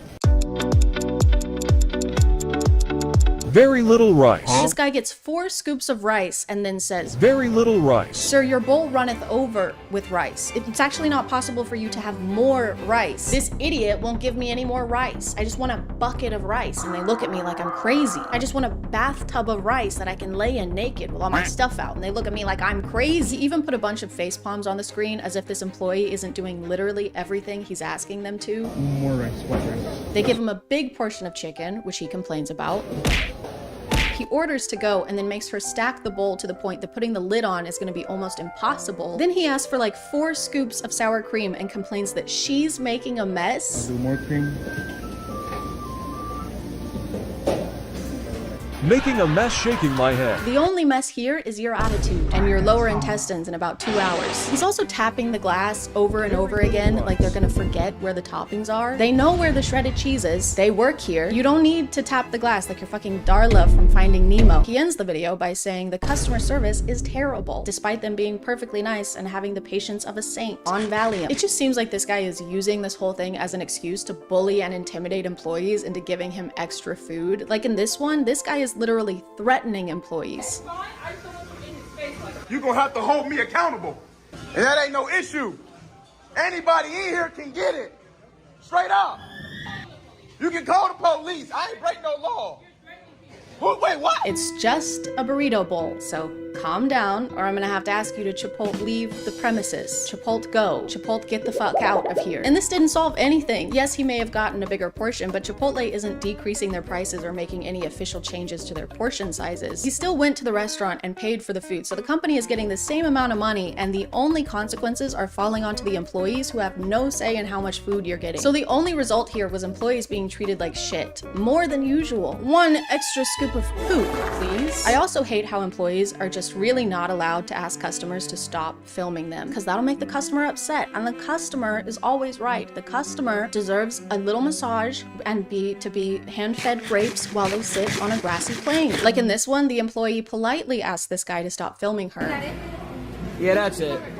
No, it's recording the bowl. And he says he's not, right after fully showing her entire face. Or this one where the guy is literally almost touching the employee's face because he's holding the phone so close to him. Sir, I can see inside this man's ear. Take a few 1,000 steps back, please. He also starts complaining about the amount of chicken before he has even scooped the chicken. We need some more chicken in that. Finna fire on your ass. Put that chicken in there. He hasn't even seen how much chicken he's gonna be served yet. This is incredible, guys. We have a chicken psychic on our hands. We gotta call him Dr. Strange because he can see the future. And also because he acts really fucking weird. Oh, they gonna have to hold me accountable. Kudos to this manager for actually asking him to step back. She doesn't even ask him to stop filming. She just asks him to get the phone out of the employee's face, and he starts yelling. And if you got problems, I'll fire your ass up. Is the point for him even getting more food? Because this feels like someone who already enjoys shitting on workers just has an excuse to be extra mean now. An extra scoop of mean, please. I'm gonna stop doing that. Employees can't really do anything about customers filming them or acting this way, and some of the people filming seem very aware of that. In a way, the phone is kind of threatening. It's like a hostage situation, but with queso. Okay, we can talk about this. Talk time is over, buddy. Just please let go of my sister. Just hand over the extra pico or I'm gonna salsa out of here. No, don't do it. Oh God, no, please. Please don't. Please stop.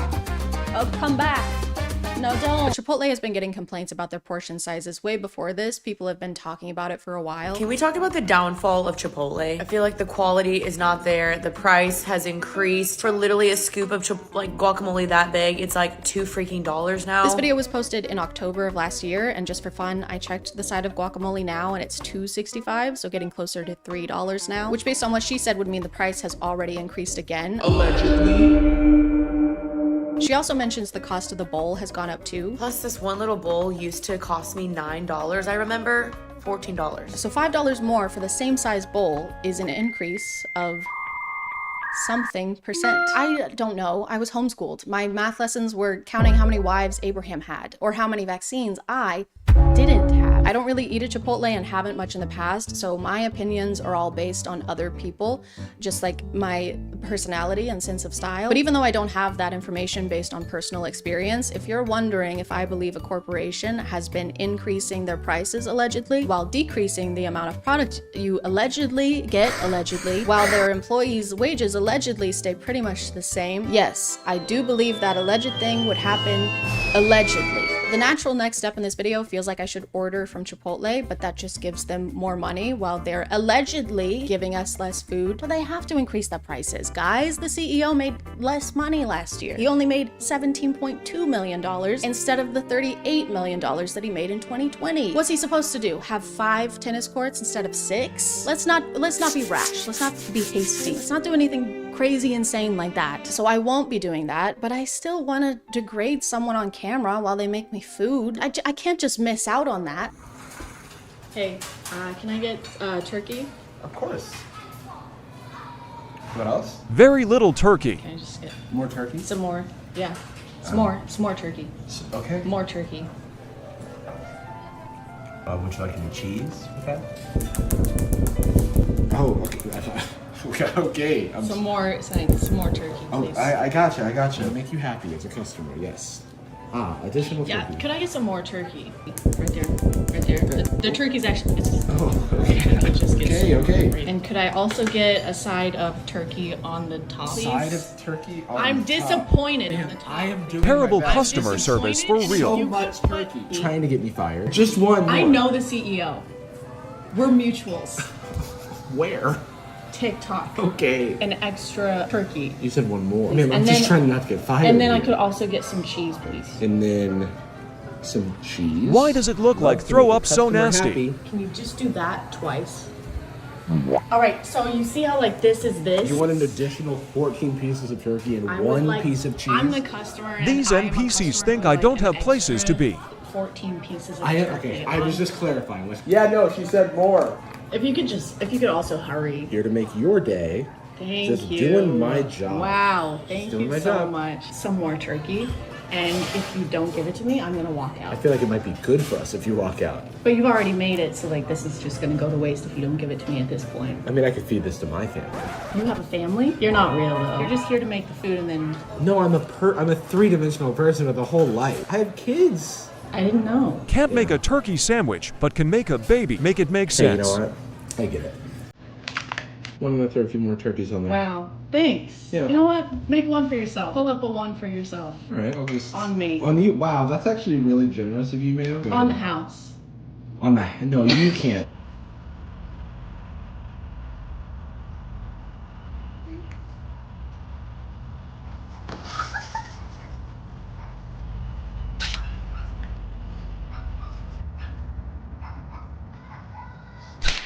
I'm gonna call it there, guys. Thank you for subscribing, and if you are still here, thank you so much for watching. I appreciate you clicking on my video out of all the videos that are on here, and I'll see you next time. Okay, bye.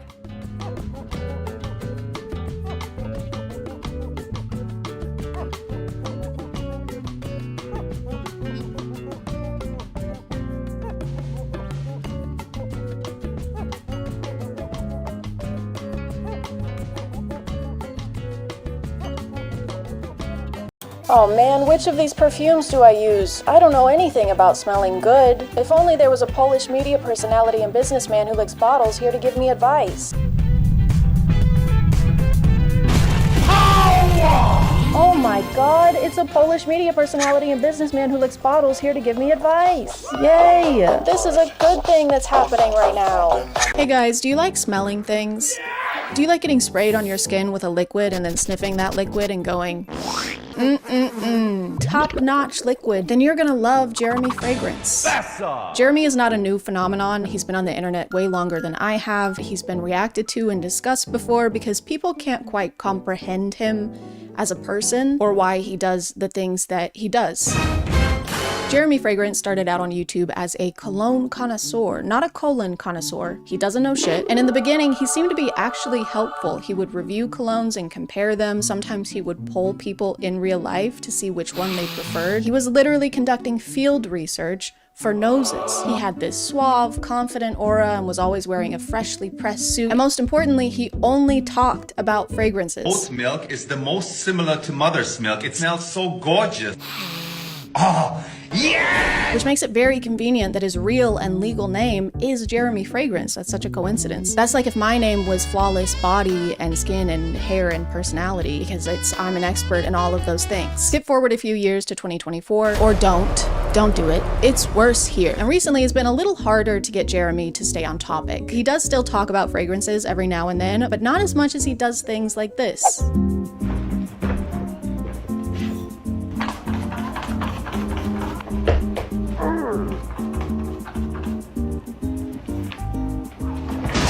And when he does do a review, he'll start out talking about the cologne, but then by the end reveal some kind of deep secret about himself. Just like me after having 2.5 lemonade Trulies. And the last one I don't talk so much about is Perry Ellis 360 Red. I love it, man. It's the dildo of the fragrance industry. I'm sorry, it's the what of the fragrance industry? I don't think that's necessary, Jeremy. You don't need to use that. Right. So be sure to check out the link in the description. Thank you to Bellesa Boutique for sponsoring, and let's get back to the video. But the most important update in Jeremy's content and his life journey is that he is looking for a girlfriend. And no one really saw this coming. He's only vaguely alluded to it in the past. All right, ultimately, of course, I want to have a girlfriend and a wife. What I want is what I need to find somebody. I want a girlfriend, baby, and marry her. I'm still searching for a girlfriend.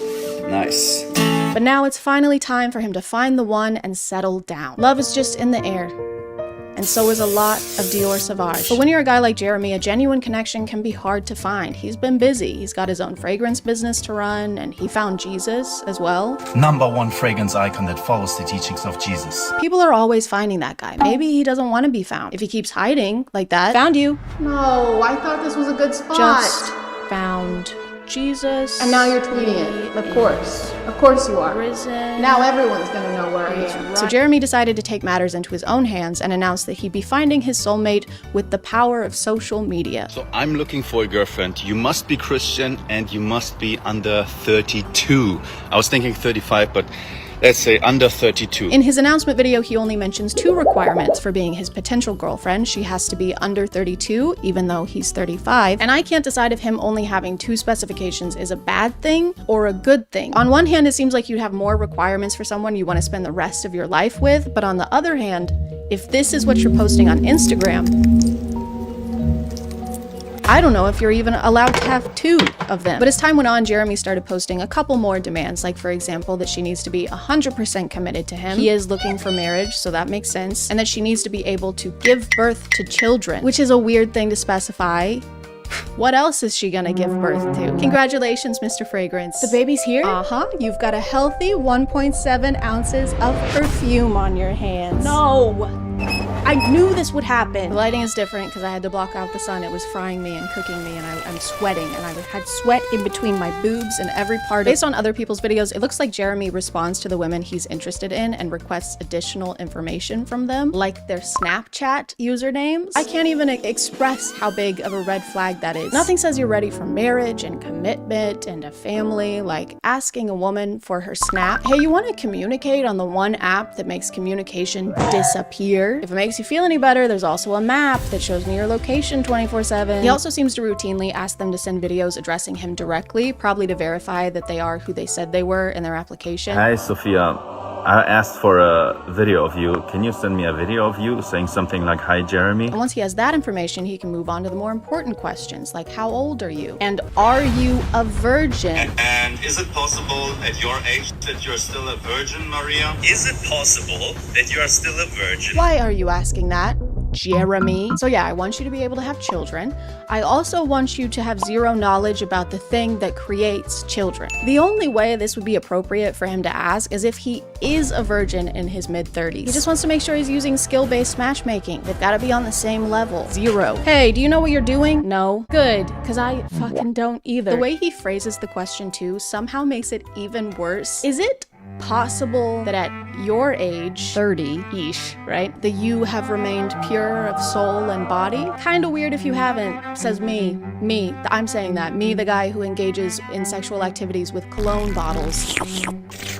In this one, he even takes a dig at this woman's appearance. Hey, pretty woman with the intense teeth. Intense teeth? Jeremy, you have incense teeth. This is frankincense, and I will eat a bit of this. You have no room to talk, literally, because your mouth is so full of things that you're not supposed to put in your mouth. And I really wish it was, but this isn't even the worst thing he sent to someone on Snapchat. I gotta interrupt your video. I got totally a boner seeing your face and seeing you talk. totally a boner in my pants, but I'm not going to show it. What the fuck are you doing? You can't send videos like this to someone you don't know who follows you on Instagram because you're a public figure. Also, he mentions here that the video she sent him was of her simply talking, was just of her face, so this reply was completely inappropriate and uninvited. Also, I read her comments, and this girl is 18 years old. 35-year-old man, by the way, and she claims he was fully aware of that fact and even commented on it, calling her ultra young, ultra yuck, ultra ewy. I thought he was looking for someone to have a child with, not an actual child. When he said under 32, I didn't realize he meant as under 32 you can get without him risking jail time. Now we understand why he needs to spray himself with so much cologne. It's because he's a massive piece of shit. Sending videos like this appears to be a pattern for him because it is. He does it a lot. You're so flirty, just seeing your text makes me, if I can say so, erected. Even going as far as requesting specific pictures or videos from them. Later without the top that you're wearing now would be an interesting picture, Corey. Are we still following the teachings of Jesus Christ here, Jeremy? I don't know where he taught this. I must have missed that chapter. And on the 8th day, he said, "Thou shalt get thousands of women to add you on Snapchat so that thou can use thy influence in order to solicit nude pictures of them." Amen. And these are just the cases of him doing this that people have posted, so it's very likely that he does this all the time. But he's looking for a committed woman, guys. He said so. He said it's great when woman is dedicated to man, so that he can be dedicated to aging like a fragrant, skinned, unrefrigerated avocado. It seems like he's always been kind of weird with women based on the fan interaction videos he posts. Jeremy runs into fans a lot. It's almost like he's the one seeking them out. His thing when he runs into them is to try and guess what kind of fragrance they're wearing, and when it's a guy, it's a pretty normal interaction, but when it's not, he feels the need to make some kind of comment on their physical appearance. Wow, what a woman. Very attractive woman. Just female Musk. Your girlfriend? Yeah, this is my girlfriend. Congratulations. Thank you. Is it okay that I smell you real quick? Yeah, I mean, I don't... Basically, he can't see a woman or a girl without trying to flirt with them in some way. So it's safe to say that I have a lot of competition. I don't know what it was, okay? Maybe it's the way his hips thrust in a sporadic, irregular way, or the way he lives so dangerously on edge of the age of consent. But there is just something about him, and I can't live with the regret of never even trying. Just want it noted that I started my quest of trying to get Jeremy to fall in love with me before I figured out he's a terrible person, unworthy of my time. So it's exactly like every dating experience I've ever had. And so I shot my shot. I shot my shot on Instagram, and he didn't even look at my story. I shot my shot on Instagram again. I shot so much shots that the state of Tennessee actually tried to protect my rights. But it didn't matter because Jeremy still didn't notice me. So I decided to try and play by the rules. I painstakingly crafted the perfect opening message that no man could decline, and then sent it post-haste to his application email. It reads as follows. Dear Jeremy, if that is your real name. It's not, by the way. His name is Daniel. Who does that? Who says their name is something when it's actually something completely different, really, and not that at all? What kind of annoying? My name is not important, and I am a 27-year-old female. Works out semi-regularly and is fertile. Extremely fertile. I have 10 children. I'm also a virgin. Jesus is my number 1. You can be my number 2, though. I'll call you my little doo-doo. This is what I look like, and I would love to chat with you via FaceTime or Instagram. Please. And then I waited for days. I didn't even leave my desk. I've been sitting here the whole time. I've peed into every container that can hold pee, and I'm fresh out of containers. Please send help. Or Tupperware. But even after all my efforts, Jeremy didn't respond. What was I doing wrong? I checked all of his boxes. I even gave him a cute nickname. It's cute. It's adorable. The next morning, to my dismay, I saw this on Jeremy's Instagram. Who is that? That should be me. That should be my hand being awkwardly put on his face. That should be my foot being awkwardly put on his face. I felt defeated and relieved. Heartbroken. Mostly relieved. But I'll never stop trying. I'll never stop imagining the future we could have had. I'll never forget. I'm giving up. I'm not trying to get his attention anymore. Oh. I don't want to date him or talk to him. Okay. Yeah, I gave up.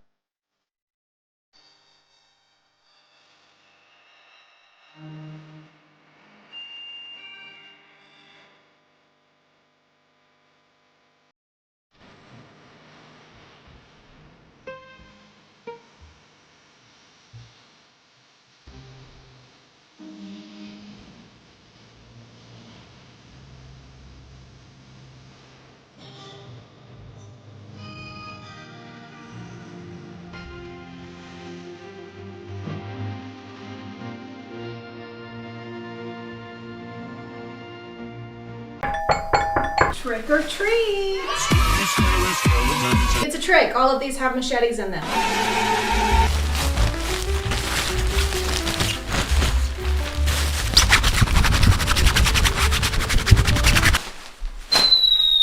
Hey guys, and welcome back to A Job Spooky Cringe. My name is ChadChad, and it's Halloween, or it's around Halloween when I'm filming this. I don't know if it'll be posted by then because deadlines are spooky. Time constraints. But today we're going to be talking about the spookiest thing of all, aging. That's right, today we're going to talk about how youth is fleeting and how you will never ever be as young as you are in this moment in time ever again. Boo! I'm sorry, have some candy. Have some candy. Take the candy. Don't have candy, it makes you old. This may resound with a few of you, but I have never been as worried about aging as I am until I downloaded TikTok. So add yet another thing to the list of problems we can blame that app for. On TikTok, there are dietitians, estheticians, dermatologists, all telling us if we don't eat 12 pounds of raw kale for breakfast every morning, our small intestine will sue us for negligence. She tried to kale me. And the thing is, we didn't even ask for the advice in most cases. It's not like real life where you have to actually go to the doctor's office and seek an expert's opinion. You're just sitting on the couch with the laundry that you were supposed to fold 2.5 hours ago, and now someone is telling you that if you sleep on your side, you'll get chest wrinkles, and if you sleep on your back, you'll get cheek wrinkles. Ideally, you should sleep straight up and suspended in the air on a nice, comfy meat hook. This kind of content kind of goes hand in hand with the clean girl trend on TikTok.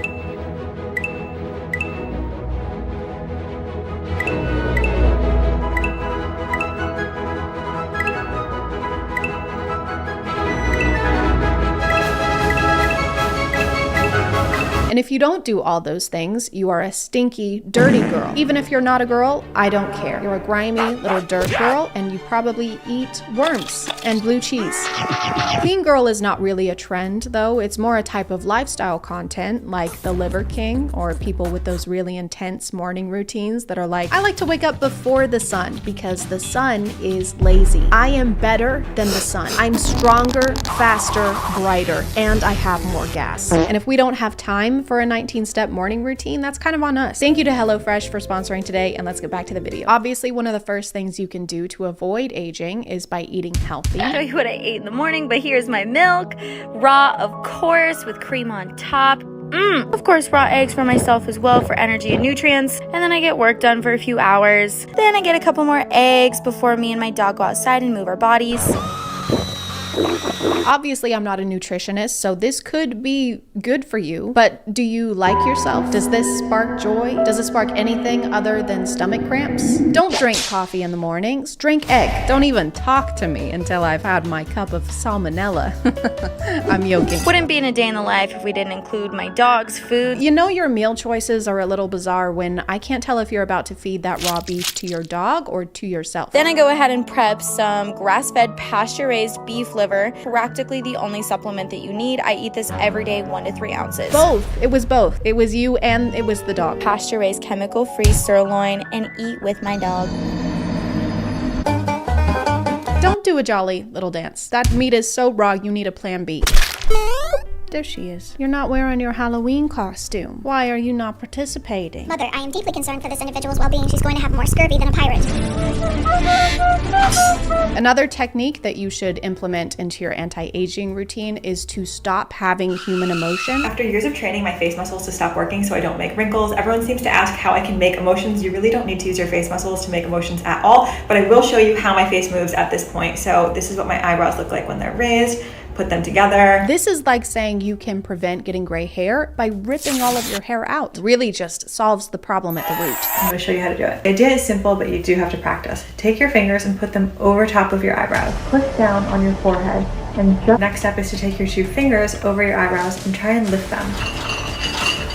It might look crazy, but trust me, over time you're going to be able to train these muscles to work without these muscles working at all. You don't need to use those muscles to make motions at all, but I will show you how to do Number 1 is avoid repetitive or exaggerated facial expressions. Everyone says that it looks like I have Botox. I don't, but it's because over the years I have avoided moving any muscle in my forehead. I try and not smile too much with these lines on my eyes unless I'm really happy. I can't help it. So when you see something really funny, you can smile, but not too much. and not for too long. It's like one of those TikTok POVs where there's a numerical limit on every bodily function. Don't worry, I'm sure you'll get more smiles this year. Yeah, I hope so. Are you serious? What happened? I only got 1 smile for the whole year. Oh man, I got 69. Number 2 is sleep on your back. If you don't, you're creating wrinkles all over your face and you're actually making your bone structure uneven over time. Trust me, you don't want that. Number 3, sunscreen is good, but staying out of the sun is better. SPF is okay, but have you tried never going outside? I was unknowingly doing this tip for all of 2020. I'm pretty sure she just means that you should limit the amount of time you spend in the sun and not that you should never ever go outside, I think. But people don't typically go outside just to be in the sun. There's usually a reason, like you're taking a walk or you're hanging out or playing a game with your friends. And you should do those things without worrying about the potential of getting wrinkles 20 years in advance. That's like worrying about a homework assignment that hasn't even been assigned yet. This is going to be the longest and most important essay I've assigned so far, so do not wait until the night before. I'm looking at you, Seth. This makes up 97% of your grade. When is it due? When is it due? That's for me to know and you to never find out, Seth. 3 anti-aging tips from a facial plastic surgeon. Number 1, sleep on your back and avoid sleeping on your face. When you sleep on your face and apply pressure to certain areas, you develop these sleep lines that turn into wrinkles over time. There are a bunch of videos like this giving tips on how to sleep to avoid getting wrinkles. You're only supposed to sleep on your back because otherwise you'll age unevenly. But how are we supposed to make sure we're doing that? We're sleeping. You're gonna wanna set alarms for every 30 minutes throughout the night just so you can make sure you're only sleeping on your back. What do you mean you're not comfortable and you can't sleep and you're about to lose your job? Well, don't cry. You're gonna give yourself crow's feet. I would know. What are crows? I'm not saying that you shouldn't do any of these things. Skincare is a hobby for a lot of people. I like skincare. I do some of the skincare. I do some of the skincare things. I even have one of those scary LED masks, probably because someone on TikTok told me to. And it also serves as a low-cost home security system.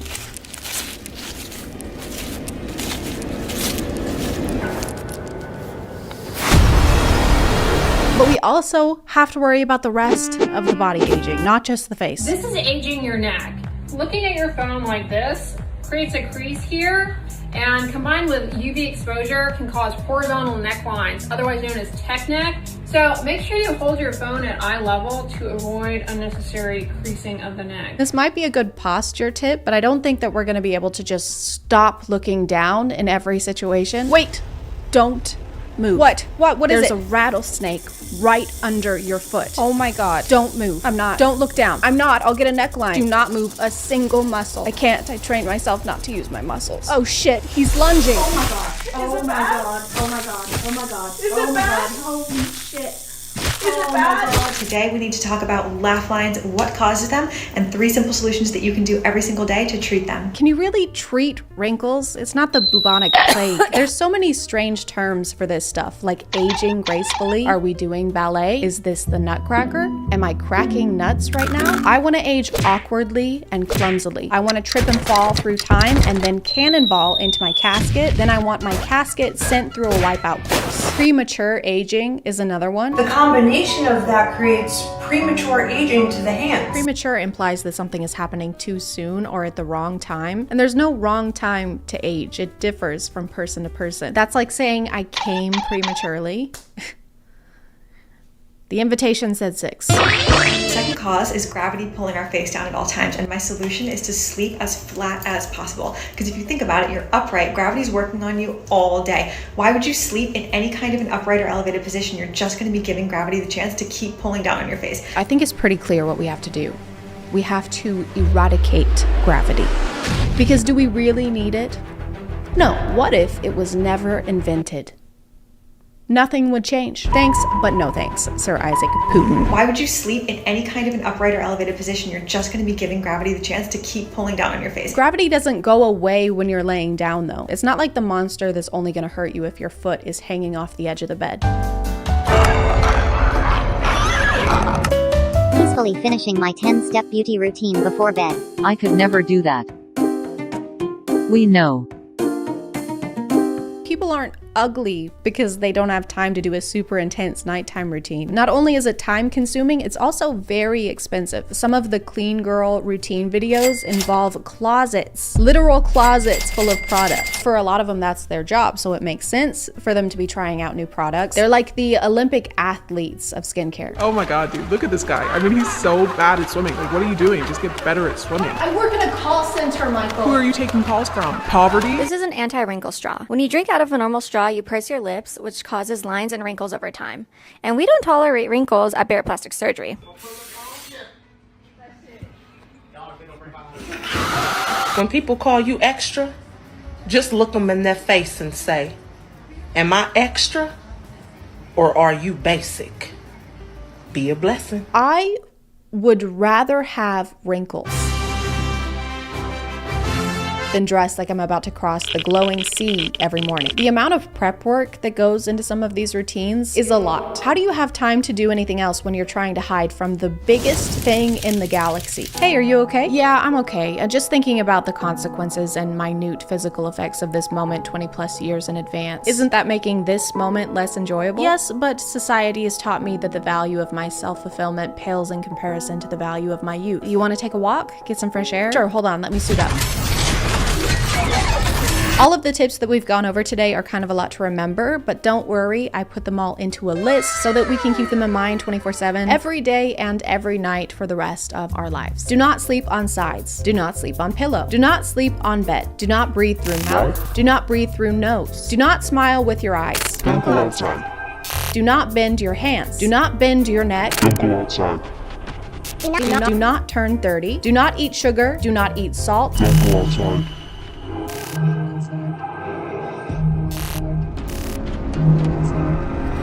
Do collect the blood of 20 virgins and offer it to the universe in exchange for everlasting youth and beauty. Look hot forever. Drink egg. I'm gonna call it there, guys. Thank you for subscribing, and if you are still here, thank you so much for watching. I appreciate you clicking on my video out of all the videos that are on here, and I'll see you next time. Okay, bye.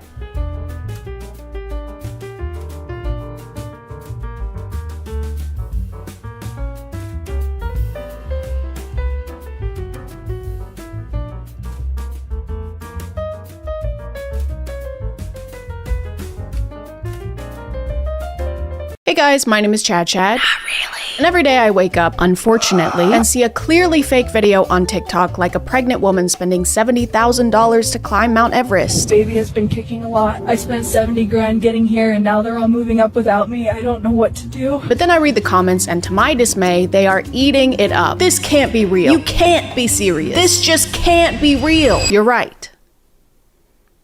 It can't. I've been getting really annoyed with the internet over this. I'm pretty self-righteous also, because how do you miss the blurred out Sora logo in the corner of the video? Or how do you miss the literal word Sora being in the account's username? But then I had to stop asking myself those questions because the worst possible thing happened. They got my ass too. Couples therapy. This is Paul and Stacy. According to their bio, they are a fun family that refuses to grow up. And then they have their business email right after that, which is pretty grown up if you ask me. We'd love to collaborate with you and hear some of your thoughts on content strategy. Goo goo gaga. They make a lot of videos where the husband scares the wife and she freaks out. This is why you shouldn't scare your wife. Or he scares her and she hits him in the balls. This is why you shouldn't scare your wife. But no matter what happens, she is gonna scream like a boiling tea kettle. Harmless prank is the best. Harmless? He shocked her and then drug her off the bed. She came crashing to the floor. What do you think a harmful prank is? Murder? I have to sit back in this chair because my back is killing me. They're basically the equivalent of those early 2010 YouTube couple prank channels where you had to suspend belief in order to accept that they're possibly surprised by pranks anymore. Oh no, here comes my husband holding a DSLR camera. I sure hope he's not about to dump water on me like he did yesterday. And the day before that. And the day before that. And the day before. Basically every video involves them terrorizing each other in some way.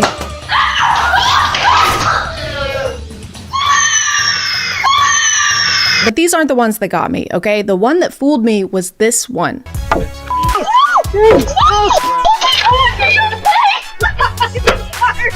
I I saw this months before I knew who they were, and I was like, yeah, accidents happen. Plus, this is low quality security camera footage, and nothing has ever been faked on a low quality camera, except for the moon landing. This is like something off of a movie. Rom-com IRL. This looks straight out of a rom-com. Why do people keep saying that this is a rom-com? If anything, this is like a crime doc. Look at this. Watch this.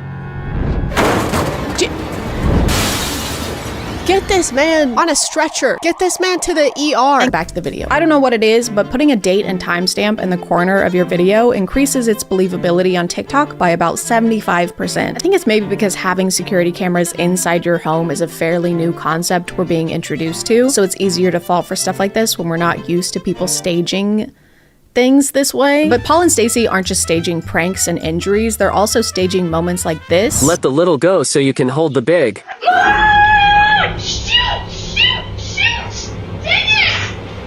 Aw man, I hate when the water I put on the pot to boil starts to boil in the pot full of water that I put on the stove to boil. Nothing's going my way today. I love everyone losing their minds over the spaghetti noodles getting cooked a little too much. What are we gonna do? My ravioli is getting soft. Nothing's going my way. This whole thing is apparently enough of a disaster for her and her son to start screaming at the top of their lungs until the dad comes in to save the day. And not only does he come swooping in to do just that, but he comes in playing 1,000 Years by Christina Perri on his phone.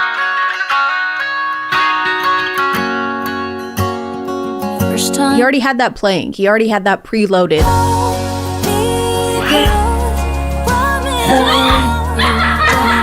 And why would he do that? Why would his immediate reaction to both his wife and son screaming be to come in playing a song from Breaking Dawn Part 1? What if they were screaming because something actually terrible was happening? Dad, come quick! There's a guy in the kitchen wearing a mask and threatening us. He's saying terrible things. You're toast. Oh my god, Dad, he's gonna kill us! No, you're toast.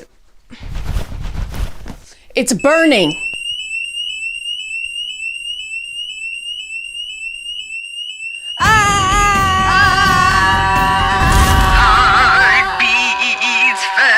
After he de-escalates the situation, the whole family shares a hug and sways to the music.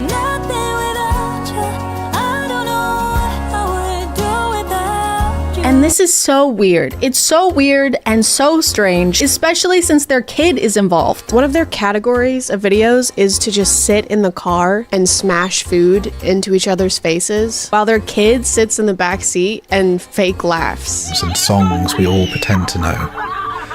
Right now it feels ordinary. Imagine being a kid and your parents are constantly making you act in TikTok videos where your role is yourself. A version of yourself that's having faux loving moments with your family. Not actual loving moments, but staged ones where there are millions of people and cameras watching you. Imagine how cool that would be. Dude, my life is like a movie because everything is scripted and there's not enough child labor laws in place to protect me.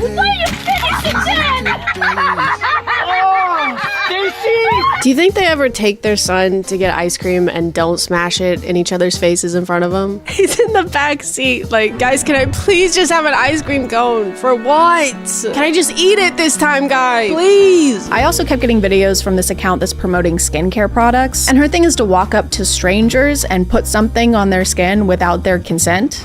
No.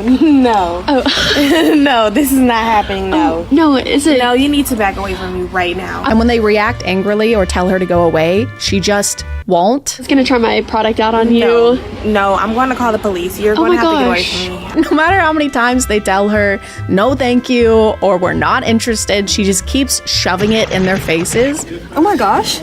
Excuse me, please get back. I know the saying all PR is good PR, but when it comes to selling products on TikTok, I don't know how beneficial it actually is to just make people think that you're a despicable public nuisance. Banana, she has multiple videos where she does this to a teenage girl and their mom will freak out. We do videos on TikTok. I didn't mean to scare you, but I just wanted to try and see.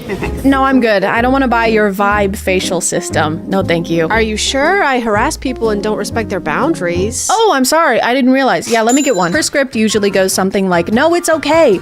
I'm testing my facial product. I'm actually testing out my facial product. I wanted to try it on her. No, thank you. No, thank you. Bye. No, it's okay. You don't understand. I'm doing something. No, it's okay. Let me do something. I'm doing something. I'm in bed now because my back hurts, and I also started my period. And also, I'm gonna jump off a cliff. She'll also point out people's flaws so she can fix them. I'm sorry, you just have some acne on your face. That is my daughter. She has some acne. I'm sorry. So not only is she pretending to harass people, she's also insulting them. It's like pushy car salesman meets passive-aggressive mom. You want this car? No thanks. Are you sure? It looks like you've gained some weight. What does that have to do with anything? It's energy efficient, unlike you. You look tired. I'm just not wearing makeup. It's got a very spacious cabin, which you're gonna need. Mom. She also goes up to people and sticks this big ass mask on their face. Whoa, whoa, oh my gosh, what are you doing? Oh my gosh. Which has this comically long cord and battery pack attached to it that's just swinging around, hitting everything. Try this. Put it on. Try it. Try it.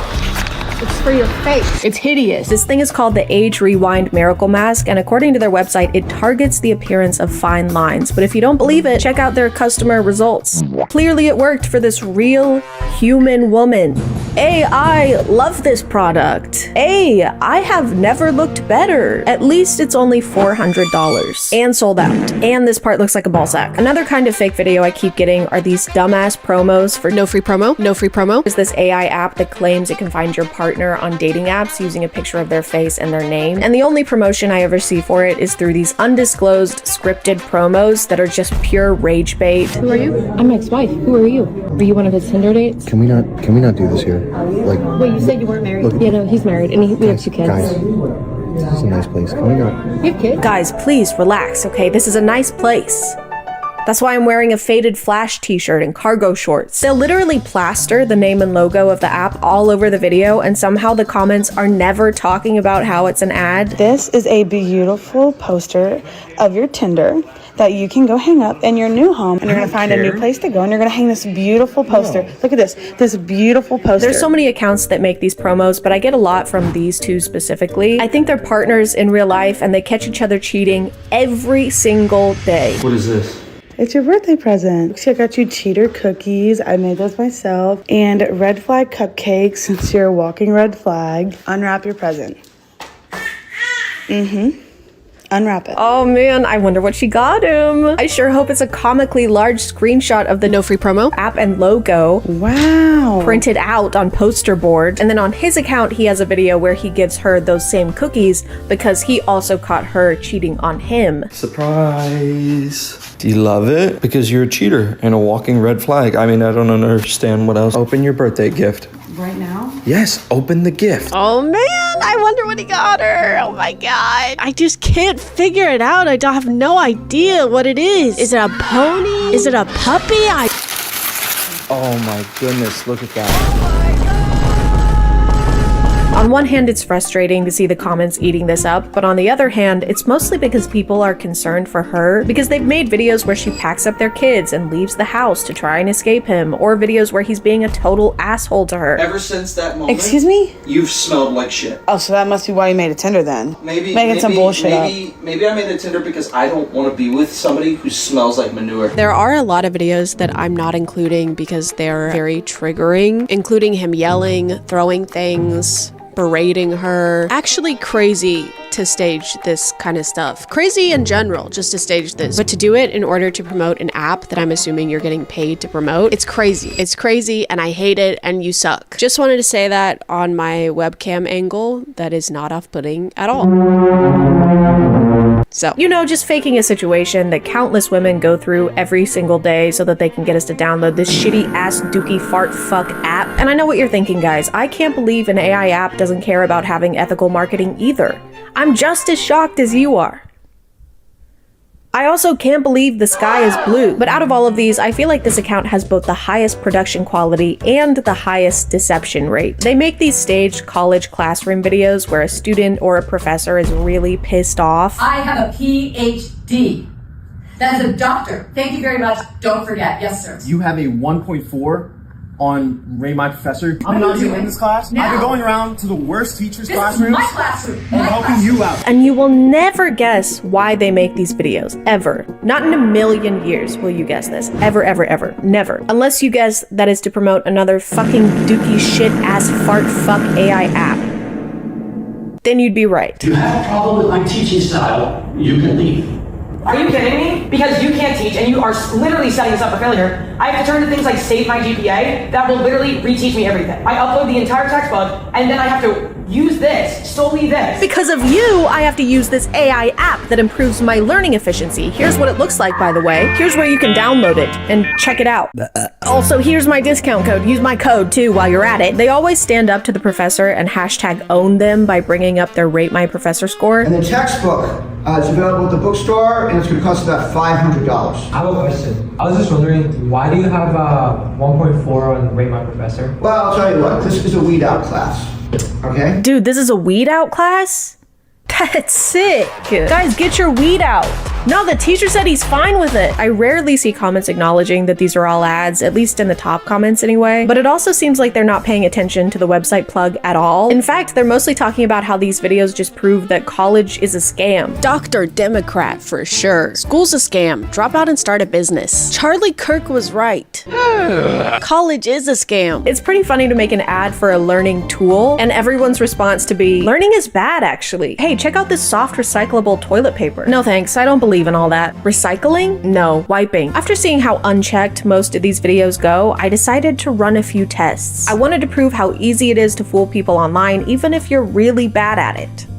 And barely trying. So I started faking things. Something your mom has never said to me, by the way. For my first stage video, I asked my friend Tom to pretend to be a complete stranger who's knocking on my hotel room door because he really, really has to take a shit. Like he really has to go really, really bad. Like he can barely hold it in. Oh, thank God. Hi. Hello. Do you mind if I use your restroom? I don't know. I'll be in and out, I promise. This one was pretty tough to film because Tom was so in character that I kept falling to the ground laughing. You let yourself up here? I told the guy down there I had to go. If you want me to go in the hall, I'll tell him you didn't let me. I don't. Sorry. Unfortunately, the comments didn't really buy this one, except for a couple who are just confused. They're not really fooled. They're just lost. However, I'm still gonna count this one as a win because the woman staying in the hotel room next to mine opened her door to ask if everything was okay. I'm sorry. We're recording the video. Okay. I'm not. Thank you. Sorry. So technically this one was a success without even having to post it on the internet. We already had someone convinced that there was actually a strange guy who really, really needed to shit in my hotel room. Shout out to her for checking in on us. Also, I'm very sorry you had to open your hotel room door to this. No. By the time I made my second video, I realized I wasn't gonna fool anybody unless I used the tried and true methods. So I put a date and timestamp on there to try and make it look like security camera footage. But I can't quite get my voice to do this. So instead, I just used an actual tea kettle. Oh no! No! Oh my God, I burned the water! I ruined the tea! I also don't have a son that I can use for content. A human son, anyway. Oh my God! Are these for me?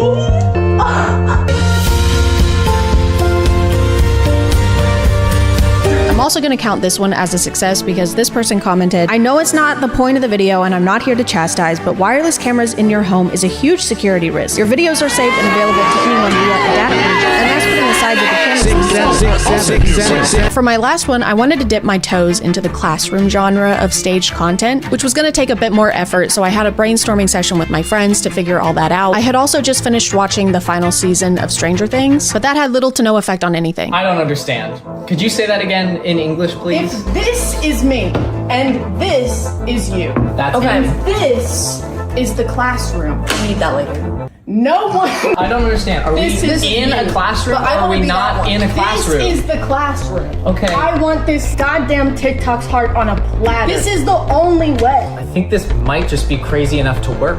Let's do it.